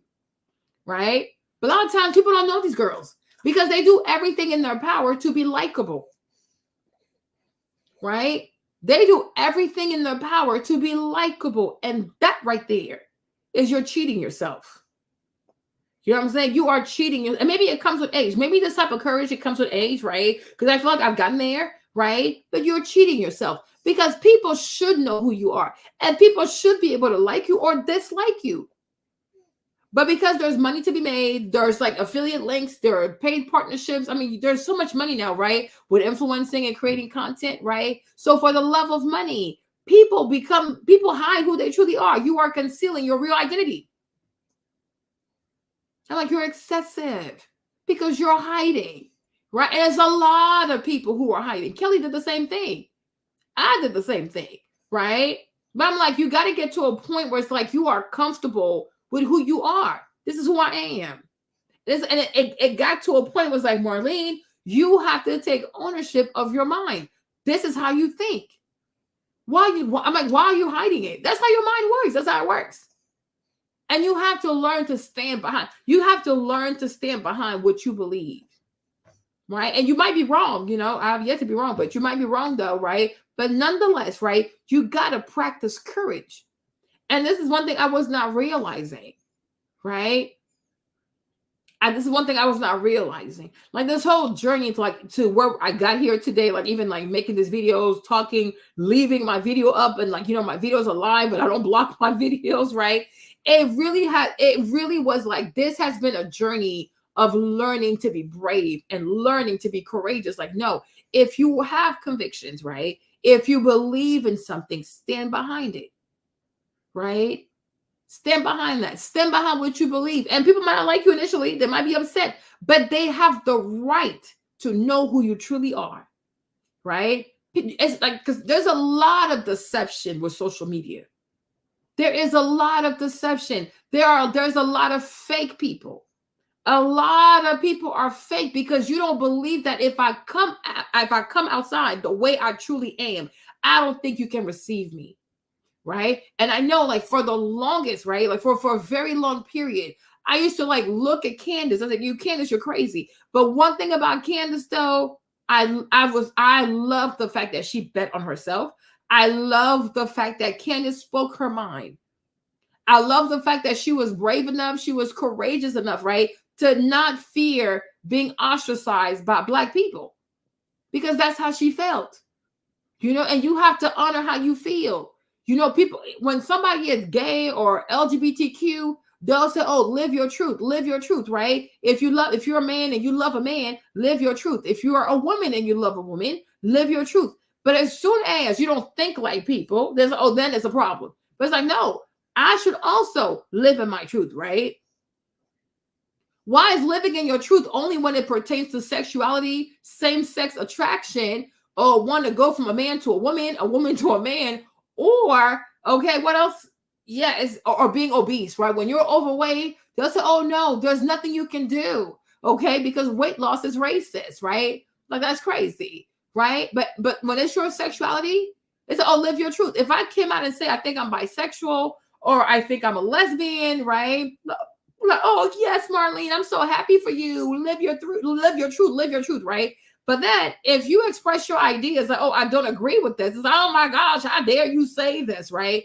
Instead of people saying, you know, for as much as I might not like what you say, for as much as I wish we shared a common perspective, right? I'm glad that at least you're being honest about how you feel.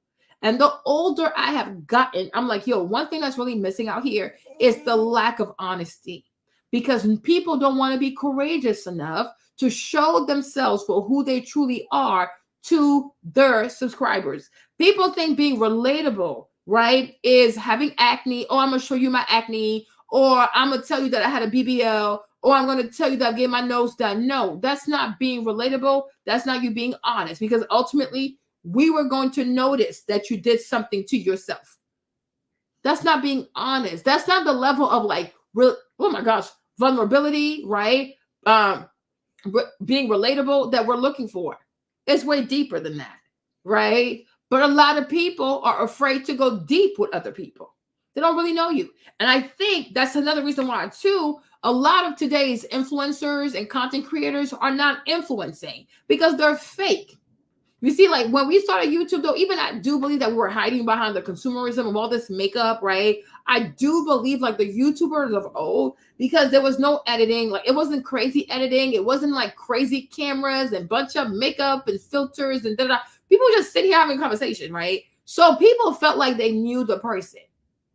They like, okay, I know her, right? And then they got to grow with that person, right? Today, when most people decide to be content creators or quote unquote influencers, but they're not really influencing anything because they can't move merchandise, right? A lot of people cannot move merchandise. They can't sell because there's no real genuine connection with their people who follow them, right? They don't really know you. They know how you spend, right? They know how much money you spend and all that kind of stuff. It's like, it's not real because you're hiding something, right? You're hiding something and you fear. You fear not being good enough. A lot of women are insecure. It's not a joke.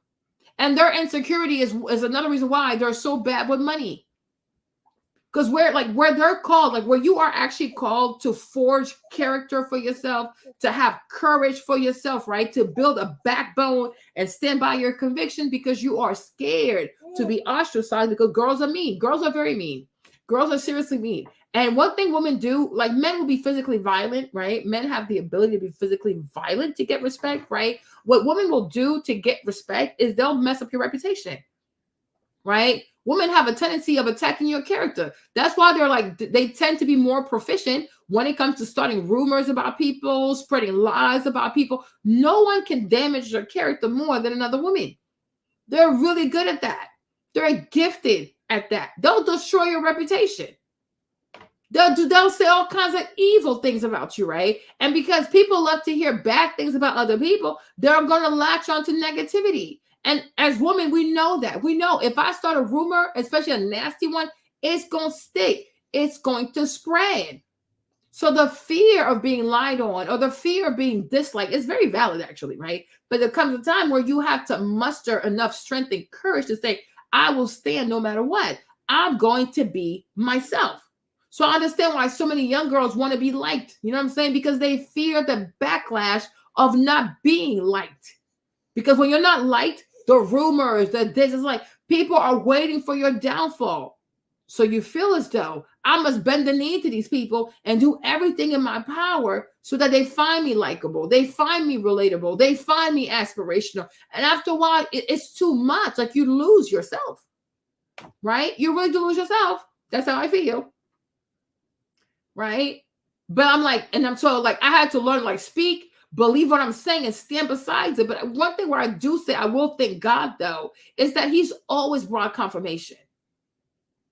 And that part, I'm grateful for that. I am seriously grateful, because there are days like I'll look at a thing. I will look at a situation. Like I said, this is the way my mind sees it. Oh my God, if I say this, they're going to set my ass on fire. Okay. But it never fails. If I say it, people might not like it. People won't like it. But within a month or so, confirmation shows up. Right. When I said, you guys be careful, Kiki going to be pregnant, I was like, oh Lord. They're going to be mad. Like, no, mommy, she won't. She has dealt with him. So when Bruna came, she's like, Marlene, the girl is pregnant. I said, you see, that's confirmation, right? When I did the video about Kelly, I said, this girl right here, she's lazy. She's not consistent. People got mad. Then the nice girl from the UK, right? She was like, Marlene, look at her. Look at here. The girl did say she's a procrastinator. I was like, I told y'all, right? But that has helped me a lot also to believe in myself, to continue to speak my mind, and to have courage to say what I need to say. Because confirmation never fails to follow everything I say. You know, and there's no better testimony than when people can say, when Marlene said it, I didn't believe it, right? And now here you go. Even I have the receipt that she was right? Because then little by little, people start trusting you, right? And I'm like, oh, it's kind of like when God tells Moses to go to Pharaoh, right? The people didn't believe that God heard from Moses, especially when he comes back. He was like, oh, not only is Pharaoh not going to let us go, but he has doubled the workload. They're like, you see, we knew he didn't talk to you. You lying ass. Okay? Your crazy self, right? But I'm like, eventually they start to see that Moses is right.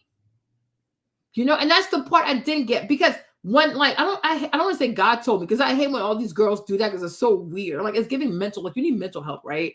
But I'm being really serious, you guys. This gift of talking that I have, right?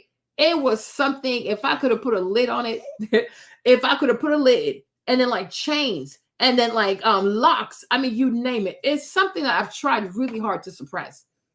Right? I'm like, this right here, it gets people in trouble. Okay. And I had a friend tell me, he's like, Marlene, remember they killed Jesus for less than that. I said, oh my gosh, you are not helping my anxiety. Okay. Right.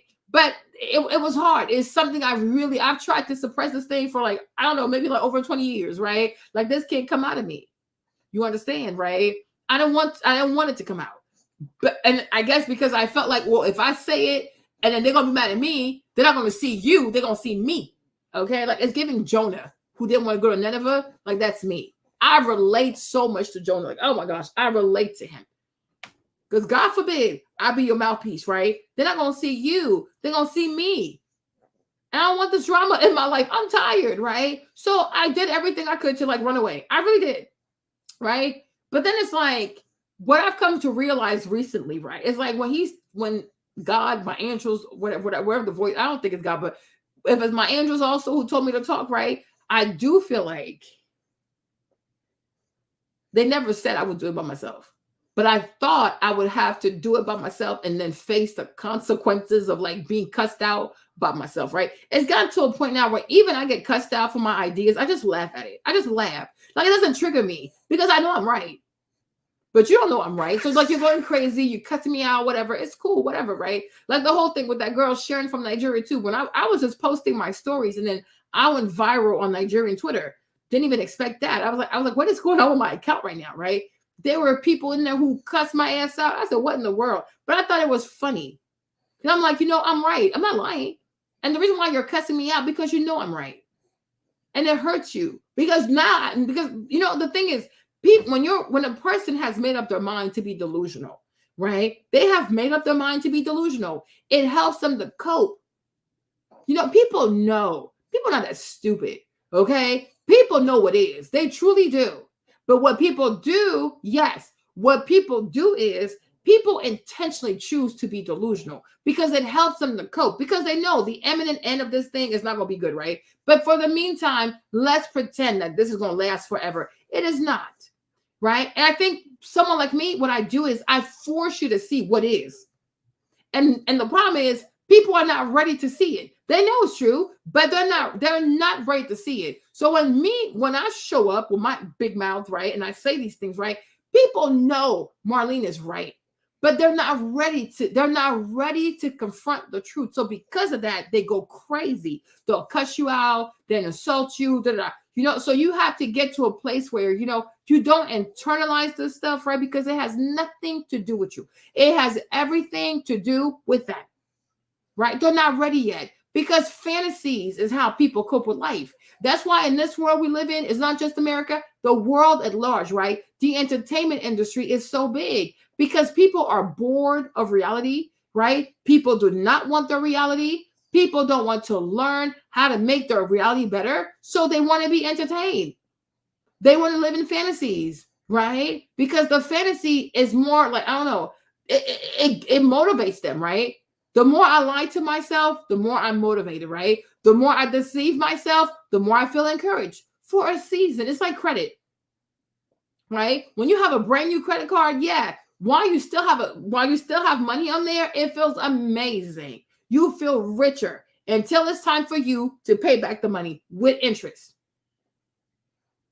Okay? You're like, oh crap, there you go, right? Because nothing is free. There's a cost to being delusional, right?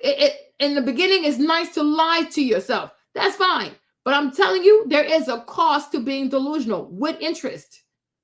So the sooner you sober up and you accept things for what they are, you're going to do so much better, right? But I'm like, the majority also of people, especially the majority of women today, right? They do not want to accept things for what they are. They want to talk about things in the way they should be. And I'm like, that will always create perpetual agony and anxiety in your soul because the world is the way it is. You ain't going to change it. Human beings don't change that much. It takes them like hundreds of years for human beings to like change a little bit. Like they're not going to change. So it's like, if you really want to have peace, if you really want to win, you accept the world for what it is and you make it work for you. You don't say, oh my gosh, well, this is the way it should be. It will never be, or it might not be in your lifetime, right? You might not get to see it. So what do you gain by like stressing yourself, making yourself sad, being angry all day when you can't change the things? You cannot change people. You're not going to change society. The best thing you can do, you accept things for what they are, and you make those things work for you. Be pragmatic. Too many women are idealists. You're going to hurt yourself, right? And that's why they say to themselves, oh, don't settle, don't settle. To some extent, you will settle because there's no perfect person. There's no perfect person. Oh, I want to marry Jesus, but Jesus too, in some aspect, he's perfect. In others, he's not that good. He will not make for a perfect husband, right? But he can make for a great Messiah, but for a husband, no, he's not meant for partnership, right? Make sense? So like the sooner you accept things for the way they are, I'm like, life is going to be so much easier for you, right? Because then it's like, oh, I'm going to learn to love myself for real. You know what I'm saying? I'm going to learn to like, this is who I am, good and bad. Oh, and the things I can work on, I will. That's it. But it's like too many women are in, like they're seriously suffering mentally. Like I'm like, yo, like you are mentally afflicted, right? Because you keep struggling. Like you want a perfect world with perfect people. With like, God's gonna bring my husband. When have you ever seen God bring somebody a husband? It doesn't exist. Okay? People meet. They try to see if they're compatible. They make a willful decision to work on a relationship. It's about you. It's not about God. Right? You. But God's gonna be your husband. It's not an Amazon Prime package. It's a human being. Okay? It's a human being. I'm like, what are we even talking about? Right? And this is why a lot of people get scammed, because it's so much more soothing to hear a lie, a false promise, than to hear a truth, right? Okay, cool, no problem, right? But we thank God for Jesus, right? We thank God for God, right? That ultimately testimonies, receipts, they always follow the things that I say. So for that, I thank God. And so now I have come to recognize, like, My job is like, just say it, Marlene. Don't worry about the rest, because somehow God's going to drop a receipt somewhere and you will be proven right. Because what you see, you are seeing clearly. And that's the thing I've come to recognize too. I'm like, people used to mess with me too, because I'm like, oh, am I really seeing correctly, right? But I've come to recognize I am really good at reading people. I am very, very good at reading people. Okay. And I'm like, no, I will not give that up. I am not crazy. What I see is exactly what I see. I am really good at reading people. And when I read a person, I'm most likely right. Right. And like, you have to learn. You guys, it has not been easy, because you have to learn to trust your gifts. You have to learn to trust your voice. You have to learn to trust your talents in the world that constantly wants to make you feel like if you don't agree with mainstream, there's something wrong with you. No, there's something wrong with y'all. Okay. I'm fine. Okay. I am fine. And I even wish, like, during the whole like C-19 situation, I wish I had made more videos telling people not to get that thing. Right. But I was like, oh, if you say it, they might be upset. Right. But I really wish I had made more videos telling people, don't you dare put that thing in your body. They would have gone crazy, but some would have listened to me. Right. But I was like, you know what? Hey, don't say anything, Marlene. But I'm not kind of regret it. I'm like, no, I should have said something. Don't put, but I mean, people were speaking in codes though, right? But I'm like, I should have found a way to say people like, oh, be careful. Like in the DMs, I was telling some people don't do it, right? But it's like, I'm like, no, I should have said something. I mean, maybe not, right? Maybe not, but there's always a way. Maybe not. But all of that too, though. Sorry, you guys. All of that too is, hey, Laura, where you been? Okay, but all of that as well, it involves having courage.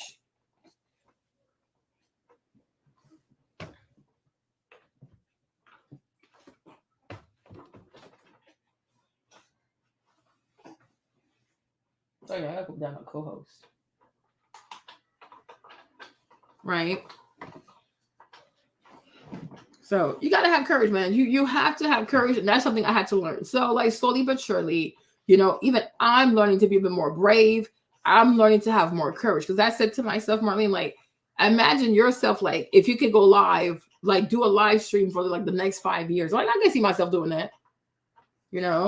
I'm like, I can see myself doing that. Maybe one day I'll have like a big podcast, right? You never know. I might get signed to what's it called? Spotify. You never know, right? But you have to start. You have to start, and then you got to be consistent, and you have to believe in yourself, right? And don't let the first weeks, the first months, the first years, like, get you to not believe in yourself, or cause you anxiety. It's okay. Give it 5 years, because you never know when it's going to take off, right? So it's like, be consistent for the next 5 years, but you're okay. But you have everything in you that you need to be successful. Like, you really do. Yes, co-host. You really do, right? So there goes Oprah child. So let me play this again, right? Hold on. Start right here. Let me start over with this one. You've done so much in your career, obviously much more to do. And we talked about being hard on yourself. On the inverse of that, how do you define your success when you're like, damn, Kelly, that was good. You got that done. I want to get it done. Like at the top of my day, a successful day for me is, okay, I have ... on my list. You think about that in the morning? Absolutely. Or the day before. Absolutely. And I like to nick everything off of my list for that day. So you check it, I got to do this and get it. You like to see it get done. Yes, because there was a time where I did not. Really? Yeah. You don't seem like that type of person. No, I definitely was a procrastinator, and it was led by fear.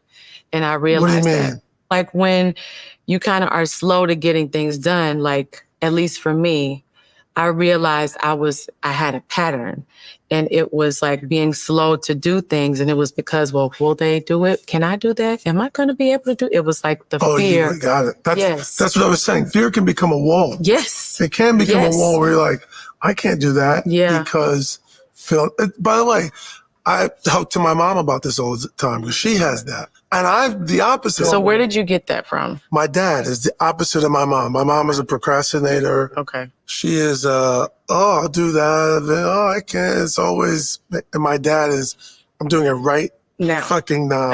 And he's not waiting. He doesn't care how you feel about it, how I feel about it, how they feel about it. If he wants to do something, he's doing it right now. And your feelings can be hurt, my feelings can be hurt, their feelings can be hurt. He's doing what he feels. That's right Maverick Carter all day long, ladies and gentlemen. All day long. No, I'm not that bad, but I'm not that bad. My mom is the opposite. But how did you get over that? Because that can be, that's bad. That's really, because you don't seem like that type of person because you do so much. No, I know, but at the same time, like the things that look really crazy to me, like the you know the phrase like if your dreams don't scare you, you're not dreaming big enough. Of course. So when I heard that phrase, or that quote, my mind was blown because I was like, why am I looking at those as if they're unattainable? I looked at them so long and I watched those opportunities pass me by and it started to piss me off. Did you see other people doing things? Yes. And it really started to piss me off. So I was just like, like, and I know that it's space for everybody. That's the beauty of it. But I kept watching these things like just go right on by. I was like, no, it's my turn. And I said, it's my turn. And what are you afraid of? Why are you so afraid? And I got in therapy. Then and you found the root of it. And I found the root of it. And that's what actually keeps me going. And I didn't want my kids to see me do that. So that's how they changed my life, period. Wow. Because I don't want them to be procrastinators. I want them to be able to look at something and you know that is some feelings there of resistance or hesitation. I don't want to say necessarily fear, but sometimes, of course, that's the root of it. But I want them to look at it and say, I'm going to do my best. I'm glad you got over that fear. It's a horrible thing. Me too. It's just a waste of life. No one deserves that. It's a waste of life. No one deserves that because I just feel like, I honestly feel, Mav, like everybody on this earth has something special to give. Everybody has a gift. And I feel like when you don't give the world your gift, you're cheating us. So when we're all walking in our gifts and we're giving the world what it deserves and what we deserve, because we deserve the joy behind our gift and our passions, like you deserve to live your optimal life.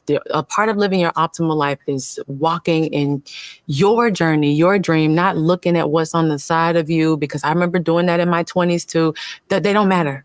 Like your path is the most beautiful, brightest, amazing one. I agree. That takes me right back to my point. That's why we want you to do music. You owe it to us. She doesn't like doing music. Okay, let me have her say this again. Hold on, it's like right here somewhere. Hold on. On my list. You think about that in the morning? How do you define your success when you're like, damn, Kelly, that was good. You got that done. I want to get it done. Like at the top of my day, a successful day for me is, okay, I have ... on my list. You think about that in the morning? Like, absolutely. Or the day before. Or the day absolutely. before. And I like to nick everything off of my list for that day. So you like check it, like I got to do this and get it. You like to see it get done. Yes, because there was a time where I did not. Really? Yeah. You don't seem like that type of person. No, I definitely was a procrastinator and it was led by fear. And I realized what do you mean? that, like when, so like I told you, for me, I don't think it's fear. I think it's the root of it is low self-esteem and low self-worth because, and I think and one thing I've noticed too, I'm not going to be too long, right? But one thing I've also noticed, I feel like one of the biggest mistakes we make in society is that, because somebody is a famous singer, because somebody is very pretty, we expect people to be so intelligent because they're pretty, right? And I'm like, a lot of times, these people are just gifted in like one very specific thing, right? And so when they have to become more than that, because, okay, like Kelly Rowland, she's very pretty. People, okay, I expect her to be intelligent. I expect her to have great relationships. I expect her to be eloquent. I expect her to, and it's like, no, she don't have the bandwidth for all that, right? Because we want celebrities to apply to every single area of our lives, right? And I'm like, that's a lot of pressure for them. That is a lot of pressure. It's like you want a celebrity to be a maverick, right? Because today people want to, I'm going to get music from Kelly. I'm going to get workout videos from Kelly. I'm going to get a podcast from Kelly. I'm going to get cooking recipes from Kelly. I'm going to, people want everything to come from that celebrity, right? And it's like a lot of times these celebrities, they ain't that smart. They're not that intelligent. They got lucky. Like many of them, they got lucky. Oh, I'm in a girl group. I'm about to start singing. That we have a great management. We have great routines. We have a great song. So now we're famous, right? But being famous, right? Does that mean that you have what it takes to be a leader or to inspire other people? No. And I can see how that puts a lot of pressure on these people, right? Because it's like, yeah, she knows she's pretty. She knows she can sing. But it's like, there's a lot of stuff she don't know. I don't think she has a GED. Right. And all of a sudden, it's like the world expects you to be like a person who can do it all. Like, no. And that's why I'm starting to understand people say, oh, let a celebrity be a celebrity, right? Today, people want to buy makeup from celebrities. They want to buy clothes from celebrities. They want to buy this from celebrities. But I'm like, based off of what do you think that these people are equipped to give you all of that? Right? They want a podcast from a celebrity, right? Like even your girl, what's her name? Savannah James, right? LeBron's wife. Somehow she wakes up and she's like, oh, I'm gonna do a podcast. I'm like, Savannah, do you know how to talk? Right? But it's like, once again, it's that delusion because she thinks, when you're so close to someone as hyper successful as LeBron, I can see how you think, oh, I can do it too. Right? But it's like, no, you cannot. So like now she has a podcast. Who's tuning into that? Because girl, you're not good at talking. Right? Like you have your rank in society because you are the wife of LeBron. That's not an achievement. You're just married. Right? I don't even know if she's college educated. Like I'm like, did you go to college? I don't know. What do you do? Right? So it's like, okay. But and a lot of people, not to be offensive, right? But I'm like, even if she wants to talk of relationships, on marriage, it's like, girl, let's not also dismiss the fact that maybe a big part of why he married you because he felt like he had to marry you. Is he really in love with you? Right? But let's not, I'm not going to go there, but it's like, girl, like be so for real. Is he really in love with you? I felt like he was like, yo, I have to because I have to be grateful to her. He owed you.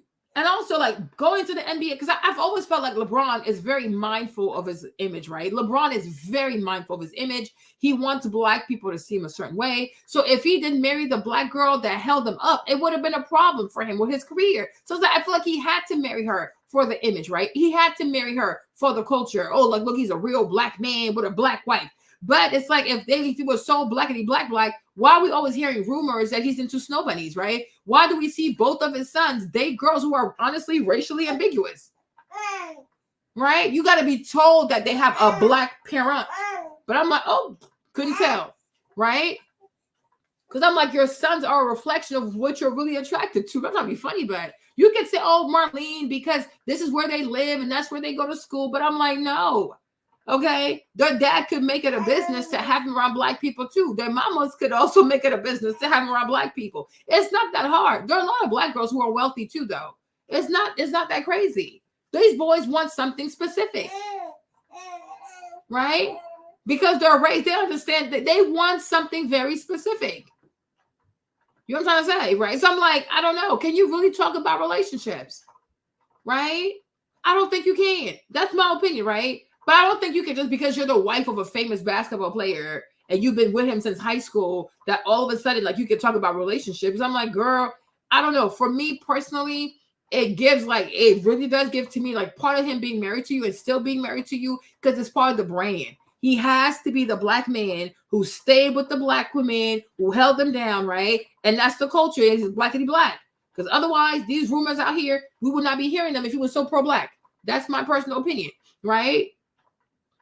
So I'm like, I feel like that has to be very, very stressful. Even when it comes to like products, right? People expect Beyonce to be like, this virtuoso, like when it comes to like selling like consumer products, whatever. And I'm like, no, she's not good at that.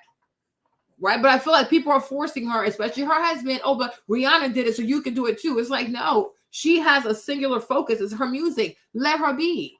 Because y'all know she's not consistent. Like the only things Beyonce consistent with her marriage, her music, and her children, right? She doesn't like to sell consumer goods. She doesn't like to talk to people. Like she doesn't like it. Stop forcing her to do it. Right?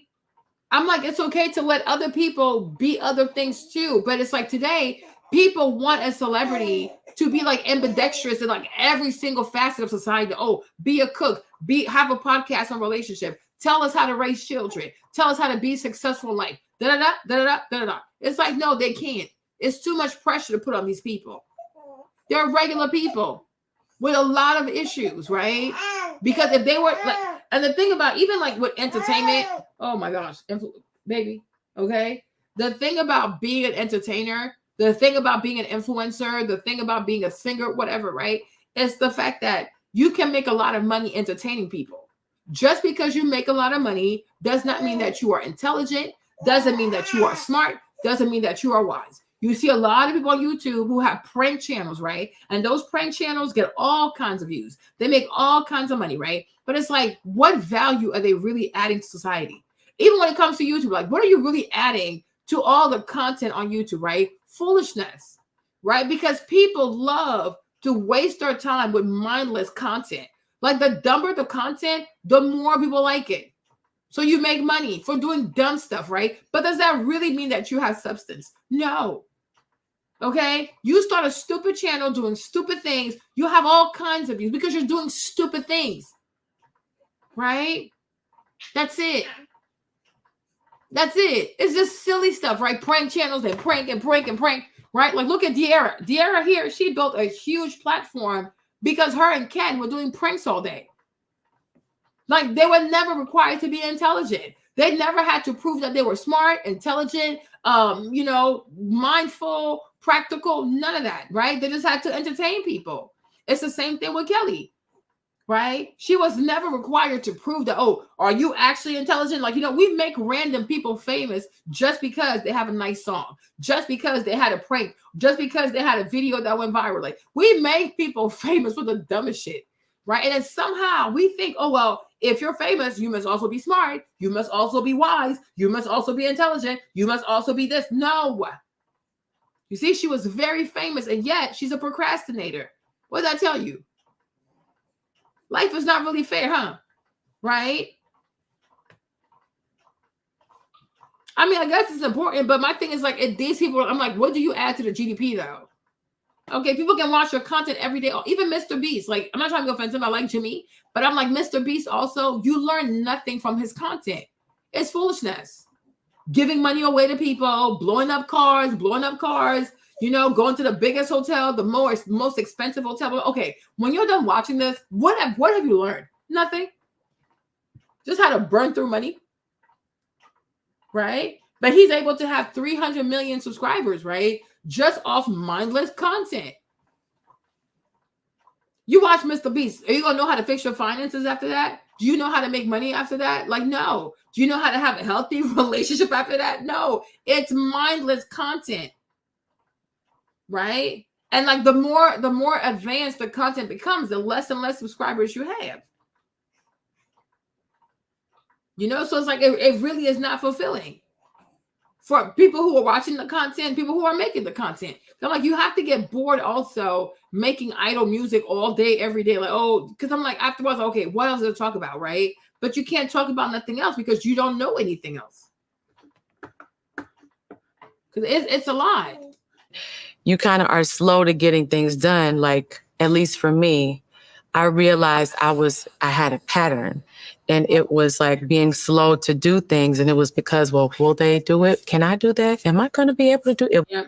And that's the thing I said earlier, if you don't follow through on things, right, it eventually will become your character. Right? So the more you are okay with not finishing things, with not, honoring your word and things like that, eventually it will become your character. When people think of you, they'll think of that. Oh, that's the person that never, finishes. That's the person that da-da-da. That's the person that da-da-da, right? Because eventually the things you don't do or how you do things, it creates your reputation.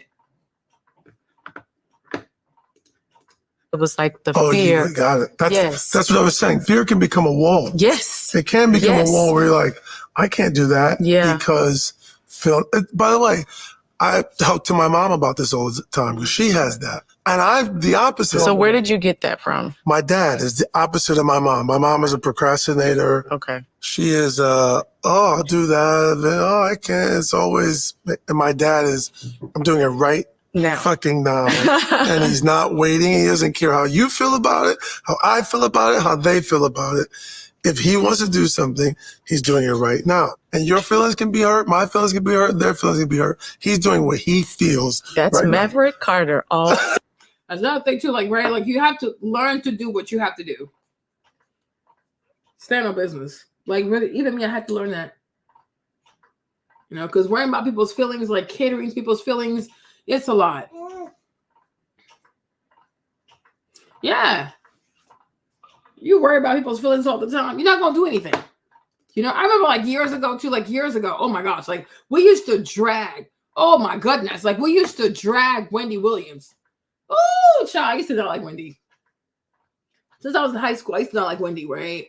But it's like, there's something about Wendy, even when she got on TV, I like, you know, but it's like, Wendy gonna sit here and do what she does, okay? You like it, don't like it, she gonna speak her mind, right? And today, now, ever since we've lost Wendy, you know, since the show went off the air, like everybody misses her. You know, everybody misses Wendy. Like, man, I wish Wendy was here, right? You missed that chair. Like, oh my gosh, you missed the purple chair, right? We all miss Wendy. But I'm like, for the longest, like, we don't like, oh, Wendy, there you go. Wendy, shut up. Oh, Wendy, mind your business. Oh, Wendy, be quiet. Right?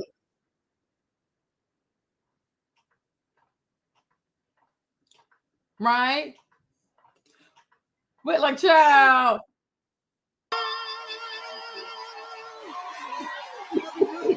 How you doing? You know, we used to like, child, Wendy was a mess. Okay. It's very interesting that you kind of switched it up for the talk show. I love to see more of the edge. These people.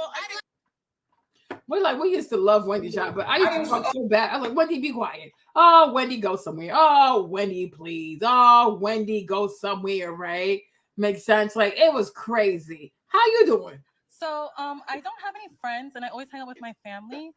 I feel like girls hate on me, and guys just want to sleep with me. Like, I don't know if it's because of my big boobs and my butt, but they just judge me because of my looks. Like, what do you think? I know her. Isn't that the girl who does like who was trying to get Zion for his money? Continue to be you. I mean, you seem like a sweet girl, and everybody wants to have at least a few true friends. But you know, when you pump your body, you got to be prepared for the backlash. You see what I'm saying? How old are you, dear? I'm 26 years old. 26. You've done a lot, and now you're stuck with that. So welcome to the wild side. Well, I'm happy. I'm sure you're happy. Yeah. But you understand how women would receive you when you walk in a room. You got pump boobs, pump booty, flat stomach, contacts, the whole bit. Good. So I don't have any friends, and I always hang out with my family. I feel like girls hate on. You see, that's her, right? This is her. It's Mariah, the sex worker. She was suing the basketball player from New Orleans, Zion. Like, she looks familiar. Like, I don't know if it's because of my big boobs and my butt, but they just judge me because of my looks. Like, that is her. Like, she looks familiar. Okay. This scene from the Wendy Williams show lives in my head rent-free. Only the first half hour. And then I had to go right to bed. Right? Go to bed at 9 o'clock. Okay. Yeah. I woke up to the whole big situation. What, the rap situation? No, the rap situation I knew over the weekend. Because, oh yeah, Remy Ma dropped some bars on Nicki Minaj. And her ass dropped and it pops. Yes. I know about that.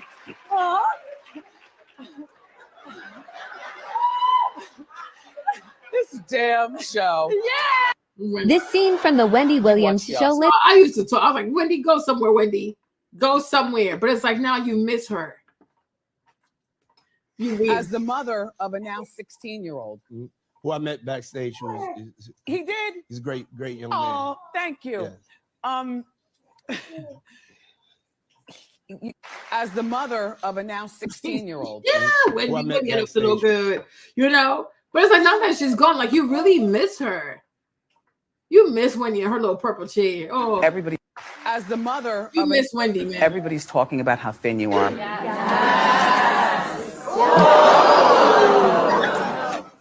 So there's Michael, and there's Michael's mom. No, wait. That's Michael's wife. How dare you, Mr. Spears? You had me fooled. And you too, Mrs. Spears. Death to all of them. Miss Melody from back in the day. Miss Melody may have passed away, I think. She passed away? Oh. All right. One day, it happens today. Could be the day. Shut up. Could happen. Clap if you've ever wanted to kill somebody.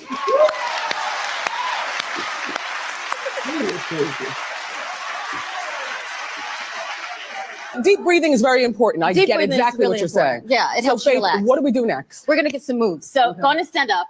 All right. And can you guys hit the music for me? Nina. Everybody's talking about how thin you are. Oh, Wendy, you have been you are missed. You know, it's like you see, and today like we miss her. We talk so much crap about Wendy, but we miss her. Oh, we miss Wendy. We miss her so much, right? So it's like, no, be yourself, and they're gonna cuss you out. Child, we sure did cuss out Wendy. Child, I was one of them people. Child, I cussed that lady out so much. But then when Wendy got sick, I said, Wendy, I miss you. Wendy, oh my gosh, the whole Cassie and Diddy situation. I was like, man, if Wendy was here, oh Lord, how you doing? Okay. Ooh, she would have ate his ass up. Oh my gosh, right? But it's like we miss her so much. And I'm like, wow, you know, you really don't appreciate something until you've lost it, right? But child, Wendy, oh. Day long, ladies and gentlemen. All day long. No, I'm not that bad, but I'm not that bad. My mom is the opposite. But how did you get over that? Because that's bad. That's really, because you don't seem like that type of person because you do so much. No, I know, but at the same time, like the things that look really crazy to me, like the you know the phrase like if your dreams don't scare you, you're not dreaming big enough. Of course. So when I heard that phrase, or that quote, my mind was blown because I was like, why am I looking at those as if they're unattainable? I looked at them so long and I watched those opportunities pass me by and it started to piss me off. Did you see other people doing things? Yes. And it really started to piss me off. So I was just like, like, and I know that it's space for everybody. That's the beauty of it. But I kept watching these things like just go right on by. I was like, no, it's my turn. And I said, it's my turn. And what are you afraid of? Why are you so afraid? And I got in therapy. Then and you found the root of it. And I found the root of it. But I will say this though, right? If you find that your dreams are scaring you, don't get scared. Like, oh my gosh, I'm so scared. I'm running away, right? You should really ask yourself, why am I scared? Right? What about this scares me? And this is why I always encourage people to have a journal. Okay? I encourage people to have a journal. But if you have dreams, if you have aspirations and they scare you, they're like, oh my gosh, I'm so scared. And then you start running, okay, like Coyote, right? No, instead you should ask yourself, right? Why am I scared? What about this scares me? Right? Like we saw with the other lady, like the other black girl in the kitchen, and she's like, oh, build this whatever, and then God will sustain it. I'm like, girl, what? Right? If you got to ask yourself, why am I scared? Why are my dreams scaring me? Right? And you could be like, oh, because maybe I don't have the education, I don't have the years of experience, I don't have the money, I don't have the connection, right? Be honest with yourself, right? Do not just stop. Oh, Kelly's gorgeous. She's freaking beautiful. Okay? Do not just stop at don't just stop at like, oh my gosh, I'm scared. No, that's the start, right? But you have to like, just like an onion or whatever, like you just got to go through the layers. Like, why am I scared? What scares you, right? When you're done writing the things that scare you, say, okay, what can I do about the things that scare me, right? What can you do about the things that scare you? So if you say, oh, I don't have the education, okay, what do you need? Okay, I need this type of degree. Okay, what school offers that? You know, like break it down. Like you have to explore that fear, right? Or the reason for that fear. Okay. If you say to yourself, like, oh my gosh, I don't think, let's just, if you want to start a YouTube channel, you say, okay, why are you afraid? You might be, oh, I don't think I can have 1,000 subscribers. Okay. Why do you not think you can have 1,000 subscribers? Oh, I think like it might take forever. Okay. Do you have anywhere to go? Do you intend on being dead within the next year? Probably not, right? So you have time. Okay, right? And another thing you could also say to yourself is, okay, if I wanted to get 1,000 subscribers sooner rather than later, okay, what could I do to my videos, right? Oh, maybe I can spend more time on the thumbnail. Maybe I can have topics that people really want to talk about, right? There is a way, right, for this fear to no longer be a fear, but to be turned into something that actually empowers you, right? You know what I'm saying? Makes sense, right? Let's say, like, oh my gosh, I'm afraid because I don't have money. Okay, guess what? A lot of people don't have money. But when you say you don't have money, how much exactly are you talking about? Right? Because maybe for you, not having money is not having $10,000, right? For another person, not having money could be $100,000. For another person, not having money could be $1 million. I don't know. Okay? So if you say, oh my gosh, I'm afraid because I don't have money, how much money are we talking about? When do you need this money by? Okay? You know, because I'm like, the more you break it down like this, you will see that there is a way to get this, right? You don't have to be scared. You got to have a plan. But first, to have a plan, you need to know what you don't have. Right? It's like if you were to actually go camping, you need to know what you need to bring to live in the outdoors. I've never been there, so, you know. Okay. But it's like, oh, you know how much effort. You got to pay the price though, right? But the thing is, like I said, if you pace yourself, it's not that bad, right? And when people get overwhelmed, because people want everything to happen right now, it's not going to, right? But if you say to yourself, I give myself 5 years, right? I give myself 10 years, I think you'll start to feel that you're not as overwhelmed. You're like, oh, I can do that in 5 years, right? Or if you say, I give myself a year, okay, you probably have less anxiety than to say, I got to have that in 3 months. You don't have to. Like one time I was watching a YouTube video with this Black girl, and she made a video saying like how you can do your whole year in 12 weeks. I'm like, for what? It's not necessary, right? I don't have to like rush myself through a whole year in 12 weeks. That's not sustainable, right? I can do it in a whole, you have 52 weeks in a year, right? 52 weeks, right? I'd rather do it in 52 weeks than in 12 weeks. I don't have to, because then what am I going to do the other 40 weeks? Make it make sense, right? You need time to rest. You also need time to work. So it's like, give yourself more time. Not like, oh, I got to happen. It has to happen. Oh, within a week. It needs to happen before I'm 30. It might not. It might happen at 32. Because all you can control is what you do and how well you do it. But it's like certain things are destiny. Like if it's meant to happen at 30, it will. If it's meant to happen at 35, it will. What can you do? You know what I'm saying? What can you do, right? But it's like, give yourself more time. It doesn't have to happen right now. It doesn't. It can happen in 5 years, right? It can happen in like 10 years. You know what I'm saying? There are a lot of people you see today. It's like 10, 15 years in the making, you know? So I think that's why a lot of people put a lot of pressure on themselves, because it's like, oh no, it got to happen by tomorrow. It is not going to happen by tomorrow, right? Because anything you do, you need at least a year to kind of like know what you're doing. Like a bachelor's degree takes 4 years, right? So whatever you do, like, okay, consider that like getting a bachelor's degree. If you want to be really good at it, like, okay, it takes about like what, 6 years to get a bachelor's and a master's. So give yourself 6 years. Right? That's it. And you plan for year 1, you plan for year 2, 3, and 4, and 5, and 6, right? But you don't have to be successful overnight. It doesn't happen for a lot of people. It doesn't. Right? But be grateful for the first year. Like I said to myself, I said, oh, I would love to grow my hair. I want to have like long hair. And I said to myself, because I don't know what it is to like before 2024, I didn't really know what it looked like to be intentional about growing your hair. So I said to myself, right, 2024 is really going to be about learning how to take care of my hair, because I've honestly never took care of my hair. Because braiding your hair for 2-3 months at a time, taking down your braids, right? Doing a hot oil treatment, shampoo, deep conditioner, then getting your hair braided all over again. That's not taking care of your hair, right? When you say, I'm going to take care of my hair, you have to be intentional about taking care of your hair. Like you at least have to try to wash your hair every 2 weeks. I was not doing that because I felt overwhelmed. Like, oh my God, the natural hair is so hard, right? But today I wash my hair every week. I cannot believe how much I've grown. I'm like, wow, I went from being the girl that I had to do something with my hair. I couldn't just leave my hair. because I refused to learn how to take care of it. I did that. You know, I created that fear. Oh my gosh, it takes so long. It takes so long. Yeah. The drier your hair is, the more splinters you have, right? The more damaged the hair is, the more difficult it is to take care of it. Right? Child, bye. Okay. But if you decide, like, you know what, I know I'm scared, I know I'm overwhelmed, right? Because taking care of natural hair is not easy, but I want to know it. I want to learn how to do it, right?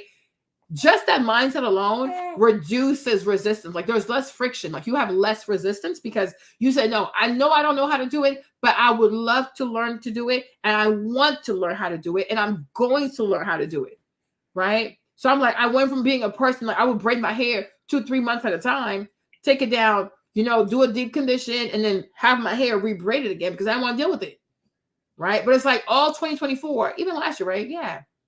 No, this whole year, 2024, I have not had braids in my hair. I have not had the weaves, wigs, nothing, right? It's just like this, single we'll go 2-strand twist. That's it. That's all I do, right?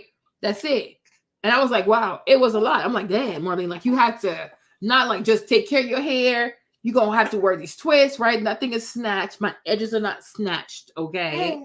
And you have to learn to be okay with that. You know what I mean?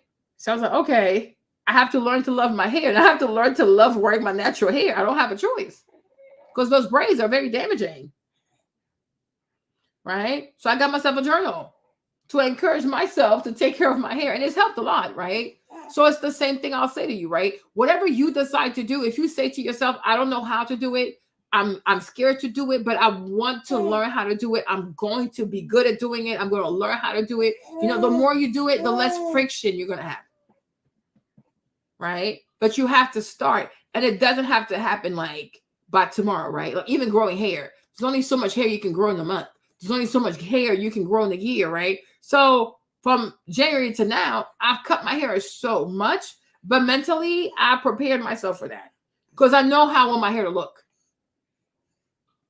Like I want my hair to be even, like all around, root to tip. I want it to be even all around, like boom, boom, like just beautiful, right? So for that, I had to be like mentally, I had to prepare myself to cut my hair, which is what I did. And I've been cutting. In October, I'm cutting my hair some more. And I think like December, I'll cut for the last time, right? But I had to cut my hair a whole lot. And I was like, oh my gosh, like I didn't see myself being that person, right? But when you really want something, you become a student of that thing, right? And you make it happen, right? But you have to give yourself time because on average, like people who have really nice hair, like beautiful hair, it usually takes like 3 years, you know, but by like year 3, year 4, you really start to see something really beautiful. You know what I mean? Right? But you have to be intentional. But intentional does not mean, oh, I'm being intentional because I expect it to happen by tomorrow. It will not happen by tomorrow. Okay? Like hair, they say you can only grow like what, half an inch a month. So in the whole year, you might only get like 6 inches. And that if you can't keep it all, right? But maybe with the trims, the cuts, maybe you'll just keep just 3 inches. What can you do, right? But it's better than nothing.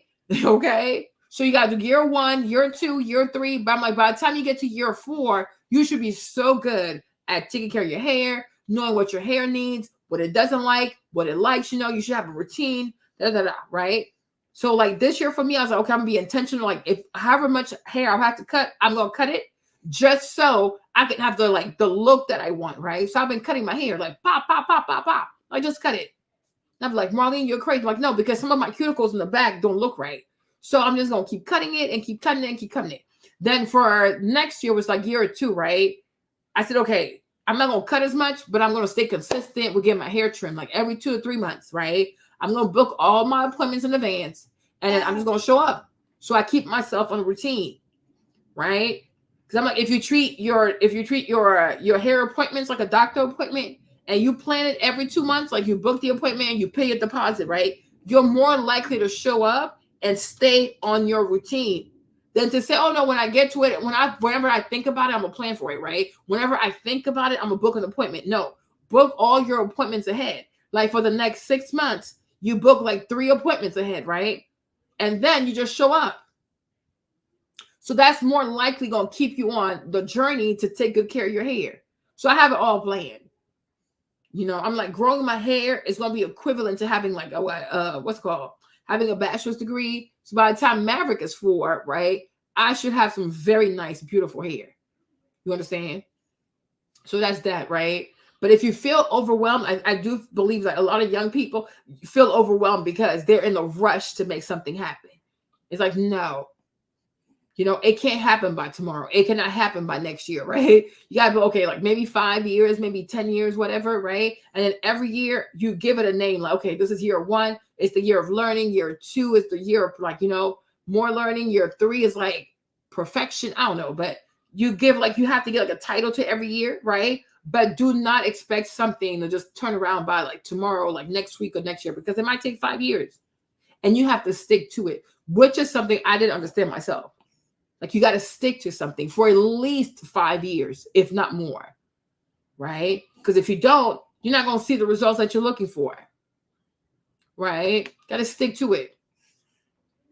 Got to stick to it. If you want to fix your finances, right, give yourself 5 to 7 years. Right? Because it's not going to happen overnight. You didn't damage your money, your stuff, like your finances overnight, right? You're not going to fix your finances overnight, right? You know, but in the meantime, learn as much as you can, spend less, right?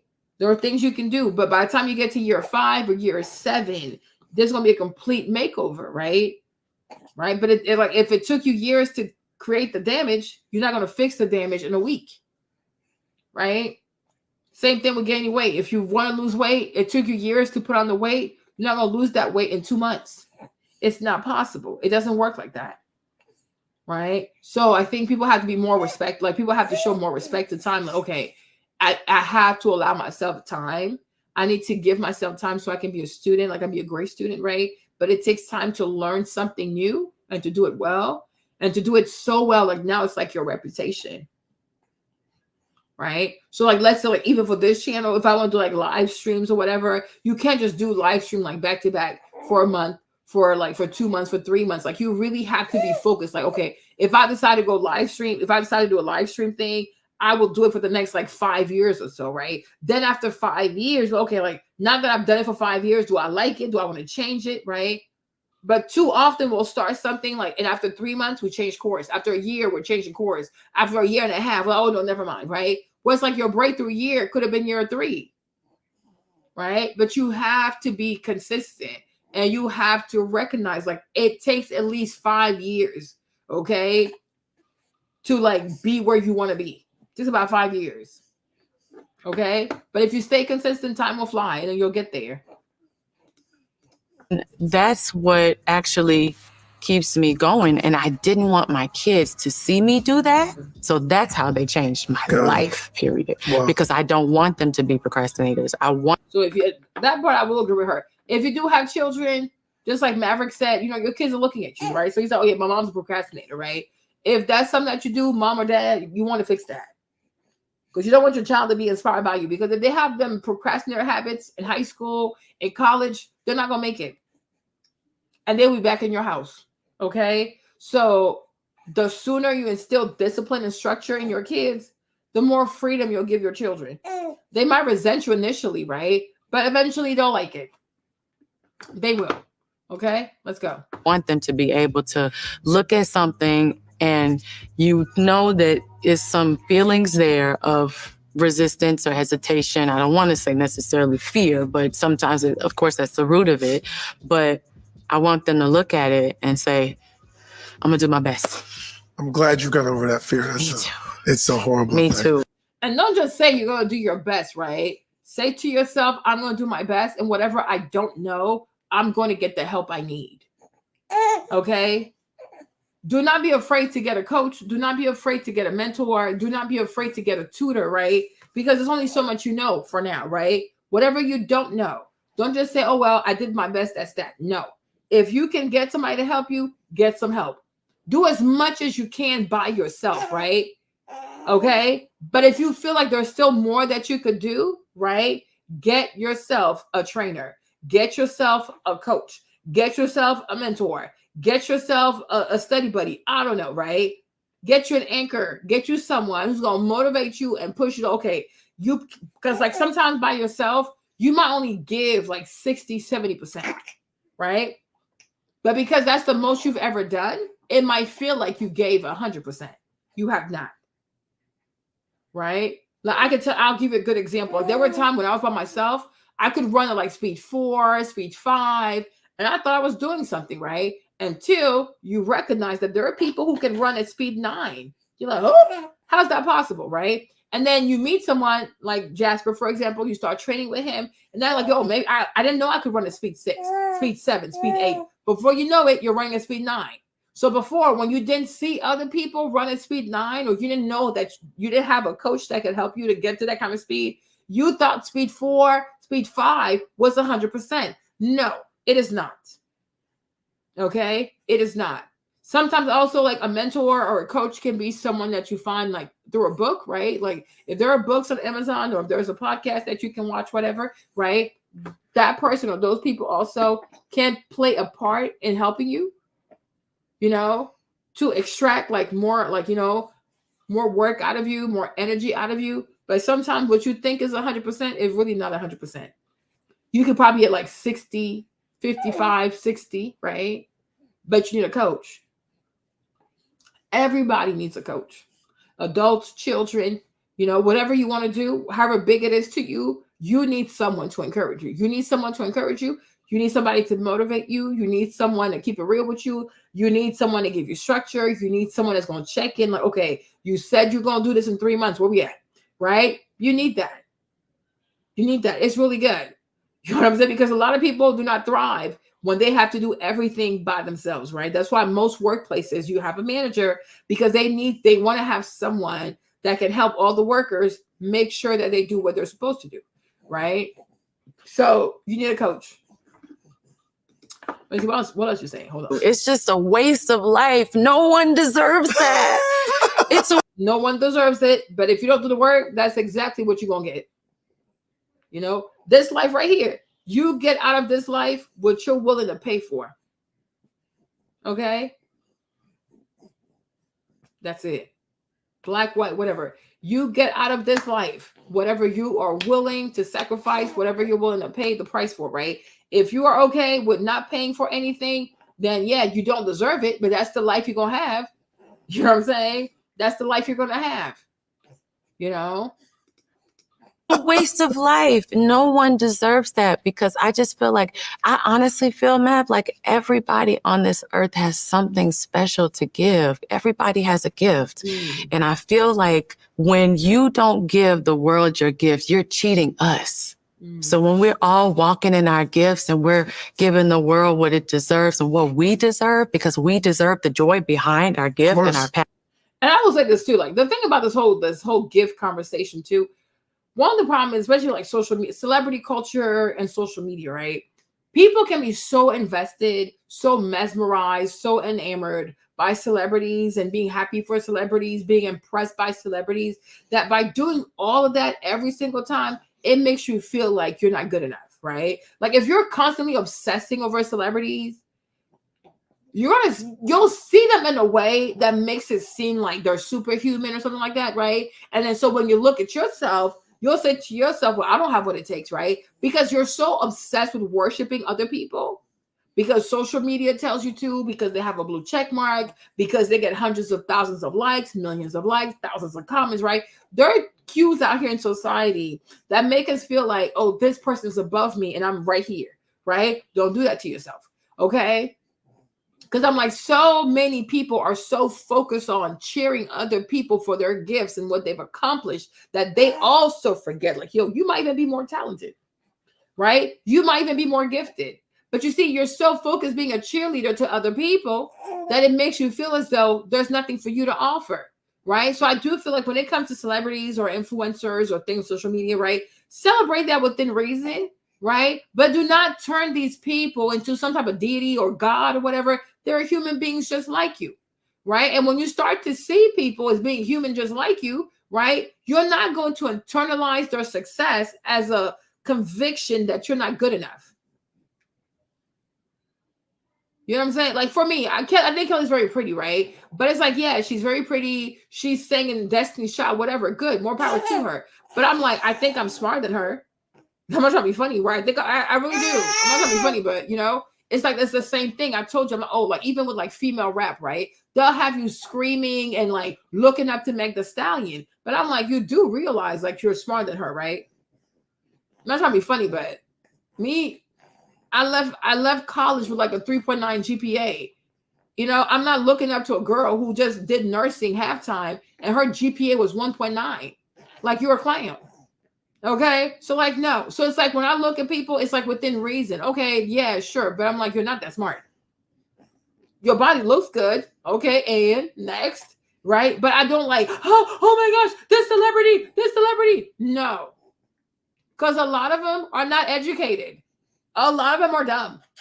Okay. Another thing too, not trying to be like funny. Yeah, it was like 1.9, Kevin. And she's like, she takes like 1 or 2 courses a semester. I'm like, yo, this girl is not bright. Like, what is wrong with you? That is so mediocre. Like, you know what I'm saying? And I'm sure, and of course she's mediocre, because if she was not mediocre, she would not be singing about sex all the time. Right? But the way they have it made, it's like when you see them with the cars, the shoes, the houses, the bodies, you think like, wow, look, she has everything and I have nothing. No. I have plenty. Okay. I might not have like her, you know, like her money, but even that, these celebrities, do they even really have money, or is everything leased? I don't know. Right? But when you become infatuated with celebrities, you stop seeing how in certain areas you're actually better than them. Like, you know, like, yeah, I am actually, you know.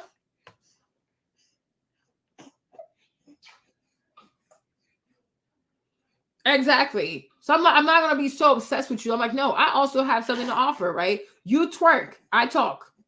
Okay, next. But some people, when they look at celebrities, like they're so obsessed with these people, to the point like you start to look at these people like they're gods, or like they're, you know, like they're like, I don't know, like they're magical creatures or they're deities. And it's like, no, it's a regular person with a lot of marketing dollars behind them, right? So you also have to believe in yourself. Yeah, she twerks, I talk. Like, you know what I'm saying? Make it make sense, right? That's it, right?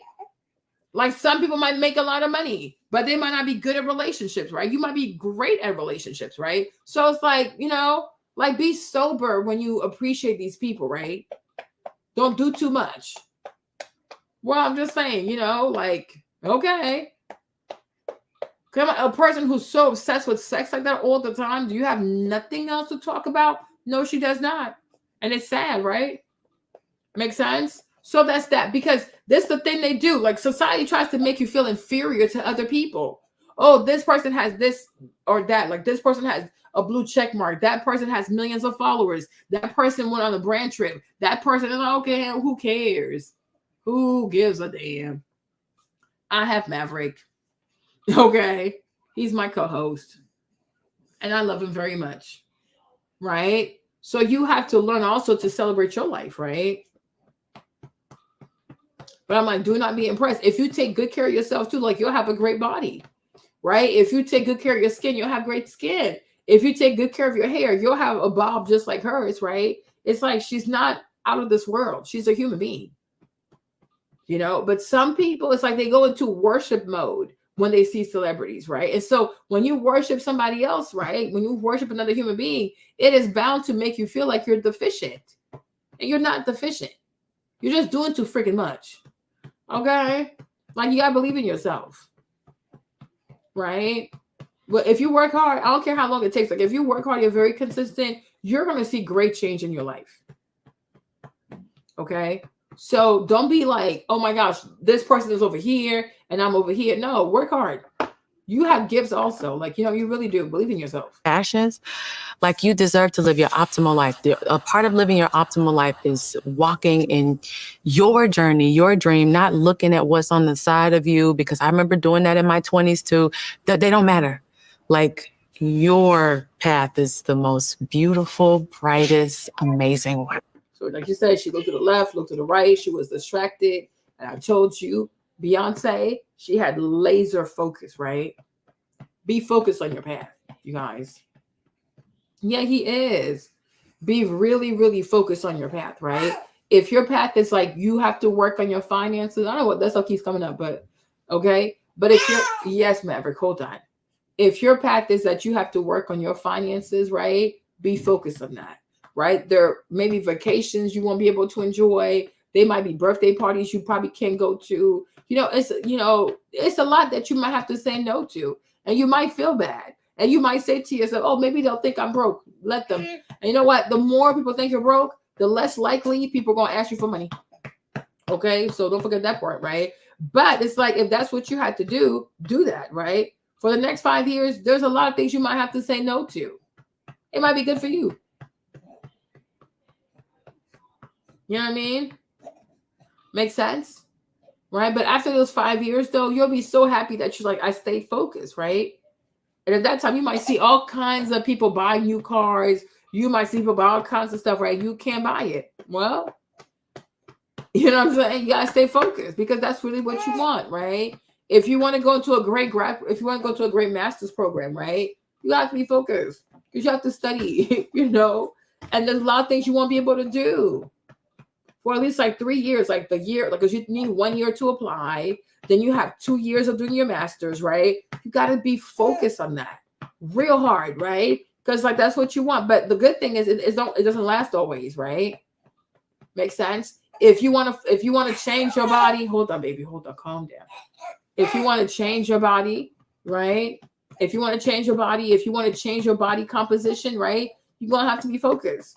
It might take you 2-3 years, right? And those 2-3 years, you're going to work out. You're going to change your diet. You're going to change your nutrition. You're going to do a whole lot of things, right? Yeah. It's a lot of things you're not going to be able to eat, right? If you want to do YouTube, you might be like, okay, I'm going to have to focus for the next 5 years. I'm going to have to learn to make videos, how to edit, how to make thumbnails, But hey, that's that. And a lot of your videos might not do well, right? But it's okay. Part of being a student also, hey, John, what's up, girl? Right? That's your little auntie. She's back. Say cuckoo. Okay. So it's like all of that. You're going to have to learn. But part of being a student too is like you got to have humility. Right? Okay. Failure is not bad. It's good. It'll make you tougher. It'll make you more resilient, right? But if you want to do it, right? Give yourself 5 years, right? The next 5 years, I'm gonna post my content. I'm gonna do my videos. I'm gonna do my thumbnail. You'll see in 5 years, you're like, Marlene, my life changed as becoming a content creator changed my life, right? But your first videos, they're gonna be ratchet. They have to be ratchet. Right? You got to start from the bottom. Okay? And that's the thing. I think a lot of people are afraid to start from the bottom. Especially Black people. I think Black people, I think we're just too I don't know, is this self-awareness? Like we're just too afraid of being seen and not good enough, right? But we do the most. We spend the most, gotta have the latest this, the latest that. Oh, they're gonna think I failed. They're gonna think I'm not successful. They're gonna think I'm a bum. Let people think whatever they want to think. You're going to be okay. Right? Don't worry about them. Worry about you. Right? And sometimes you do have to be broke to get rich. Right? People have to make sacrifices. And it's like, yeah. And it's not convenient. It's not comfortable. It's not, yeah, but it's good for you. You all see the people who want to be like Buddhists and stuff like that. You have to make an oath of being poor. You can't wear shoes. You can't be attached to materialism. You got to focus on meditation. That's all they do all day, these Buddhist people. They pray all day. Right? So it's okay. Right? Focus on what you want. And then what you want, if it requires isolation, then isolate yourself, right? If you can't go out as much as you used to, well, that's what it's going to take, right? Yeah, we're well, yeah, people care way too much about what people think. Oh, flex culture. Yeah, don't worry about that part. Okay? Think about what you want. And do not be don't be scared to fail. If you post a video, if you decide to go, oh, I'm gonna become a YouTuber, and you make a video, you make videos, right? And let's say that your videos are getting 200 views, 300 views, don't let that discourage you. It doesn't mean that you're not good enough, right? It means that you're new. You're doing this for the first time. You're not a pro at this, right? Even Mr. Beast, like, you think his first videos did well? No, they did not. Okay? You're new. Right now, if you're doing it for 5 years and you're only getting 200 views, okay, like now we gotta talk about that, right? But I'm like, if you start YouTube and like your first videos are doing like 200 views, 100 views, right? Don't let that make you sad, right? Don't look, oh my gosh, I'm not good enough. They're rejecting me. They don't want to watch my content. No, you're new, okay? You have to earn this. Even when it comes to you know what I'm saying? Like even when it comes to the algorithm, right? To the algorithm also, you're also new. So you even have to earn your spot with the algorithm, right? But it doesn't mean that you're not good enough. It doesn't mean that 5 years from now, you're not going to be one of the best YouTubers out here, right? It doesn't mean that 5 years from now, you're not going to be one of the best lifestyle vlogger or whatever you call it, right? You have no idea, right? But everybody starts at the bottom. And the bottom is not pretty. It's not glamorous, okay? It's not glamorous. A lot of people want their beginning, their startup to be so glamorous, to be so pretty, to be so decked out. No, you have to earn it. Okay? You have to earn it.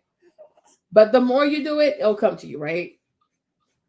You know what I'm saying? If you see someone, oh my gosh, her videos are so pretty, her fonts are so pretty, her edits are so pretty, right? The more you work on that, your videos are going to start looking like that. Slowly but surely, right? You'll see that your videos are going to look like the videos you have in your head. But you have to start. You can't go from 0 to 100, right? You got to start. And it might not be as positive. I used to have the same problem. I was like, oh, I used to be a perfectionist. But even that too, it was like procrastination, okay? Another form of procrastination is being obsessed with being perfect, right? Because you're afraid to release the thing because you're like, oh my gosh, am I really doing this? Okay. But you just have to start. And then you fix things as you go. But you have to start. Because you're like perfect doesn't exist. I don't think it exists. Like, because whatever's perfect right now, 3 months from now might not be good enough. Okay. So you have to start. Start, post something, create something, put something out there. And once you put it out there, look at the response, right? What could I have done better? Okay, cool. The next video, do the same thing, right? Yeah, it's really bad. Because you want to be so perfect that you're wasting time. It's like, just release it. Like you see most, like the iPhone. Like with the iPhone, we are currently on version like what, 14, 15, right? You have to. So it's like, start what you have and then just make updates as you go, right? There's this guy I was watching today. Well, I've been watching his stuff for a while now. Hold on. Let me show you something. Let me show you this guy. Because this channel is like blowing up. Let's see if I can find it for y'all. Hold on.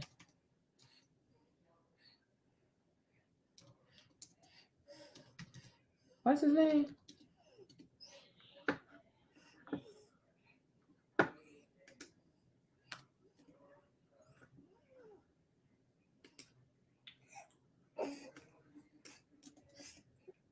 Okay, this guy. Okay, I found this guy recently because y'all know I like yeah. Doesn't exist. It's a form of procrastination. It's just like it's a more righteous. You're like, oh no, I just want to make sure it's perfect. No, you're procrastinating. Release it, right? So like this guy, I found this guy because I'm like, you know me, I love politics, right? Oh, I love politics. Okay, so I found this guy like maybe like 2 or 3 weeks ago or something like that. But I've been sharing. Hold on, boo. I've been sharing his videos, right? Hold on, Maggie. Hold on. You're fine. Okay, you're fine. Okay. So look. Okay. You have a lot to say today, huh? You do. Okay, I hear you. Okay, Maggie. Okay. Oh my gosh. Okay. But see, I don't know what's like his channel is starting to blow up. I hear you. You don't have to yell. Okay, you're not being a co-host. The co-host has to be quiet. Okay? Yes. Okay. Good job, co-host. Good job. Okay. So I found his channel recently. Chad, what kind of co-host is this?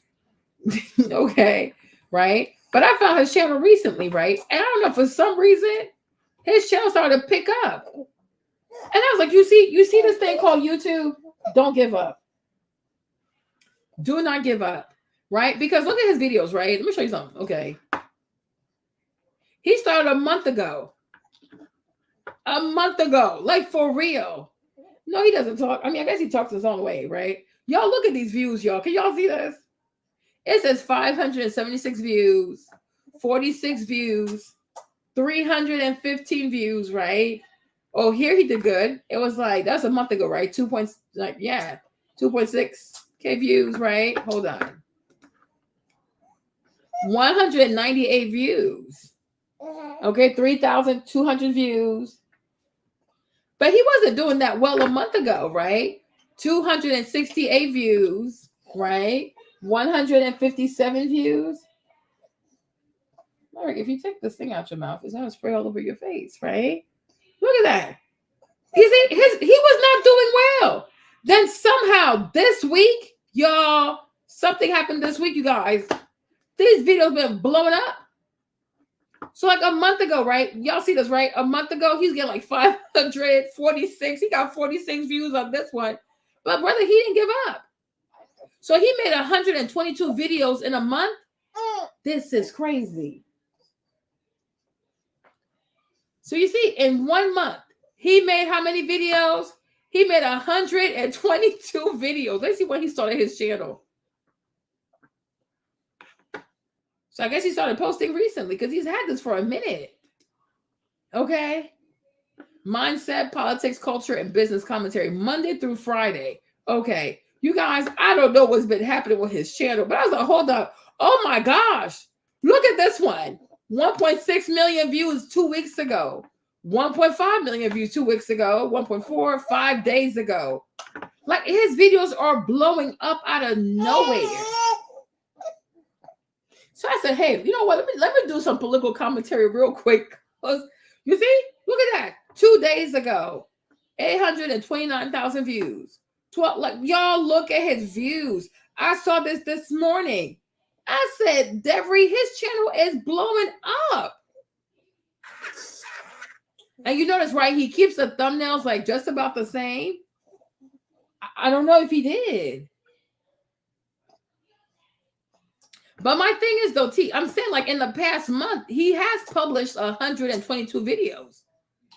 In 30 days, he posted 120 videos. And I can kind of see it because he's wearing the same shirt in every video. No? Veterans? Yeah, he seems like he makes multiple videos a day. Because look at his shirt. So it's like, because this morning I was like, hold up, what's happening, right? See, last night, like, so almost like yesterday, right? He's almost at 500,000 views. One day ago. So, yeah, he got like about 1 million views, right? So that's 700, 800. Yeah. So this one. So it seems like he does like 4 videos a day. 2 days ago. So 2 days ago, he did 1 million views. Yesterday, he did 1 million views, right? He might do 1 million views today also. Yeah, look at that. And so, like, the thumbnail is pretty consistent, right? And his videos are not more like, okay, so like 12 minutes, 15, 10 minutes. Like, yeah, so it's nothing more than like 15 minutes, right? Well, like maybe 16. And I was like, what in the world? I was like, y'all might have to forgive me because I might have to do some political commentary real quick so I can get me some coins, right? Okay, the baby's breastfeeding. Sorry, you in my bed. I forgot he was breastfeeding, but you didn't see my titties, so it's okay. You didn't see my nipple, so it's fine. Okay, but I was like, oh my goodness, like I might have to do some videos back to back. Yeah, it's super hot, so he recognized it. But I'm like, imagine how much he's making right now. I'm gonna go ask him on Twitter. Like, Devery, how much you making? Right? Because that's a lot. But I'm like, he did this in a month though. So in a month, he got 100,000 people to subscribe to his channel. Yo, that is crazy. Yeah. Yeah.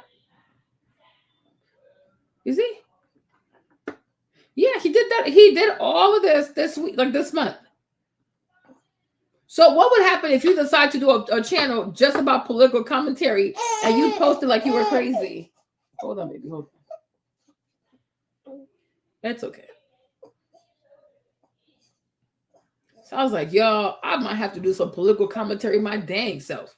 Because I'm so mad. You know, I was kind of, because I didn't, you know, I missed the whole COVID situation because there were people making mad money on COVID during YouTube, like talking about the whole money thing, like the stimulus check, et cetera, et cetera, et cetera.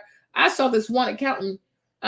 Yes, T, I'm telling you, I tweeted him today. I said, oh, why don't you take down all your videos that have like 46 views and then re-upload them? Because it seems like now you have more people. So the ones that didn't do well, just take them down and re-upload them, right? Start over. Like, it's not a big deal.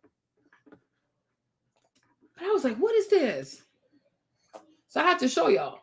Okay. Yeah, go see this one is 576, 46 views, 315 views, 2.6K, 198 views, 3.2K, 268, 157, 2200. Here he had 43 views. You see, but he didn't give up though. Then he had 4,300, 484, 5.2, 15,000, 103, 1.5, 316, 693. Here he had 52 views. 52 views. Here he had 67 views, right? Okay, didn't give up. 143 views, 2.5. Okay, 2,500, 70 views, 456 views, right? He didn't give up. 156 views, 105,000, 148 views, 2.7K, okay, 1K, 8.8K, 167 views, 614, 135, 73 views, 184 views, 114. But I'm telling you, the man didn't give up. That's pretty impressive. A lot of people blew up during COVID talking about stimulus checks. There was a girl, it was so funny. Her name is Morgan. She's black. It was too funny because when I met her, like when I found her channel, she had like 300 people, you know, and I was just watching her when I was workout. Like her husband was deployed. When he came back, Morgan had like 300,000 people. I was like, man, I should have made videos about the money. Right? But you know, and the thing about this, you guys, I'm not trying to be funny, right? But it just goes to show you, like, you don't have to be what you think you should be. Because you're like, oh, I want to do black girl luxury, girl. It's too much money. Okay, this right here, he just plays a video from Fox or CNN. He reacts to it for like 10 minutes. He uploads it. It's a very cheap. His production cost is a very, very cheap. Right? When you consider black girl luxury, is like one vlog could be like $10,000. It's like, who got that kind of money? And the views are like, it's a lot of, it's like, are you even breaking even? I don't know, right? But I'm like, I like this. I really like this model.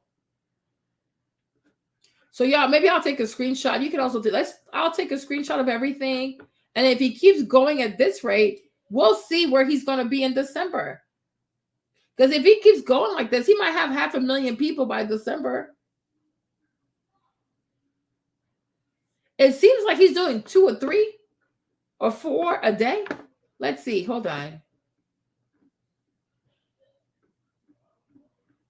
Because when he started, let's see. Do you think that Joe Biden is cognitively able to be president? Yes or no? Yes, I do. You can check out the neurology report he had earlier this year in February, where there said there was no concern, no cognitive disorder. That's coming from an actual. That's July 13th. Let's see. July 13th is the first one. Today, President Biden will head to that battleground state of Michigan, where he'll keep making the point that he's up for the job of beating Donald. I think he's doing like 3 or 4 videos a day. I really see something that said, take a look at what happened. July 13th. Bottom line is, when Joe Biden got elected, he said he wanted to fast track. Let's not be trying to play games with July 14th. So I think he's doing, let me see. So this, let me look at this one. Hold on. So we are learning that the former president has now given his very first interview since surviving this attack. Okay. What about this one? Robert, come here and talk to us if you will. You Okay. come a little closer. Yeah, I think he does like 3 to 4 videos a day.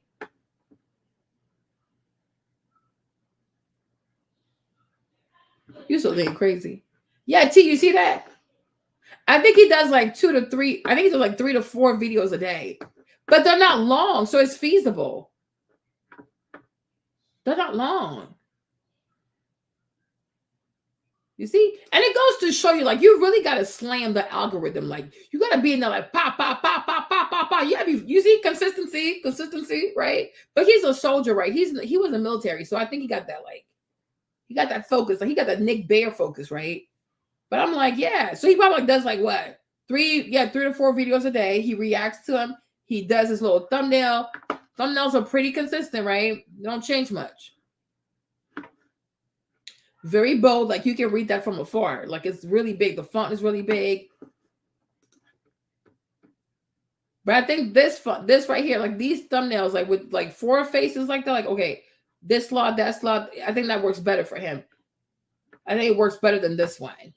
And when he puts those red eyes, he doesn't do well. People don't like that. Right? And he keeps them short, to the point. Good for him. I was really impressed. I was like, hold on. What is going on? But yesterday, look how well he did yesterday. Like 2 videos did like this 500,000. This one get to 500,000 too. He got over 1 million views, long form, not even shorts, right? That is crazy.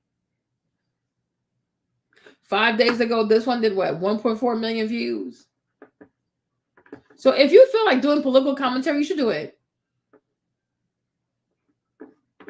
Oh no, he's insane. Yeah. If you want to do commentary, you should really do it. Because it can really work, you guys. I'm telling you, like, y'all, when I tell you everything's about consistency, work ethic, but I saw this morning. I was like, wow, I got to show you guys. This is impressive.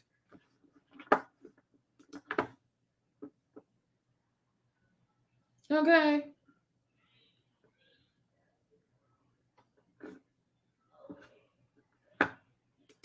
There's no way. He probably going to make like, there's no way he's not going to make like, he probably going to make like what, like $20,000, $30,000 this month, maybe. That's a lot of views. That is crazy. You see this, you guys? So you see, you might say to yourself, oh my gosh, if I start a YouTube channel, it's going to take me forever to have 1,000 people. It might not. It might not. Okay? It might not. So this month, he got 15 million views with long form content. And that pays more. Long form pays more than the short. Shorts don't pay that well. Right? But I'm like, there's money to be made. You can be very successful. Like, don't sleep on yourself. Do not sleep on yourself. Just be, like, you got to have laser focus, right? You got to be really focused. And do what you have to do. That's why I'm like, oh, Maverick, we got to go to work. Mommy got to work. Let's go, right? But that's what I was thinking. I was like, oh, maybe, because I love politics. I really do. I like politics. I like talking about relationships. But I'm like, maybe I'll do like short form content because my lives can be so long. Not everybody can sit here for 7 hours, right? And the lives, they're a lot better when you're in them so that you can be part of the chat. Otherwise, if you have to watch them on replay, it can be a lot, right? But my point is, though, you guys, think about what you want, right? But it really is possible. It is really possible. Do not procrastinate. If you've been thinking about starting a YouTube channel, do it. And you can also have multiple channels too. You don't have to have one. But if you want to do commentary, go ahead and do commentary. Yeah, it really is. Because I'm like, and the thing is, like, you think about it if you do it now until like, because I was like, yeah, I'm gonna do something. I'm gonna do some of these videos. Because I'm like, if you think about it, if you go from now until November 4th, like that's September, October, November. So we got 2 more months, right? If you can do it, if he does this like 100 videos a month, by the time we get to December, I think he could have 500,000 subscribers. He really can. That's a huge audience. So if you see, like, and that's the thing with YouTube, like, I'm so sad. I'm like, if I had jumped on the little COVID train, like the whole finance sector of COVID, ooh, people made money during COVID over here. When I tell you these finance boys that were just doing videos about stimulus checks, right? They made so much money. This one Asian kid, he wasn't even doing that well. He ended up pulling like $2 million. I said, hold up, wait a minute. What in the world? But I don't know. For some reason, I didn't turn on my camera. Let me see if I can find it. That's why Anton is out here all day too, right? Anton's out here too. But he's not getting those types of views though. Because you can't make them too long. You got to make them short to the point. Hold on, let me see.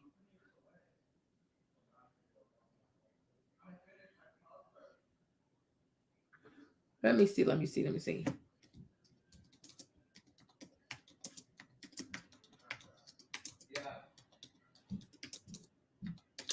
Oh my gosh.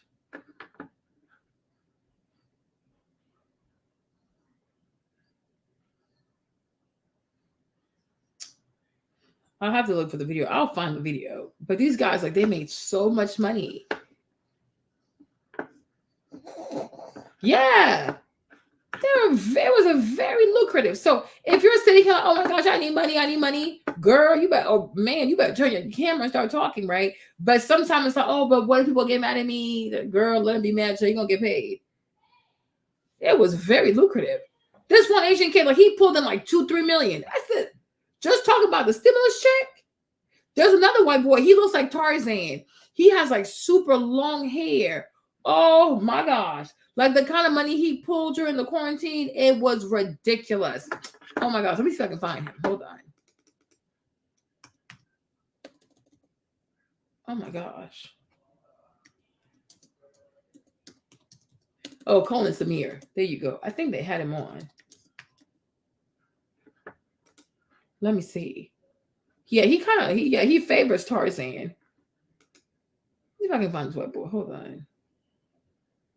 I was like, you made all this money during COVID? Because they were posting videos back to back during COVID. So it's like they had so many views because they kept talking about the stimulus check and what you had to do, when you were going to get it. And so because of that, they just raked in all the views.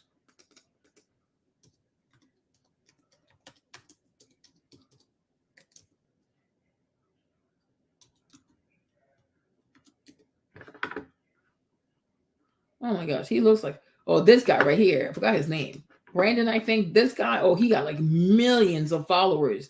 Ooh, his business blew up. See, now he's at 2.5 million. It was all from the Panini. Hold on. Who else was out there, Chad?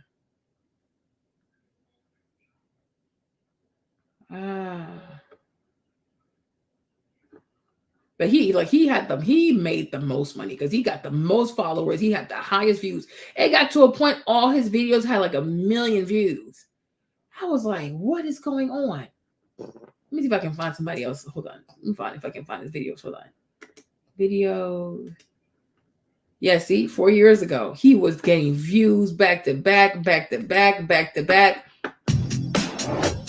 You see, and by doing like the least amount of work, I'm like, he just goes to work, turns on his camera. There's no heavy production cost, right? I'll find the other dudes who were making videos too. Like, they were doing so well. But I'm like, yeah, politics is like, I'm like, this is even this young lady too, like the girl with the red balloon stuff, right? Her video is like, it should start off with her wedding. See, she's been here for 5 years. The girl will pop the balloon stuff, right? Now, at that time, her wedding was her biggest video. She's Congolese. Like, her wedding was her biggest video. And then 8 months ago, she started doing all this pop the balloon stuff. Do y'all see this, right? That goofy pop the balloon business, right? And now it's like all her videos get millions of views. I'm not just popping a balloon. This is crazy.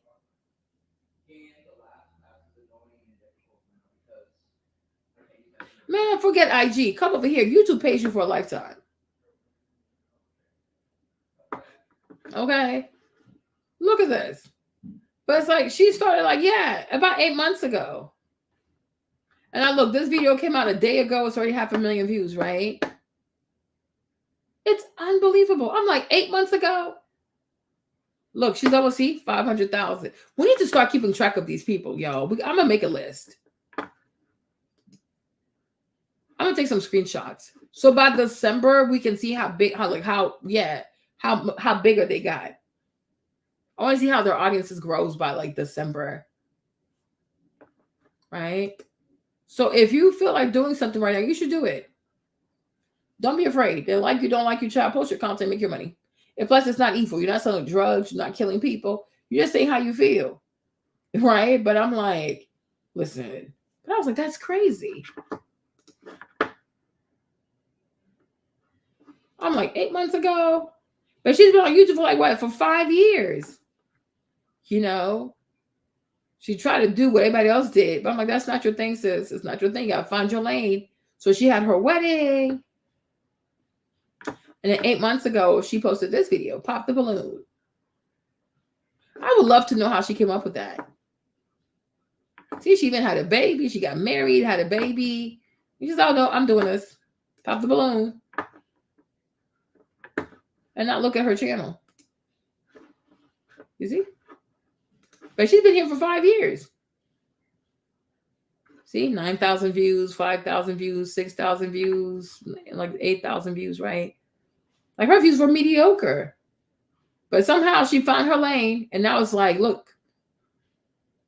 Every Pop the Balloon episode has like millions of views. And that's like, it's over an hour.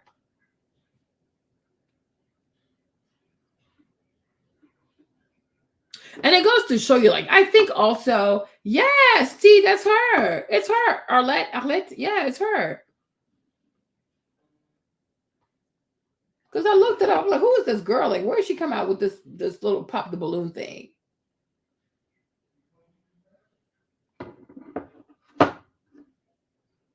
Because I always do my research. Ah, so she brought it here to America. Okay. But I do feel like, another reason why I feel like this is also very popular. I think with shows like Love Island, what the other one with the boy AD and Clay, like those shows like Love is Blind, Love Island, like, I do feel like there's a niche for dating shows, right? But usually they're on Netflix. So I can see why these shows are doing well, because people are addicted to those shows on Netflix. Love is Blind, Love Island, like The Perfect Match, Married at First Sight, whatever it's called, right? Oh, thank you, LJ. I appreciate that, right? Yeah, they really do. So maybe one of y'all need to think about this and do something similar. Because I'm like, there's an appetite for that. Like, we have Love is Blind, Married at First Sight, Love Island. What else do we have? The Bachelor, The Bachelorette.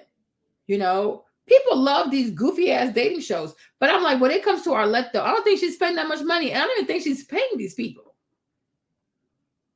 Okay? Because it's very low production cost. And it's like, it's a guaranteed million views per episode, girl. I'm telling you, this whole luxury content is a waste of your money. Save your money. Yeah, people really are. So I'm like, so if some of y'all, I'm being really serious, right? If you guys have if you have $2,000, if you have a little $3,000, right? It might be enough to put a show on.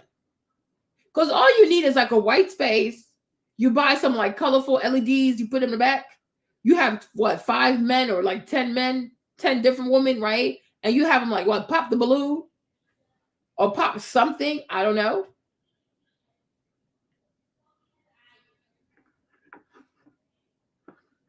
Yeah.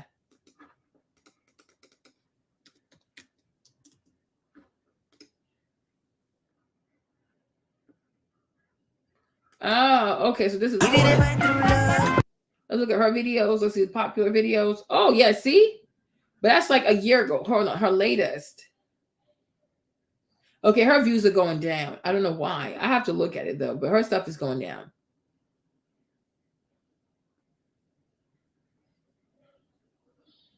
Arlette has stronger views. But my thing is ultimately, there is an appetite for that kind of stuff. Yes, we're still here, Yvette. We're still here. What do you say? Yeah. You see? So I'm like, I really think if more people were to do like these dating shows, I think people would do really well. Oh, okay. I mean, I can see it. Because it makes sense. Like, Love is Blind, Love Island, Married at First Sight, The Bachelor, The Bachelorette. Like, people are obsessed with dating shows. So I can see how like they're doing so well on YouTube because the audience is really ripe for that. But they're not spending too much money to make these shows. Like, you just have the people come, they stand there, you hold the microphone, and then y'all just do all kinds of silly stuff. But I'm like, I don't think it costs more. I don't think it costs that much to put on the show. We're gonna go home early today. I promise. I promise. You know? Yeah, pop the balloon. So she has 76 episodes. Okay. Yeah, that's 1, 2. Well, it has 19. No, 19.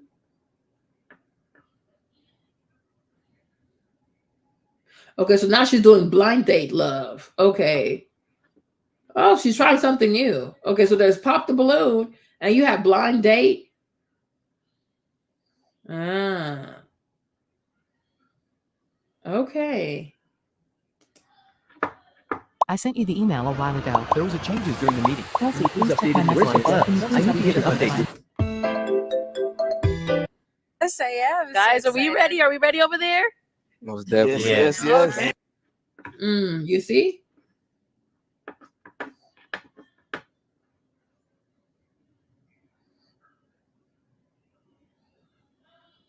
Yeah.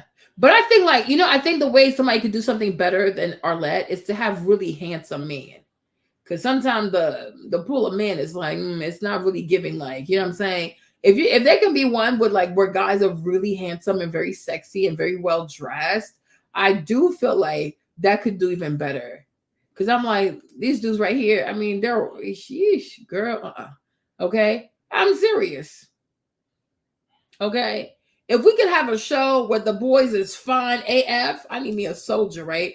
If somebody wants to do a show where the men are a lot more attractive, they have to wear suits. Because with Arlette, her show, people just dress all kinds of crazy. You know what I'm saying? I think she should have a dress code. Yes, You see what I mean? We need some professional dudes who are wearing a suit. We need men wearing suits. Like this right here, I don't like this too much. Because that's one thing I don't like about her show. I feel like the people don't put an effort in how they dress. Like they're just way too comfortable. So it's not even giving serious, right? We need something that actually looks serious. Does that make sense? People should, she should have people dressed in like business casual. Exactly. They're just way too comfortable. Like you're not ready. Like, what is this? What is he wearing? Like, what is this? What is this? What is this? What is this? What's this? You know what I mean?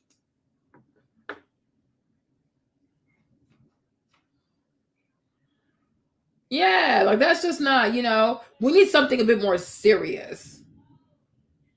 Yeah, it's just weird. Right? You could have a Christian version. Yeah, like exactly. I'm like, no. Yeah, he's right here. He's asleep. I think there's an audience for that. Absolutely. I think there is an audience for that. I think the ladies will love it. You know what I mean? Because this right here is giving it's for fun. Like we're just here for laughs and giggles, right? But we need to have like a higher caliber of show like that. Where the men have to dress in suits. Business, like you have to dress in business attire. And you gotta have a real job. I also think Christians also.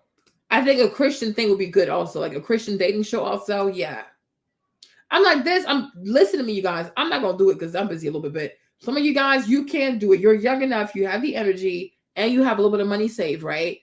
Write a business plan, think about how it would look. But I'm telling you, this right here, it's not expensive to put on. Exactly. This is not expensive to do.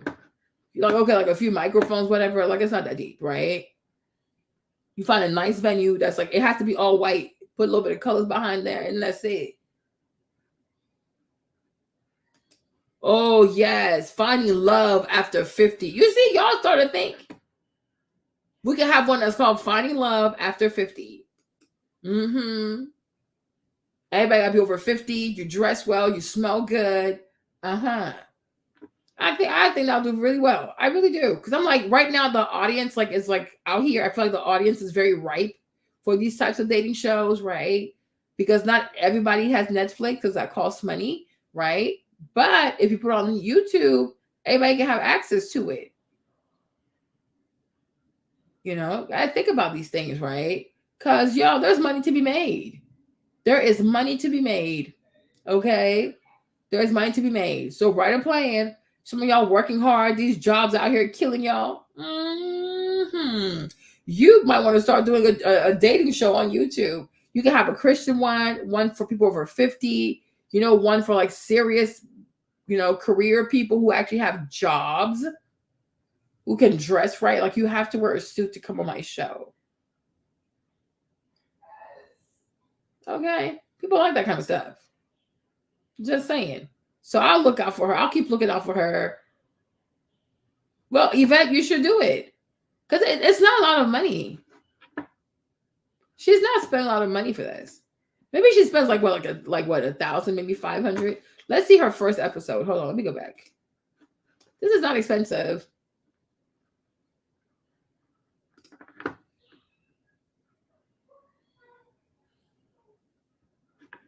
What was her first episode? Let me see. I saved hundreds with Liberty Mutual. Oh, she got the ads you can't even skip. Bladder leaks? Okay, We've got you always with up to 0 wet feel for jump squats level protection. You see? This is not expensive. And it looks like they're doing it at the photographer's studio because that's the paper for photography.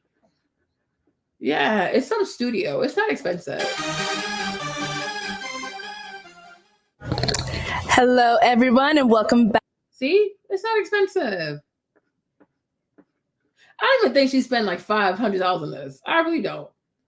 To make how much? Like $10,000? Oh my gosh. Back to my channel. As you see here, we have a beautiful lineup of all these single ladies. See, it's not, see? You don't dress the girls. You don't do their makeup. They come with their own clothes. They just sit there. The lighting is horrible. Yeah, she doesn't spend a lot of money. Right? I'm a fan. No, I'm saying you put that on. You see, I told you. It's a very low production cost.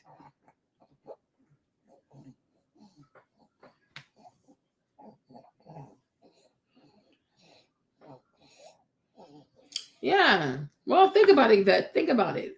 It's a very low production cost. It's not expensive. And she makes good money. Like, the thing with YouTube is like you want your videos to not cost you too much money, but you make a lot of money, right? So some of y'all, you might want to think about that. A dating show, life commentary, or politics. Like, you know, you never know. Might be out here making like all kinds of money within a year. Like, oh my gosh, look at my finances. I told you, we are no longer being socialists. We are being capitalist, okay? We are looking for opportunities to make way more money. Mm-hmm. So y'all check that out. So you have her, you have Arlette, I thought. Yeah, you have her, right? That's her channel. In this video, we're going to cover. And then you have Devry. I'll find these other people, child. Yeah, Devry Darkins. Okay. You also have his channel. I'm going to keep up with him and see how it grows. Fitness. I think like one thing with fitness, like maybe if you do like a reaction channel, there's a way also to make a lot of money with fitness. But then with weight loss journey, it's like if you want to track your weight loss, it might take some time because you have to lose the weight. But if you want to react to like maybe reacting to videos with crazy weight loss or like crazy workouts you see on TikTok, things like that. That could be interesting, you know, because you need an element of like clickbait to it.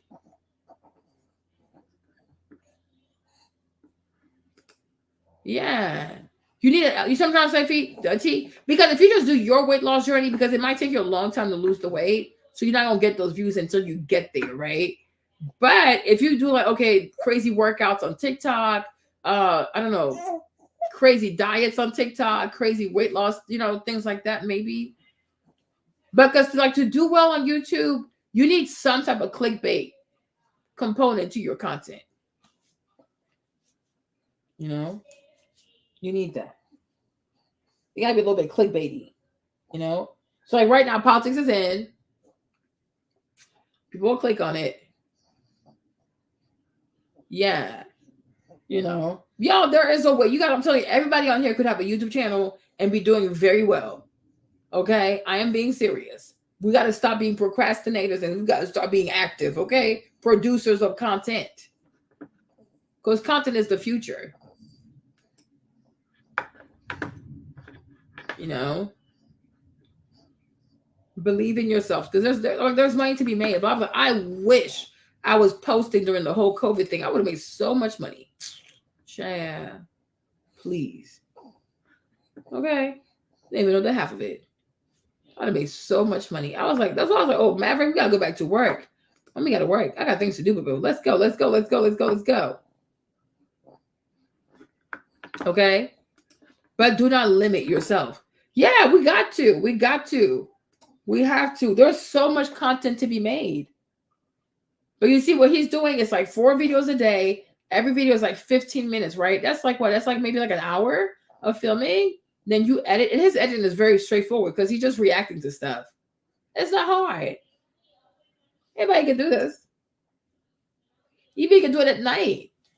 You know what I mean? You can do it at night. Like once you're done working and stuff, you get ready, you drink some water, shower, eat some food, record your content. And I'm sure like for his thumbnail, he has a template for his thumbnail, right? Yeah, I can get back to that too. Y'all, I'm gonna be making so much content this year. It's not even funny. Because I've tried selling consumer goods, like, right? Like, maybe I would. I don't know yet. Maybe I would. Or maybe I won't. Because, see, like with him, because the way his videos look, right? Okay. This is the world's first reusable cotton swab. It can remove up to 10 times more earwax. Look at this. Darkens. He's in full frame for a few seconds here. Like he's not here for long, right? And then boom, he goes to this. So I'm like, I don't know if I need a special room just for this. Because he crops himself out. Then he plays a video right here and then boom, boom.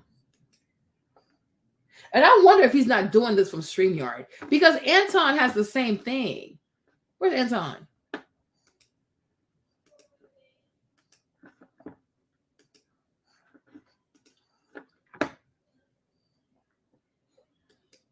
You see, Anton has the same layout,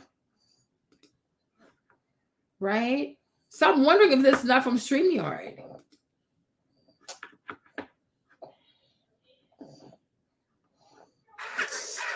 Because it could be from StreamYard, though, no?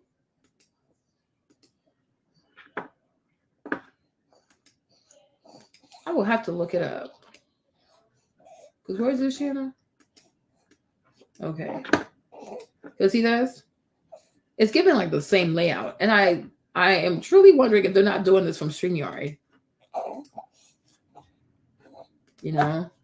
But he's doing better than Anton, though. But his videos are a lot shorter.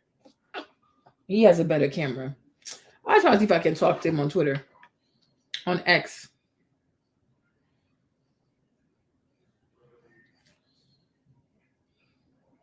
Because I messaged him on X. Let me see if he didn't respond to me, child. I'll see. I'll let you guys know. Because he's on X. So maybe if you guys have questions for him, you should ask him on there. Because in the comments, now he's getting way too many comments. I don't think he can answer the people.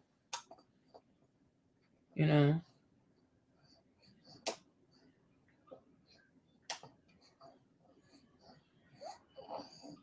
Okay, I'll see what he says. Yeah. So, y'all, don't be afraid. Don't be afraid.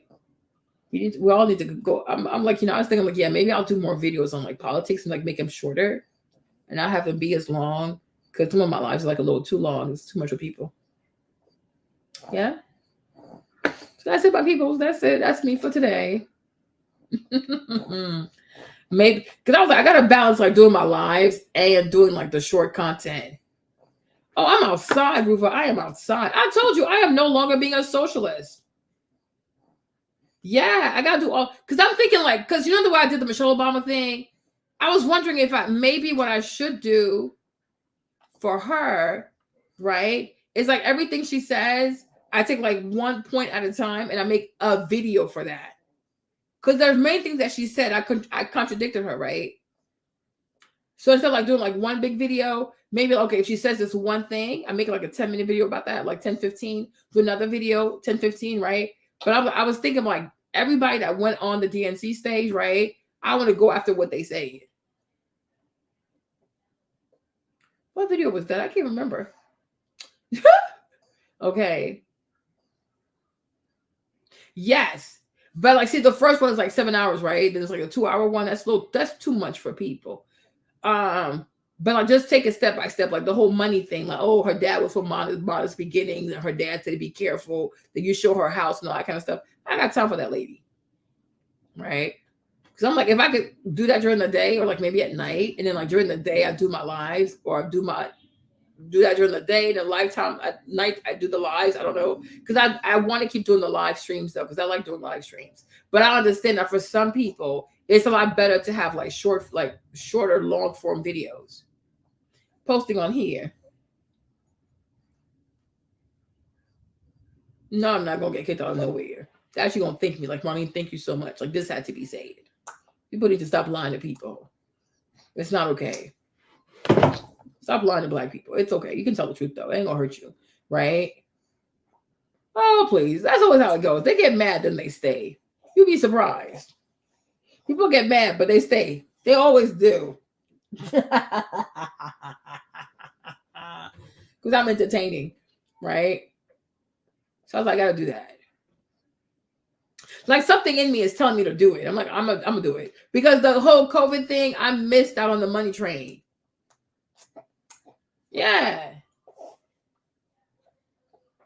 You know what I mean? I missed out on the whole you guys, they were making money out here. Like, I don't know what I was thinking. No, I know, I do know. The problem was, right? I was operating from an old paradigm because when I started YouTube, it was so hard to get views, it was hard to get followers, it was so hard to make money, right? But because I was in the makeup niche, makeup doesn't pay well. I didn't know that, right? Because over here on YouTube, where you get paid the most is with the money. Like all the finance channels, tech and finance make the most money. Politics, I'm going to see. Ooh. So I was like, my head was I was in an old paradigm. I didn't know that YouTube had changed. And that based on your niche, makeup is way too hard. It's a waste of your time. Makeup is a waste of your time, you know? And not just that too, like after having sold like, being in cosmetics, like selling consumer goods, right? I didn't really like it because it's too much. Like you got to ship stuff to people. It's a lot. I was like, moving forward, I want to have a media company. I don't want to be in consumer goods anymore. Like I don't want to sell stuff to people, like physical stuff. Like no, I ain't got time for that. Like I want to make content, like all kinds of content, like commentary, fitness, home stuff, baby stuff. I would love to have a media company. I'm going to have a media company. Where like all we do is just make content for people. And that's actually the product. I don't want to sell stuff anymore. Yeah. It doesn't work it doesn't vibe with my person. It's too much. It's excessive. And consumers are always upset about something. I ain't got time for that.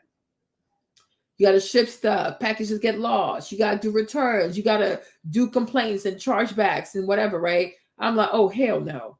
You know what I'm saying? Yeah. So I'm like moving forward though. I want to focus on like creating content because it's like money. Because look at this. Like I'm not making that much right now because I had to stop because I had Maverick. But if I didn't stop, where is it? Where's the money stuff? What am I? Oh, baby, what are you doing, Bubba? Come on. Okay.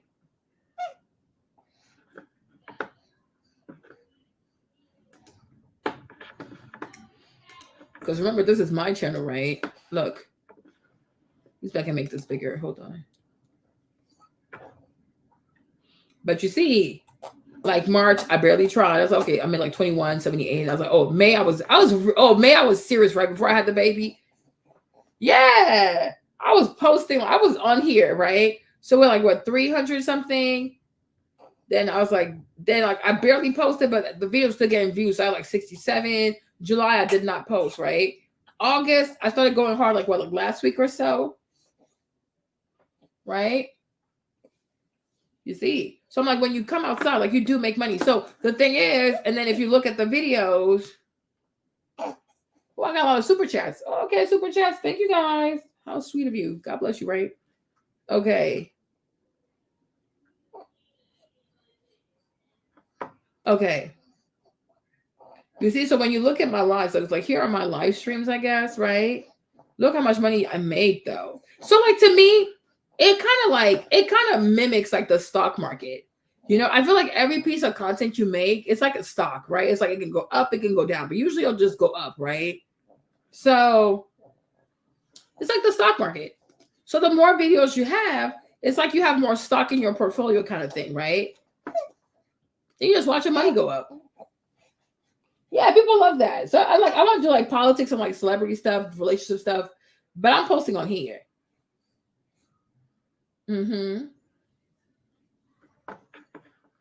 I don't even have that many views too, though. I think my watch time is pretty strong, but some of these have like really strong RPM though. That's good. Oh. So that's that. So we'll see how much I can make for this month with just this. But September, I really want to focus on like doing like the short form content stuff, like the way Devry is doing. Because I think I can do that. That's easy for me. I'm gonna do that. But like you do 4 videos a day, and we can track how that goes. Because I need to increase my watch time though. Because see, look, let me show you something.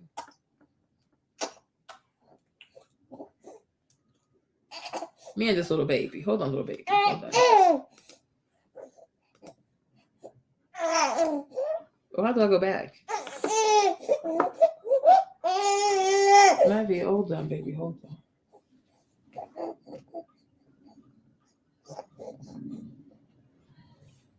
Go to sleep. It's okay to sleep, you know. How do I get out of here? Child, hold on.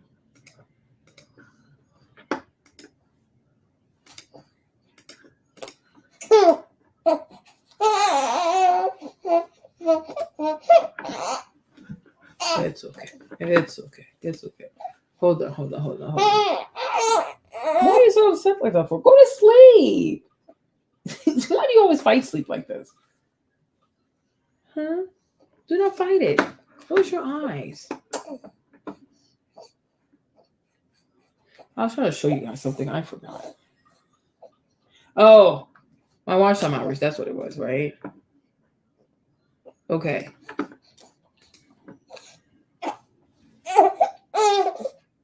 Oh, yeah, the crime stuff. People like the crime stuff, too. They do. They really do. Okay. See, so one thing I have to do, if I want to increase my money, if I want to increase this, I have to increase my views, and I have to increase my watch time hours. As you can see, subscribers, they don't really matter. Like, it doesn't matter. What really matters is your views and your watch time hours, right? The more views, the more hours you have for watch time, the more your money goes up. So that's what I'm trying to focus on. So like if I do more like short form content, right? Like not long form, but like shorter, not like 6 hours, 5-hour lives, whatever, right? I think I'm going to get this up, then I'm going to get this up right here. You know? Because I would love to get this to $5,000. Like, I want to get this to $5,000. Wait, why are you so mad? That's my goal. I don't know. So I have to challenge myself to get there. Maverick, stop doing that in my life, please.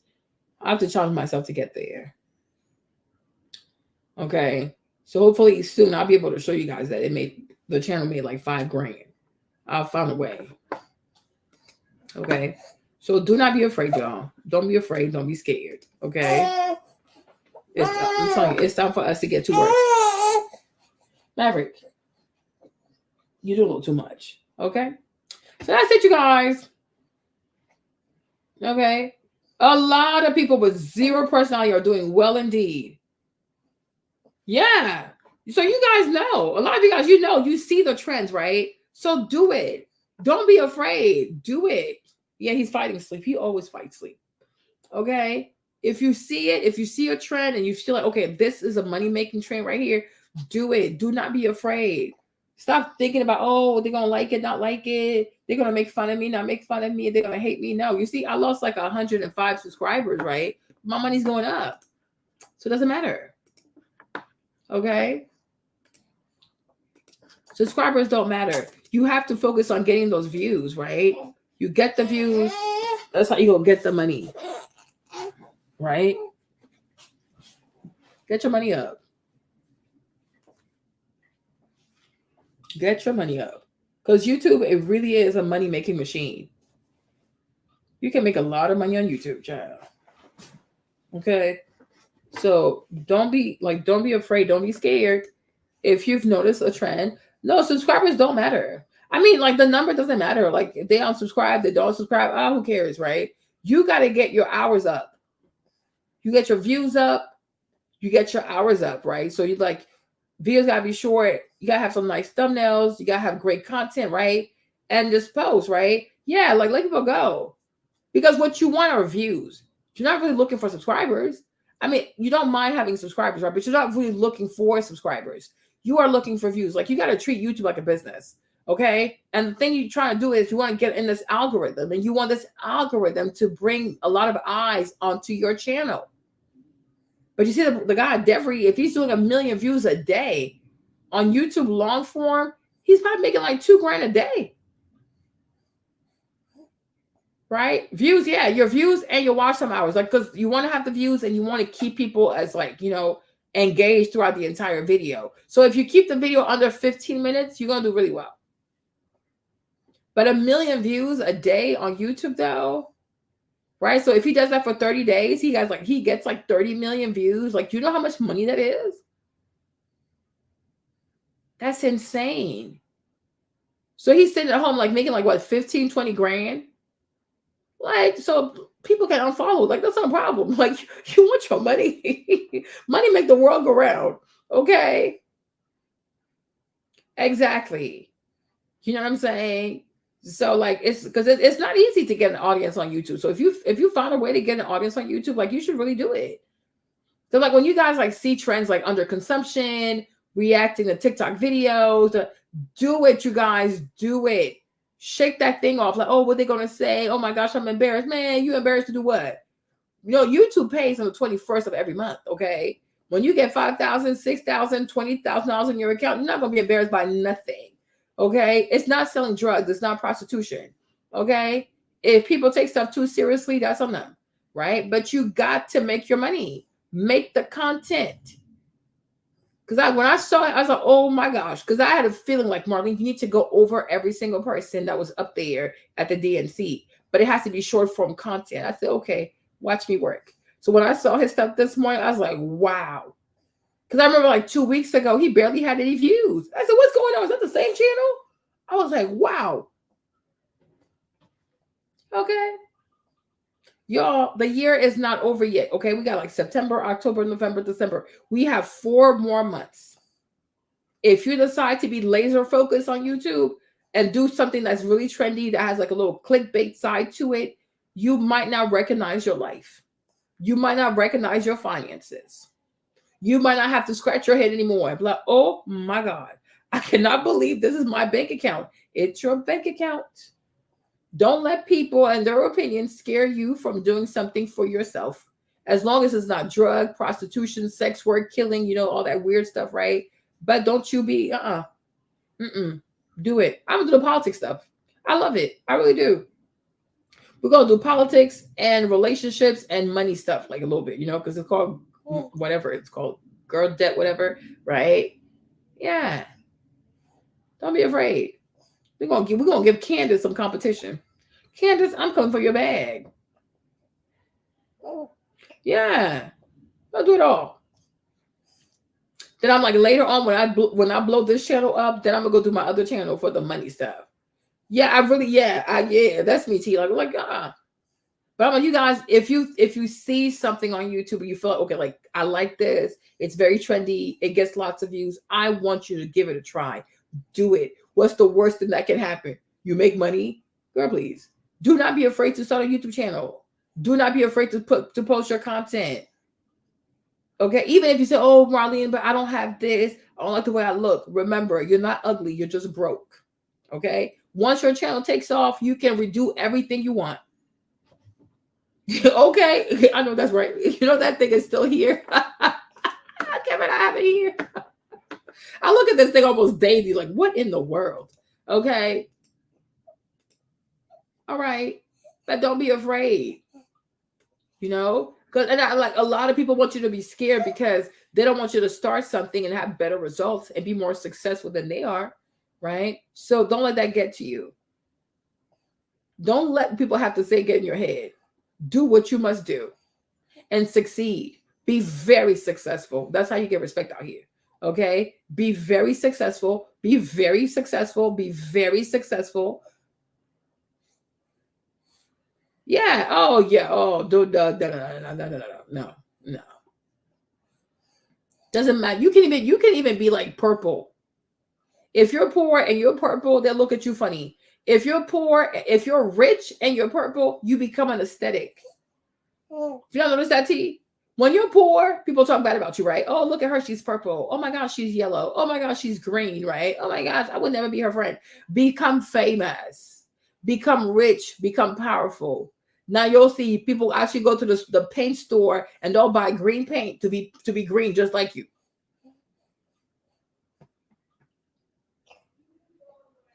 Oh, send that to me. I'll look it up. Right? That's the thing. Once you become successful, once you become rich, you become successful, powerful, all of a sudden you become an aesthetic. Not everybody wants to look like you, right? When you don't have money, they talk bad about you. You have money, they all want to look like you. Do not listen to people. They're like sheep. They have to be told what to do, how to think, right? So when you know something works for you, do it. I'm telling you, you could be red. If you're red and you're poor, they'll make fun of you. Oh, look at her. She's red. Oh my gosh, she's so ugly. She's red. Once you become famous, rich, and successful, everybody wants to be red. Red is in. Okay, they have to go to Home Depot and buy some red paint to put all over their bodies to be red just like you. They'll do it. Right? So you have to win. Like you have to win. And to win, you got to do what you want to do when you feel like doing it. You can't wait for people. Because most people, they don't believe in themselves also. They're waiting for somebody else to give them permission to be great. No, give yourself permission. Okay?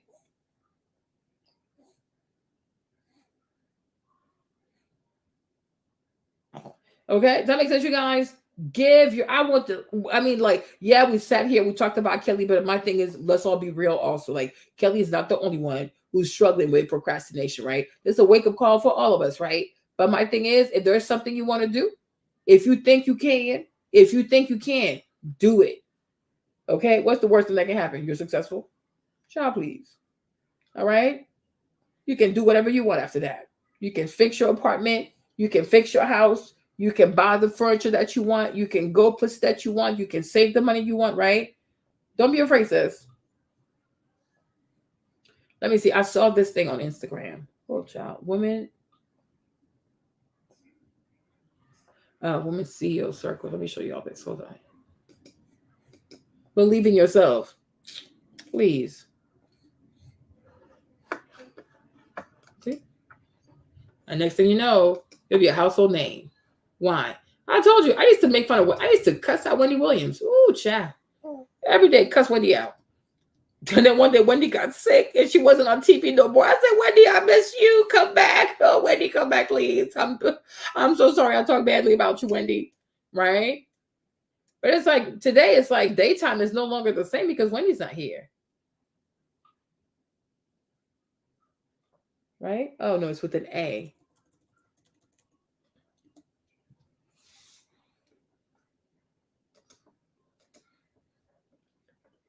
Let's close up with what Kelly had to say. Is this one from Kelly? Hold on now. Maybe it's this one.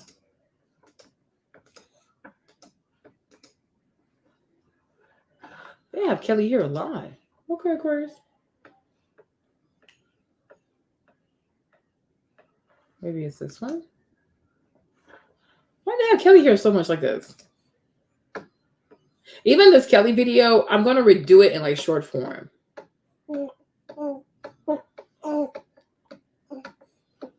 Because hold on. Let me find this video for you guys. Oh, this little baby child. Maverick, you make it hard for me to be make it real hard for your mama to be a co-host. You know that?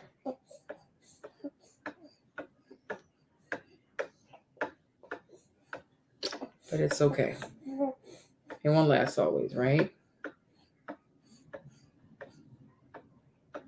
Let me see, where's this video? How many views on this video?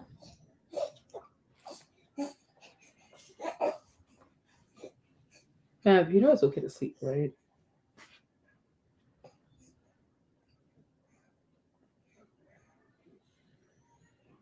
It says July 22nd.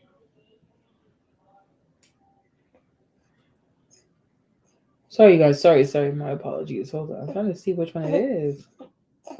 Okay, I gotta see Carisha first. So I'm looking for the video. I gotta find Carisha.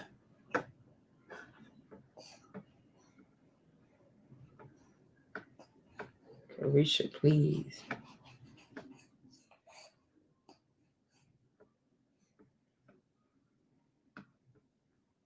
I feel like I went too far.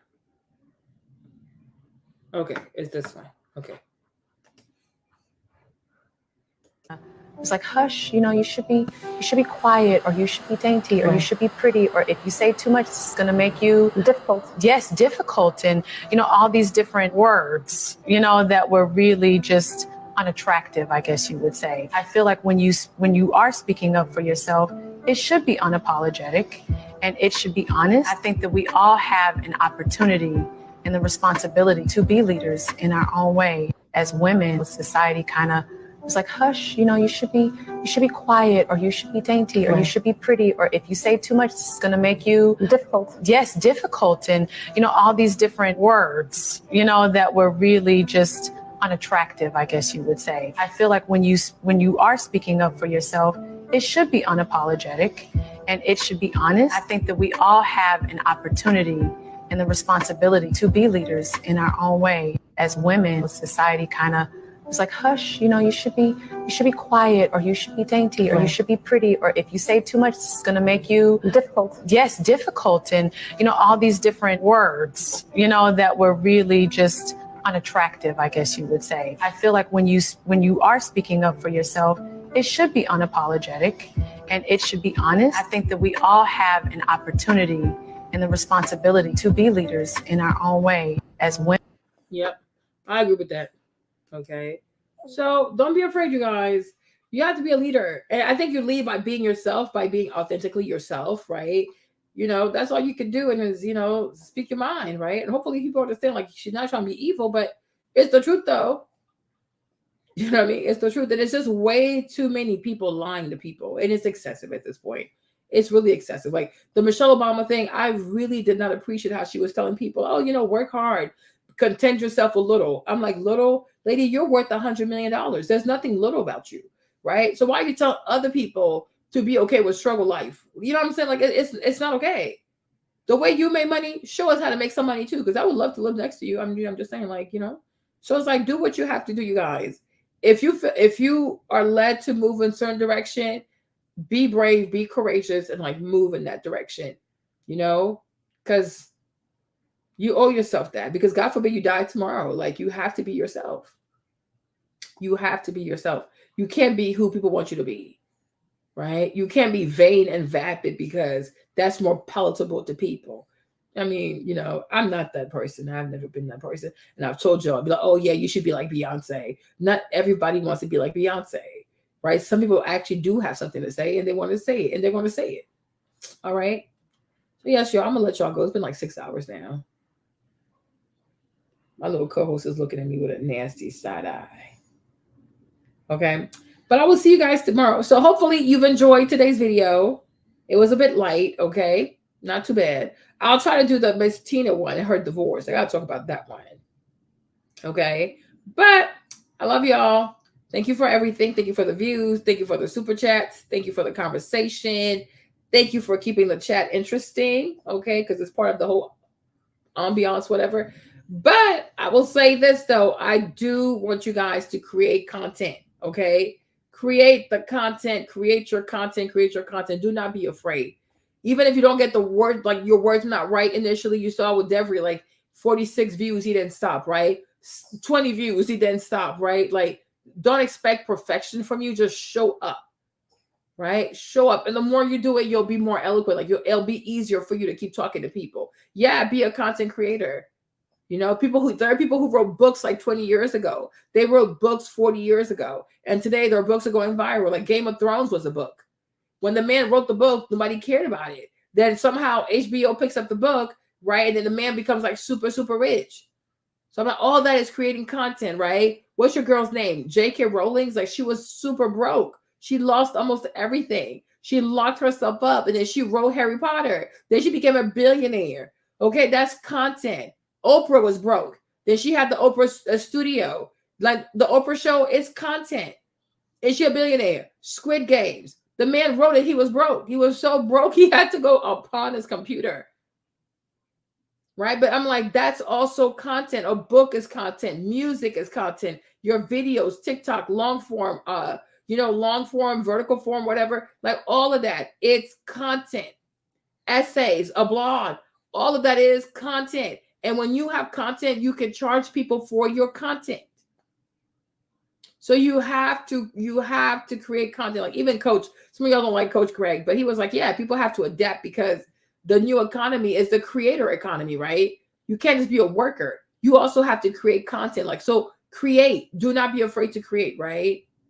And you'll find, like, you will find what actually works for you. But don't be afraid to start. Because if you don't like how you look, you don't like how you're dressed, you don't like your skin, because you're broke. Okay? Once you make the money, you can upgrade everything. Don't you ever forget, Cardi B, she's on like face number 5 or like face number 6, right? That's not her real face. But when you have money, you can upgrade. Right? But when Cardi started, she had bad teeth, she had bad skin. I mean, everything was bad, but whatever, right? But it's like, look at her today, because you're not broke, you're not ugly, you're just broke. Okay? Yeah, if you want to do that, yeah, do the whole true crime stuff, right? But I'm like, think about that. You might not like it today, but oh, I wish I had. That's why you're working. That's why you're creating the content. So you can have the money to have what you want. I'm like, but Cardi, that's face number 6. But if she never had started with her original face, she wouldn't be where she is today, right? Yeah, Val, you know what I'm saying? Like, I'm telling you, y'all can create content. Do not be afraid. Food, vlogging, weight loss, right? Make your content. What is the worst that can happen? YouTube slaps some commercials on that stuff, right? But I'm like, anything is possible. Okay? Like YouTube, it's a crazy place. But you have to, like, the voices in your head, you got to quiet those voices down. That say, oh, don't believe in yourself. What are you doing? Are you crazy? You're too old for this. You're not too old for nothing. Okay? Yeah, money upgrades everybody. The girl I showed you, Libra, the Harry's, she didn't have money. Right? But like putting all her stuff out here, now she got like 1 million followers. Okay? Now she got money. Okay? Like a lot of people are not better than you. But they just dare to put themselves out there, right? Yes. It's a lot of people, not ugly. They just ain't got the money for the upgrades. Right? But you have to start, because by starting, that's how you're going to get the money to be the person that you know you can be in your head. We can all use an upgrade, Kevin. I'm serious, right? But do not be afraid. Look at even Kevin Samuels. Like, he never, because it took him 5 years to blow up, right?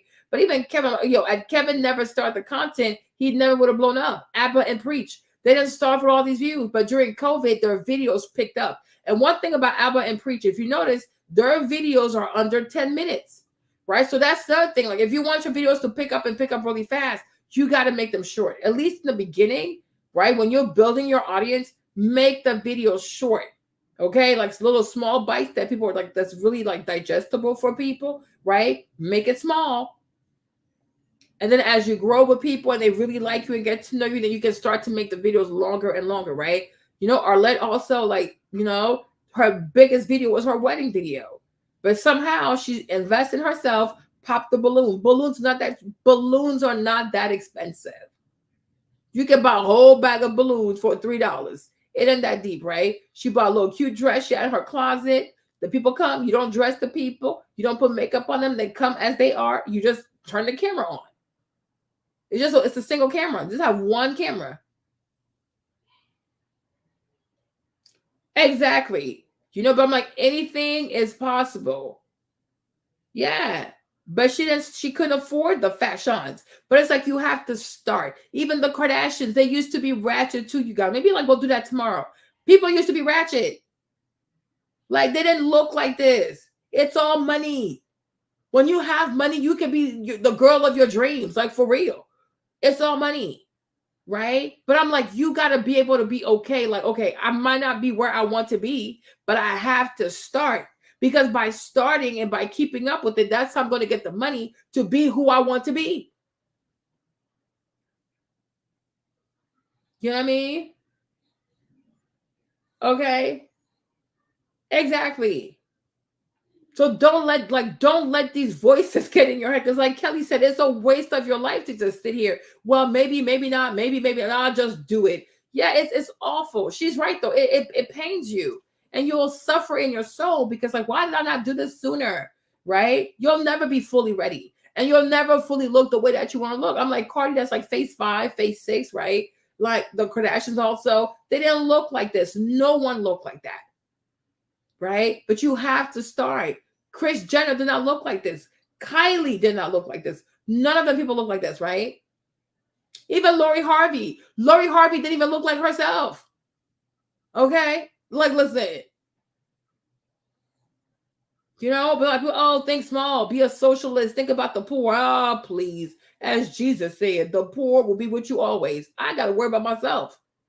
Okay? You got to take care of yourself. So if you see a trend on YouTube and you think you can do it, like, these are the kinds of videos that talk to you, maybe like God's trying to tell you something, right? When something talks to you naturally, like that's what you really enjoy doing, you enjoy watching that kind of stuff, you might be onto something. You need to explore that, okay? You have to. J-Lo, she didn't look like that too. Money. This girl grew up in the Bronx. Now she lives in a $60 million house in Beverly Hills. I'm like, oh my gosh. What in the world? Okay, you gain nothing by being shy. You gain nothing by being scared. You gain nothing by like, oh, I don't want to offend people. No, people need to be offended. Okay, they like it. It creates conversation. Kanye understood that. Like Kanye, he gonna make sure he makes you feel away. You know what I'm saying? Child, people are bored. Like throughout the day, at work, night, people are bored. They need something to talk about. Okay, so it's like, child, they're gonna cuss you out, but they're gonna love you. They're gonna miss you. Like, man, where is she with her goofy ass? Like it's the same thing with Wendy Williams. I'm like, child, I couldn't stand Wendy. But then Wendy got sick, and I was like, man, I miss her. I miss her so much. Like, low-key, I did love her. She's just too messy, but I like her messiness, though. How you doing, right? But we love Wendy, though. Monday through Friday, you look forward to Wendy Williams, right? Yeah, it's going to make you depressed. Because then, like Kelly said, you see other people have the things that you want. You could have them too. Start doing something and stick to it. right? Start a show. Like, I don't know. Do your own thing. No, Jason don't have it. Mm-mm. If he did, it would have happened a long time ago. He's not the one. Right? And he's too mean. He's just way too mean. He's just way, way too mean. He's not even funny. Like, he's not even entertaining. Like, Wendy, she was messy, but she was funny. Okay, how you doing? Right? So it's like, do not be afraid. Okay? You can do it as well. And you have to. So, with that being said, my people, I love y'all. Yeah. Exactly, Val. Do it, Val. You can do it. You really can. But I'm telling you guys, creating content is where it is. Like, if you want to go get a second job, a third job, I mean, you can, right? But it might not pay you as fast. But content creation, if you find something that's very clickbait, that's easy to watch, that's not too long, you might be surprised how your money gonna be looking. Like I told you, I will try to get this channel to $5,000 and we'll see how I got it done. Yeah, Armand was like small too, huh? You see, now he got his own studio, and you know, I saw he was responding to Funky Dineva, but I'm like, he's not even worthy of a response, Armand. Okay, Funky was doing this before you. You came on YouTube and you surpassed him. Okay, you have a whole studio. You have better equipment. You have a better camera. Like, child, please, you are the one, Armand. You are the one, Gemini. Believe in yourself, okay? Believe in yourself, right? But Funky, he made no investments. Like, he didn't invest in his channel. He did not invest in his equipment. He didn't bother to have staff, you know, because I'm like, Tasha found him here. Lovely T. You know, he was doing all that before everybody. And now people surpassed him because he doesn't evolve. You know what I'm saying? So do not be afraid to don't be afraid to start something new. You know what I mean? Oh, Kevin, the Scorpion Show. Yeah, even Kevin too. He didn't invest in himself. Him and Mikhail, right? Kevin didn't invest. Like, at first it was cute, but it's like, now it's like, child, you gotta increase the production. Even Lovely T, she like trying to change her studio a bit. She's trying, right? You have to invest in yourself, right? Yeah, do not be afraid to start something new and stick to it. Oh, thank you, Val. You got to stick to it. You got to believe in yourself. I can do it. Even there are people on YouTube who just go to Target. Come with me to Target. I'm like, what? Like, that's a thing. It's a thing, you guys. It is a thing. You just go to Target and you record yourself at Target. They put stuff in the cart. They never check out because most likely they put it back, right? And people like it because a lot of people can't go shopping. They don't have the money, so that they like to see other people go shop. And it's like, it helps them to like, okay, I don't have the money, but I can see you shop. Yeah, it is a real thing. Do y'all even know? Oh, you guys, because the baby. You even know it's a thing to go shopping for people at TJ Maxx, and then you go live on TikTok. You go to TJ Maxx, you go live, and you go through the aisles of TJ Maxx, and you show people what's there. And if they want to, they place an order, and you get paid a fee. I was like, what? I was like, that's kind of cute though. So I'm like, yo, I respect the entrepreneurial spirit because you can stay home and cry. I ain't got no money, right? But there are people who go to TJ Maxx with their iPhone, their TikTok account. They go live on TikTok and they just walk through TJ Maxx and they show people what's new at TJ Maxx, right? And so if you're interested, you pay right there. Okay, like this is $25 plus my finder fee is like $10, right? So you'll pay me the $30 or whatever dollars you send to my Cash App, and then they buy the stuff and then they ship it to you. Well, I'll show y'all that. I'll show y'all that tomorrow. I was like, that's kind of cute. So there are a lot of people now who are personal shoppers. You know, I was like, that's really, really smart. And I'm like, TJ Maxx should actually offer that as a service, right? But people go live and they're personal shoppers, right? So there's that. You can you can have that. There are people who do like the whole budgeting thing. They put money in the envelopes, like they budget their money. And it's like the more people see money, it's like they like seeing money. Like people just count money.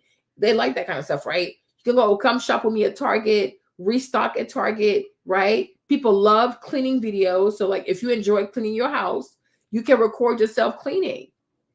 People love that stuff. because I guess like it motivates them to start cleaning. Okay, but it's like you don't clean your house anyways.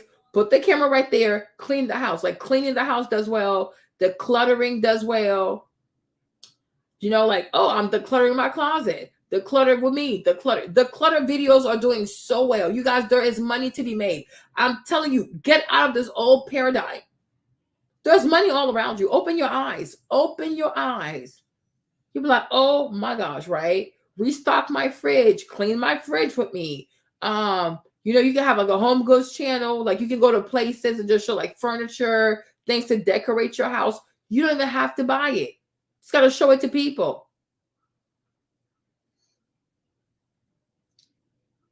Yeah, I'm serious, Val. Like Val, plus you're super tall, Val. So I can only imagine. Like, okay, you're like super tall. People like that stuff, right?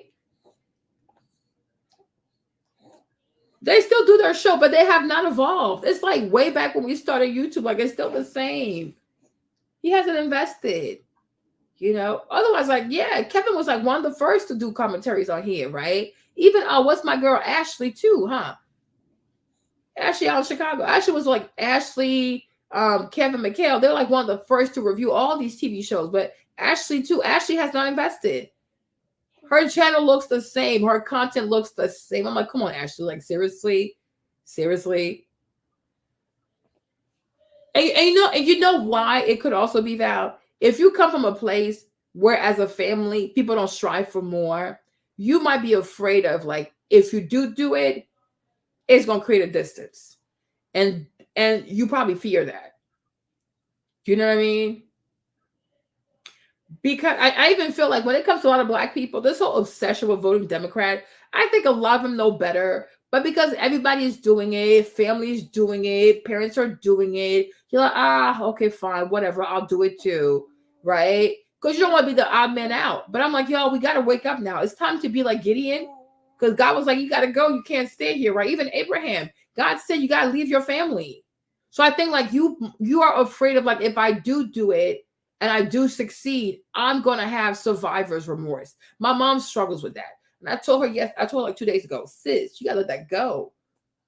Like you've given enough. Like you've done enough. Okay. It's time to be selfish. And yes, for a season, they might not talk to you. What can you do?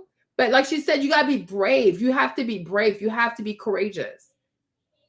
Right? Because you might mean well, but you're not doing well. Not, oh, I don't want to abandon them, like, you know, but it's like sometimes you outgrow your family. I'm not saying go cuss them out, oh, y'all so poor and dirty. I'm not saying all that now, but I'm just saying there's a time where you do outgrow your family. You do. You know, and you might fear having survivor's remorse, right? But you can't blame yourself. You can't blame yourself for being successful. You can't blame yourself for wanting more. You know what I'm saying? But you deserve to be successful. Like, why? Nah, It's like Michelle Obama, be quiet. Like you're rich as hell. Yeah. But yeah, you know what? You might have a new family. And that's the reality of life too, right? But you can't, like, for now, that's the family that you have. Yeah, but you can build your own family. Like when you get married and have your own kids, that's your family. Because they don't want to do more. When I tell y'all that socialists are a burden to society, y'all don't hear me? They don't want to do it, but they want somebody else to pay for it. So you do realize we need money, right? So how can you be resentful of money? These things not going to pay for themselves. We do need money. But I'm like, it's time for us as Black people to realize that sometimes you do outgrow your family. You do outgrow the culture of your family. You do outgrow the mindset of your family. Like, why do y'all think like this? Don't I tell you this? Because like at one point, like, yo, like I do enjoy being Black, but it's like, why do y'all think like this? Like, it's just so weird to me. They are a burden, Kevin. So they don't want to work hard to pay for stuff. They resent capitalism, but then they want to ask people for money. It's okay. So you do recognize that money is required. We need money. Money is a necessity. So then why are you mad at the rich person? Because if everybody in the family was self-sustaining, like if everybody in the family had money, guess what? Nobody will be a burden. Right? You know what I'm saying? Because they don't know better. But that's like, if you go back in your book in Genesis, like God told Abraham, you have to leave them. But he was conflicted, so he took Lot with him, but he wasn't even supposed to take that man. Okay. Right. But Gideon is the same thing with Gideon. God was like, it's your time to go. You can't stay here. He was like, but God, I've never fought a battle before. Like, what is this? He's like, well, it's your time. He's like, okay, let me go make an offering and I'll be back. We'll get to that tomorrow. But there comes a time where it's like you have to recognize like you have outgrown your people. You know what I'm saying? You have outgrown your people. It happens. Like me, I outgrew my dad. I said, no, you're a socialist. I gotta go. I love my dad. But I'm like, this socialist mindset, it is not good. Like I'm telling y'all, it is not good. It attracts problems. Because I'm like, I don't want to despise rich people. I want to be rich too. Like, what the heck? You know what I'm saying?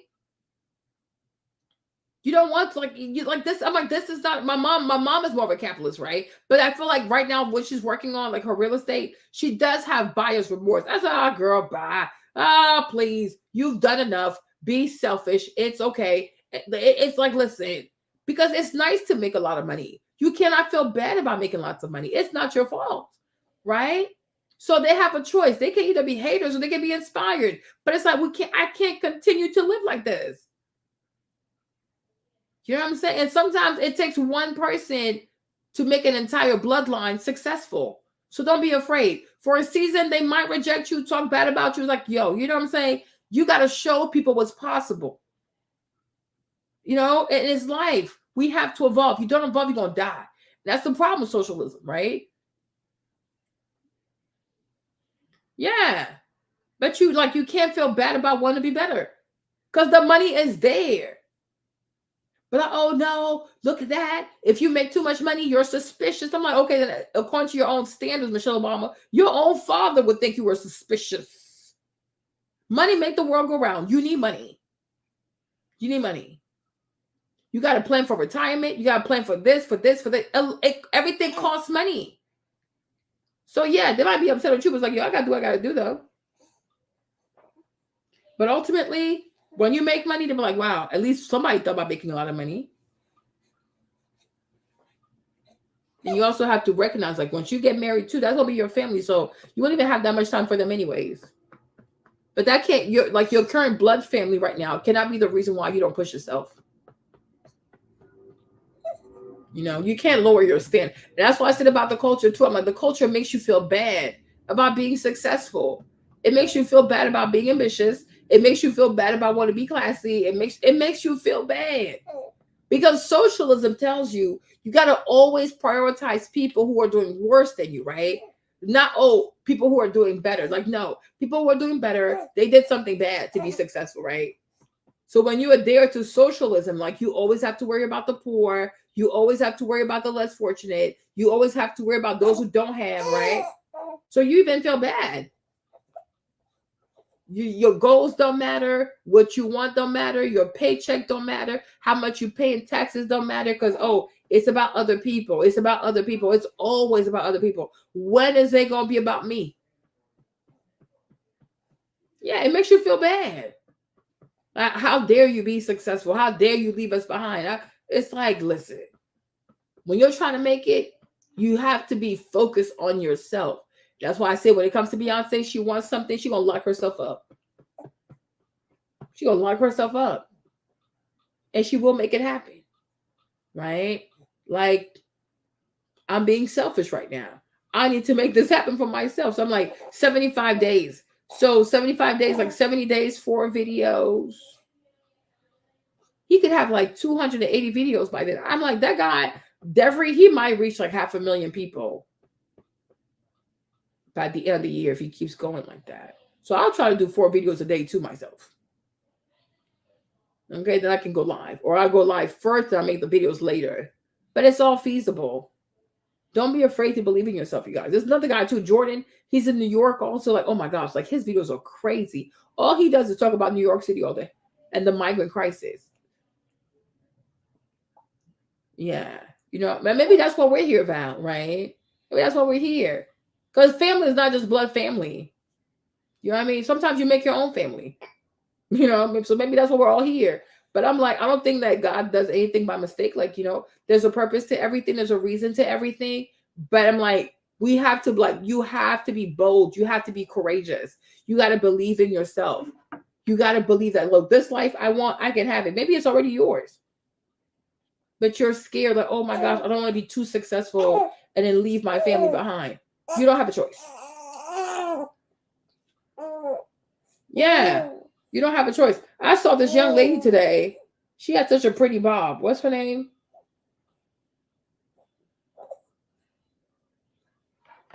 Right? She was like, oh my gosh, you guys, social media changed my life. Let me show you. She's so cute. And she has like a pretty bob. I love her hair.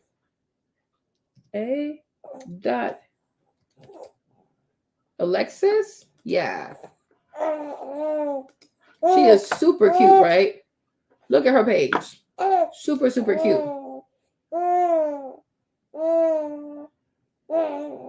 She is super cute. She made a video today. Is it this one? Hey y'all, let's do some makeup and chat.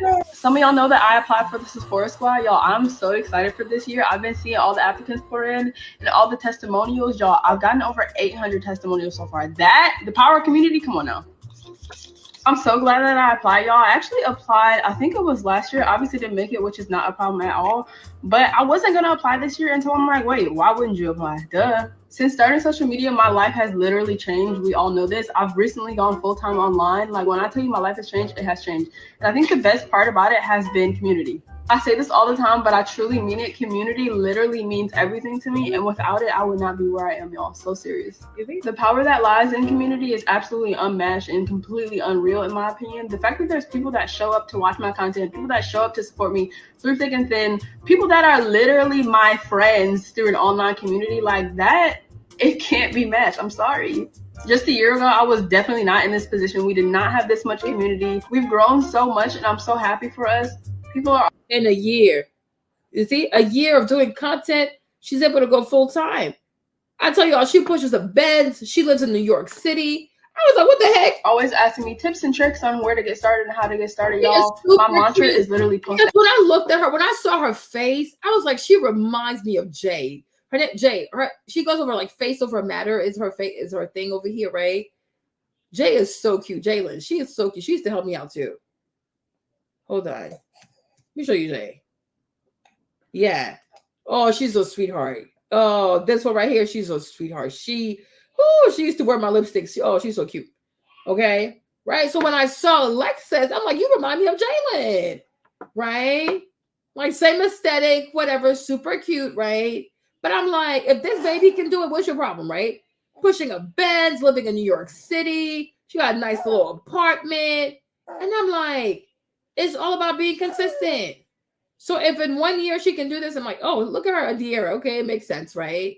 Hold on. She's here on YouTube, actually. Okay, look at her channel. Right? So it's like super cute. Right? But I'm like, you can do it too, though, right? Yeah. Who you love, Jay or this one? Alexis. Oh, Jalen, she's super. No, Jalen, she's super cute. Okay. She's a cutie patootie. Right? But I'm like, this can be you too, child. Living in New York City, shopping, having fun. Like, I was like, oh, this is so cute. I was like, I'm proud of you, but that's really, really cute. Congratulations, right? Congratulations. Yeah, believe in yourself, right? But in a year, look how much your life can change in a year. You know what I'm saying? So it's like, you got to do it. Hey y'all, spend the day with me. So my top is Zara, pants are also Zara. I'm wearing my Puma Palermos and then my Coach Brooklyn shoulder bag. I actually love the versatility of this bag. It looks so cute with basically every outfit. First stop was Ulta because I needed a refill on the Buxom glosses. If you know, you know. These lip cream glosses are so good. So I got Peach Daiquiri and then I also got Gin Fizz. I love them so much.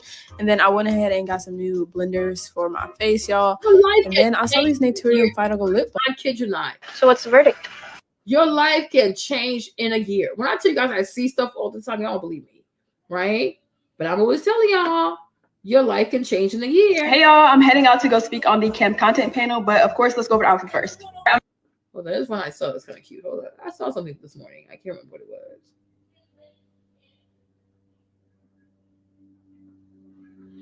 Is it this one? I don't know. Hey y'all, spend the day with me. So my vest is from H&M, jeans are Garage. Yes, they wrinkle. I don't care. Shoes are Sambas. And then I actually went with my Dior bag. First stop was Warby Parker because I was shooting another campaign, but also choosing some new frames for the fall, y'all. If you're ever at the Philadelphia Warby Parker, please ask for Azari. Like, he is the best person on this side of the earth. Jess was also there with me. Y'all, why were we in the store dancing?